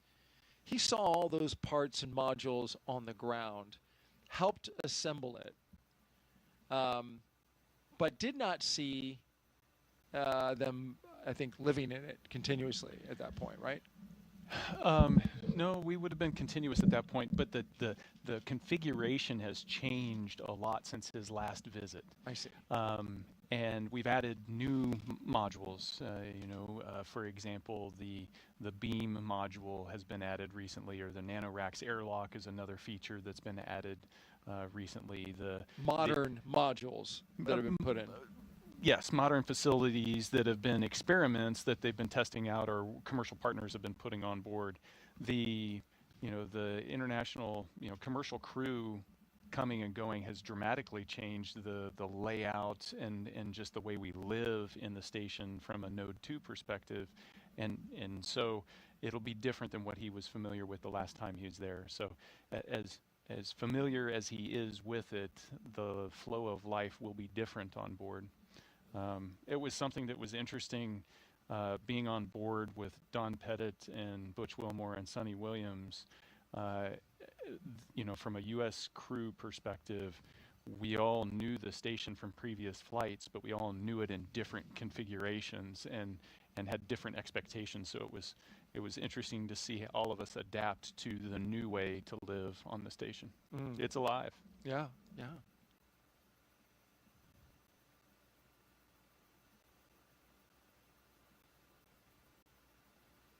So we got a question that has come in from Joseph Zashevsky, our commentator in Hawthorne. Okay.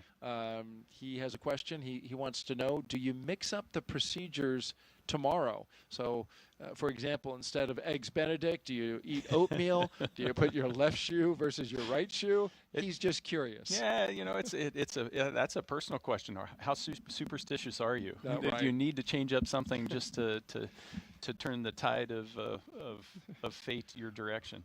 Or do you not want to change something because you're concerned it might throw your own personal, preparation off?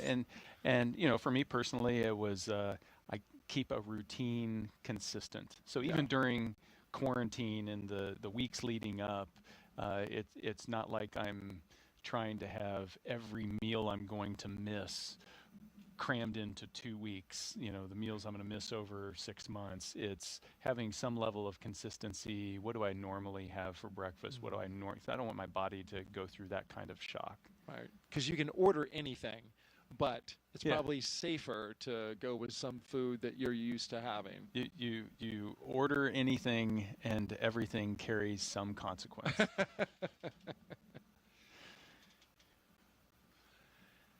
Thank you for your question, Joseph. And thank you for the job that you and Samya did today, and Ronnie as well. Yeah, it was outstanding. Joseph and Samya, I believe, are new to our crew launch broadcast. So we have a question coming in from the cameraman who's asking about the devices that are strapped to the knees of each of the astronauts. So it's called a satchel. You know, in the aviation world, you'd have a knee board so that you could pilot an aircraft, and then also have a place to draw, write down, take notes. This is a little beefed up version, so it has the knee pad feature where there's paper that you can take notes and write things down so you don't forget them. But then underneath it, there's that satchel that contains a headlamp. It's got a charging cord for the tablet. It's got a Valsalva device so that you can clear your nose, earplugs if you need them, headphones if you need them. So it has the personal equipment that you might need while you're launching or just operating inside of Dragon, both uphill and downhill. Thank you for your question. If you're just joining us, we are walking our astronauts through the scrub procedures for an attempt at launch at 12:09 p.m. Eastern today. We scrubbed out at T-minus 1 minute and 7 seconds due to weather.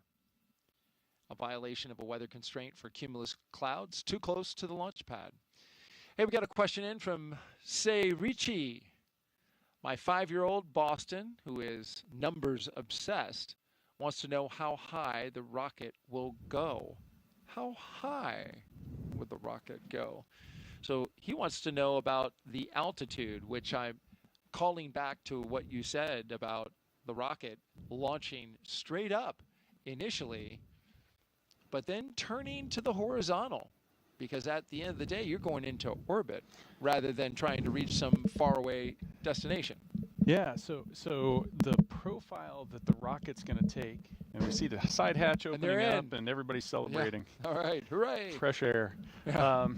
Dragon SpaceX, with the hatch open, we'll be handing you off to the closeout team for egress. See you soon.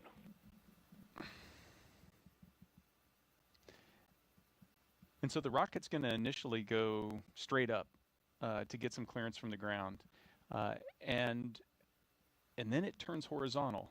And at about the 200-kilometer mark, it's turned horizontal, and all of its thrust is trying to accelerate it downrange. It's trying to cover ground on the Earth. And it essentially is coasting and slowly falling back down to the Earth until it's reached that 17,500 miles per hour, at which its arc of its fall matches the curvature of the Earth. But it's only a few hundred kilometers up. And then as we spend the next 40 hours, or what they would have spent 40 hours rendezvousing with the space station, they would have raised that 200 kilometers up to the 400 kilometers or 250 miles that the station lives at. So it's not that far up. It's the distance between major cities in the U.S. It's drivable if you could drive there. Cape Canaveral to Miami. There you go. It's not that far. And what's even more impressive is if you've flown on a plane and you look out the window of a plane, you can see a really long way, but you're looking the entire distance through the atmosphere. The space station, when you look down, you're looking a really long way, but it's only the last few miles that you're looking through the atmosphere. And so the Earth, the surface of the Earth is really clear. And so it doesn't feel like it's that far away. If you fly over New York City, you can see Central Park in the middle of Manhattan with just your naked eye. Huh. You can see major bridges. You know, if you fly over San Francisco, you can see you can see the Golden Gate Bridge. These things stick out pretty prominently. It's just surprising how clear everything is. Right. Slicing the atmosphere through its thinnest point right over top of it versus looking out across it, out your window, as you mentioned, with all that atmosphere inhibiting your view. Yeah, it distorts everything. Yeah.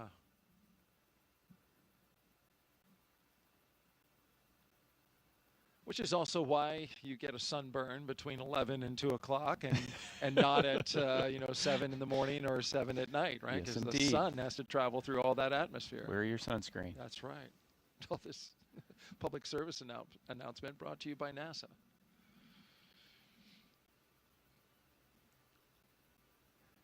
Most, but not all of the station windows have a special coating to minimize UV exposure. But not all.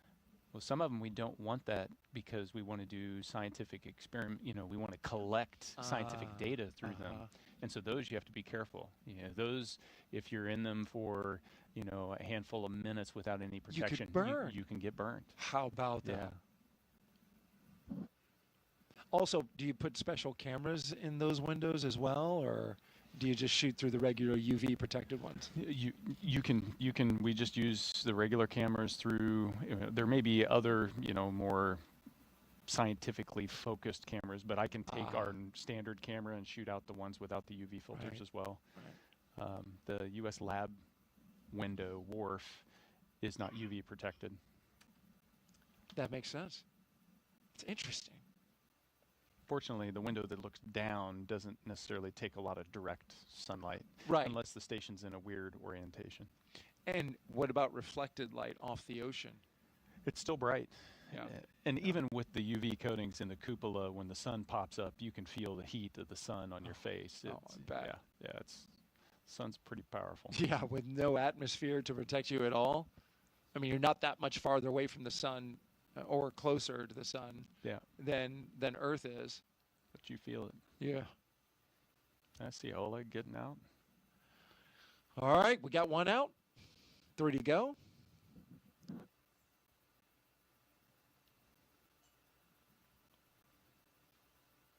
And they just go reverse order.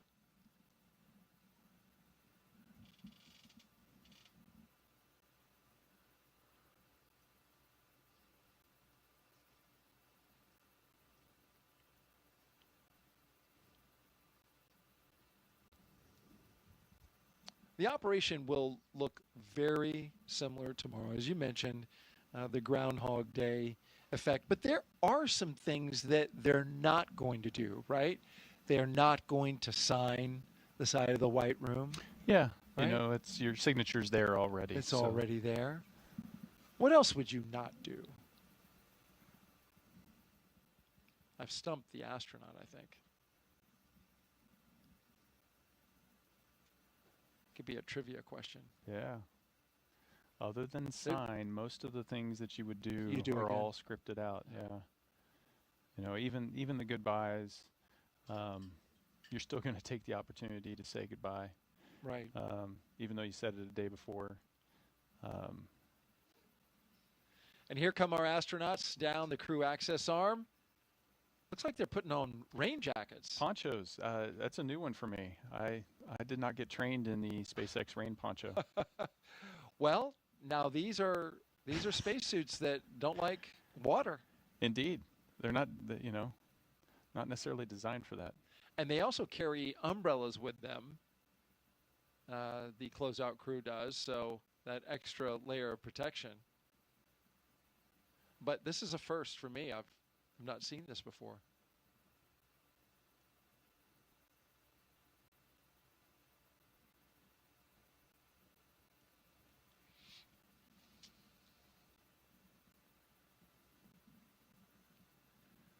If there is a shot that really exemplifies what we went through today, it's this one.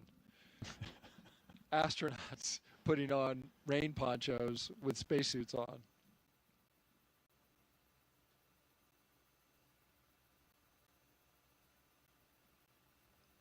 And so they come out of the gantry. They have to walk down a flight of stairs over to the elevator.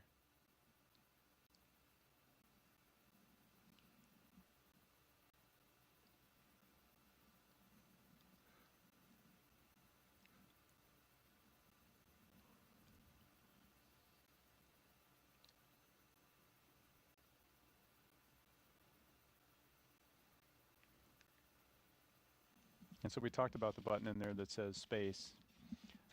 There's also a button in there that says Earth. Yes, that's right. Come back to Earth, everyone.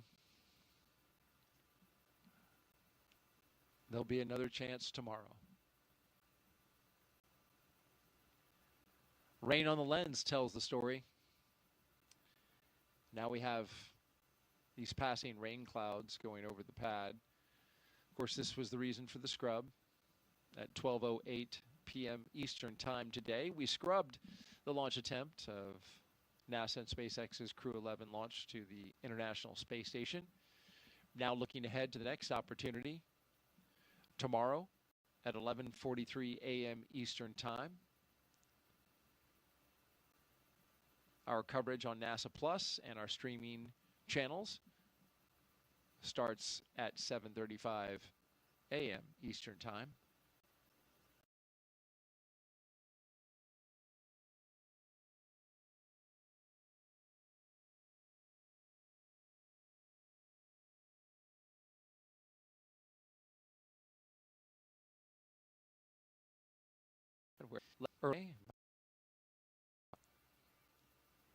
And they'll get back in their ride and head back to astronaut crew quarters, the safe and comfortable confines of the operations and checkout building.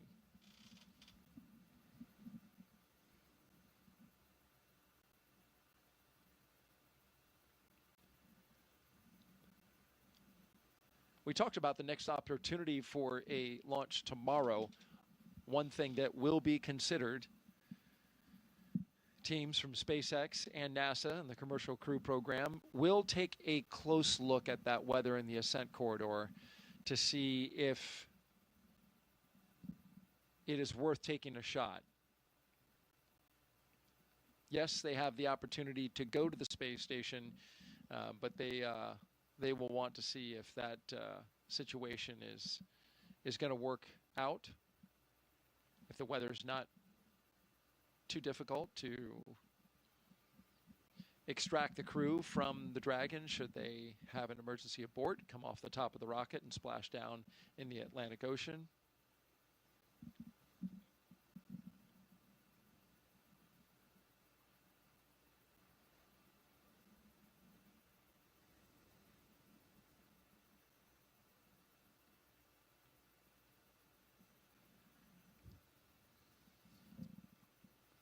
Fortunate for us, astronaut Nick Hague has changed his departure flight, so he's going to stay with us another day. I'll be here. Greatly appreciate it.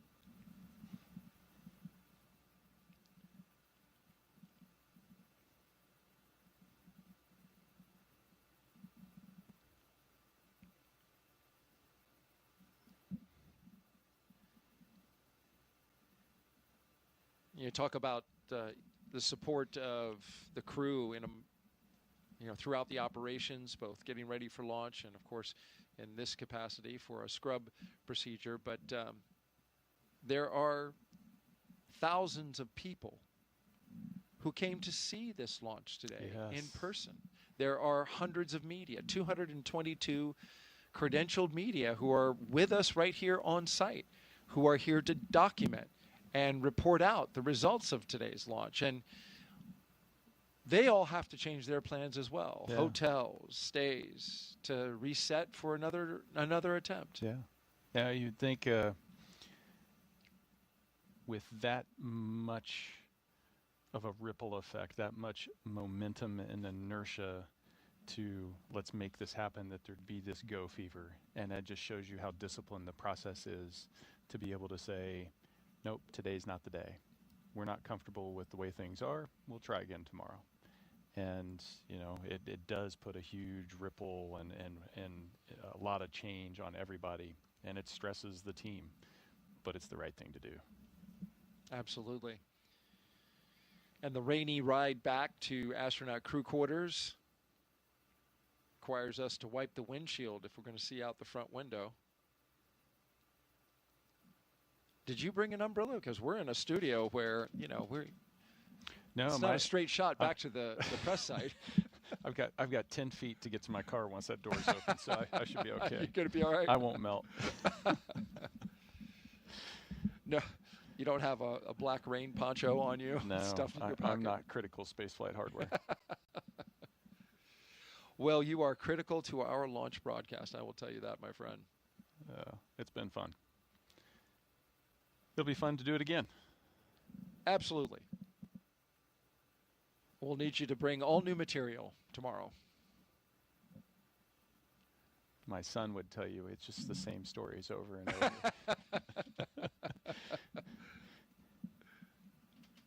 That looks like some serious rain out there. Yeah, that's hitting the windshield a little harder than it was when you and I were outside watching the launch and just saw the rain off into the distance. It was like we've got the storms really built up. And this is the formula that we have. This is consistent July. Meteorologically speaking, in July, we hit the high point for thunderstorm activity and buildup. But it's not till August where we actually get the high for rain. That's according to Launch Weather Officer Melody Levin, who's over there at the 45th Space Wing. Yeah. So August is our high for rainfall events, and it really dumps rain. Not necessarily thunderstorms, because that's not the same. We get highs for thunderstorms in July. We get high rain totals in August. So August is, of course, the month that Floridians turn off the sprinklers and, you know, have to be concerned now about standing water. You saw the helicopter. Helicopter's still there with the team, with them on the security ride back to astronaut crew quarters. You know, they're not just there for TV purposes. They are there to keep an eye on everything and make sure that we don't have anybody who is somewhere they shouldn't be with regards to this crew. Yep, critical support, security. They just let us strap a broadcast camera on top of or underneath the helicopter, and it's very helpful, though. We want to thank them for that. It gets amazing views. They really do. And they're out there flying in the rain, so we appreciate their efforts today. They did a great job with those shots around the pad.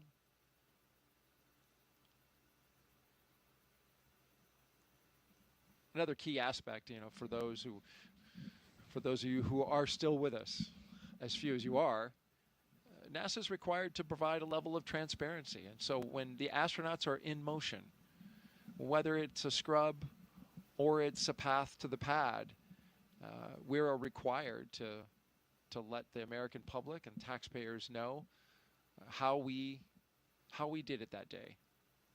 We didn't go today, and so this is what we did instead. We detanked the rocket and we moved the crew from the rocket back to their crew quarters.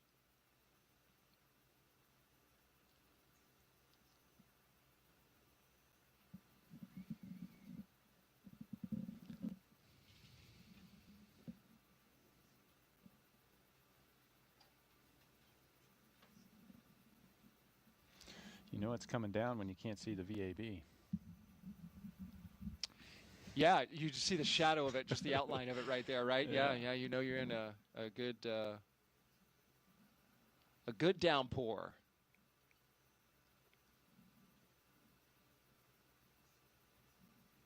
So again, for those of you who are still watching, want to emphasize we have an opportunity tomorrow, but like I was saying earlier, the teams at SpaceX and NASA are going to evaluate the weather downrange, and they're going to look at the entire picture to see if a launch attempt makes sense for tomorrow. But there is an opportunity tomorrow, should they need it. 11:43 a.m. Eastern Time. Broadcast start time, 7:35 a.m. Eastern Time. We have opportunities as well on Saturday, August 2nd, and Sunday, August 3rd, When you get to August 4th, as we understand it from the launch planners, that is a day where we have to stand down because of the phasing that would be required. It's longer than the minimum 40 hours to get to the International Space Station. So August 4th is not on the table as a launch opportunity. But then the 5th, 6th, and 7th are. Yeah. You know, and that really just helps protect for the back end of the mission when you have to undock, because you could have long phasing there. And the Dragon is certified for a certain number of hours to be free flight separate from the International Space Station. And so you don't want to use up its life just getting there.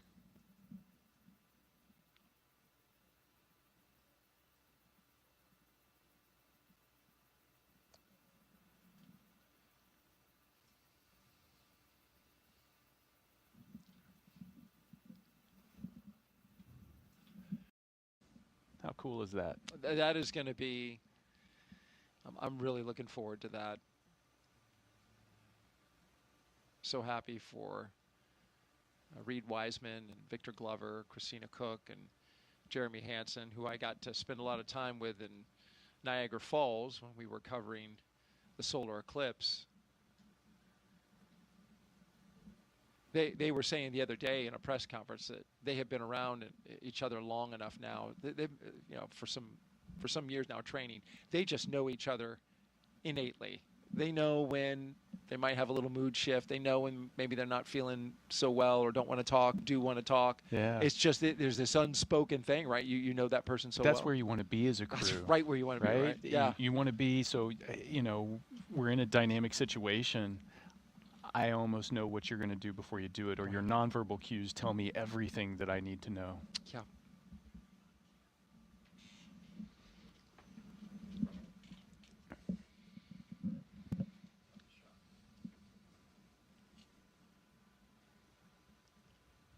That's why we train the way we train. That's a great way to put that. You know, period into that sentence there, because that is exactly where you want to be. Sometimes I look at the training, I'm like, wow, that's a long time training. But the better integrated you are, the more you know your crew member, your fellow crew members. That just, like you just said, that has to lend itself to a higher level of mission success. Well, it's the last leg here as we make our way. You can see the operations and checkout building on the left in view. Getting ready to wrap up our coverage here. The astronauts, they're up on the 3rd floor of that building.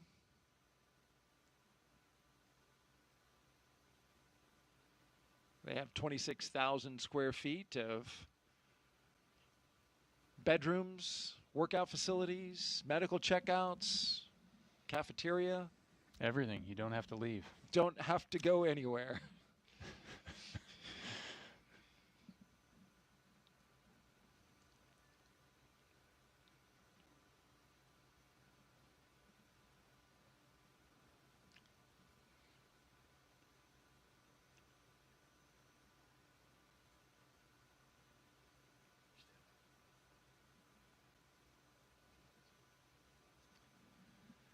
And we are back to where we all started this thing,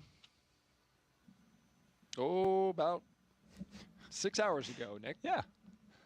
This was the starting point. Well, we really appreciate, if you're still with us, joining us for our launch attempt today, the attempted launch of CREW-11 by NASA and SpaceX.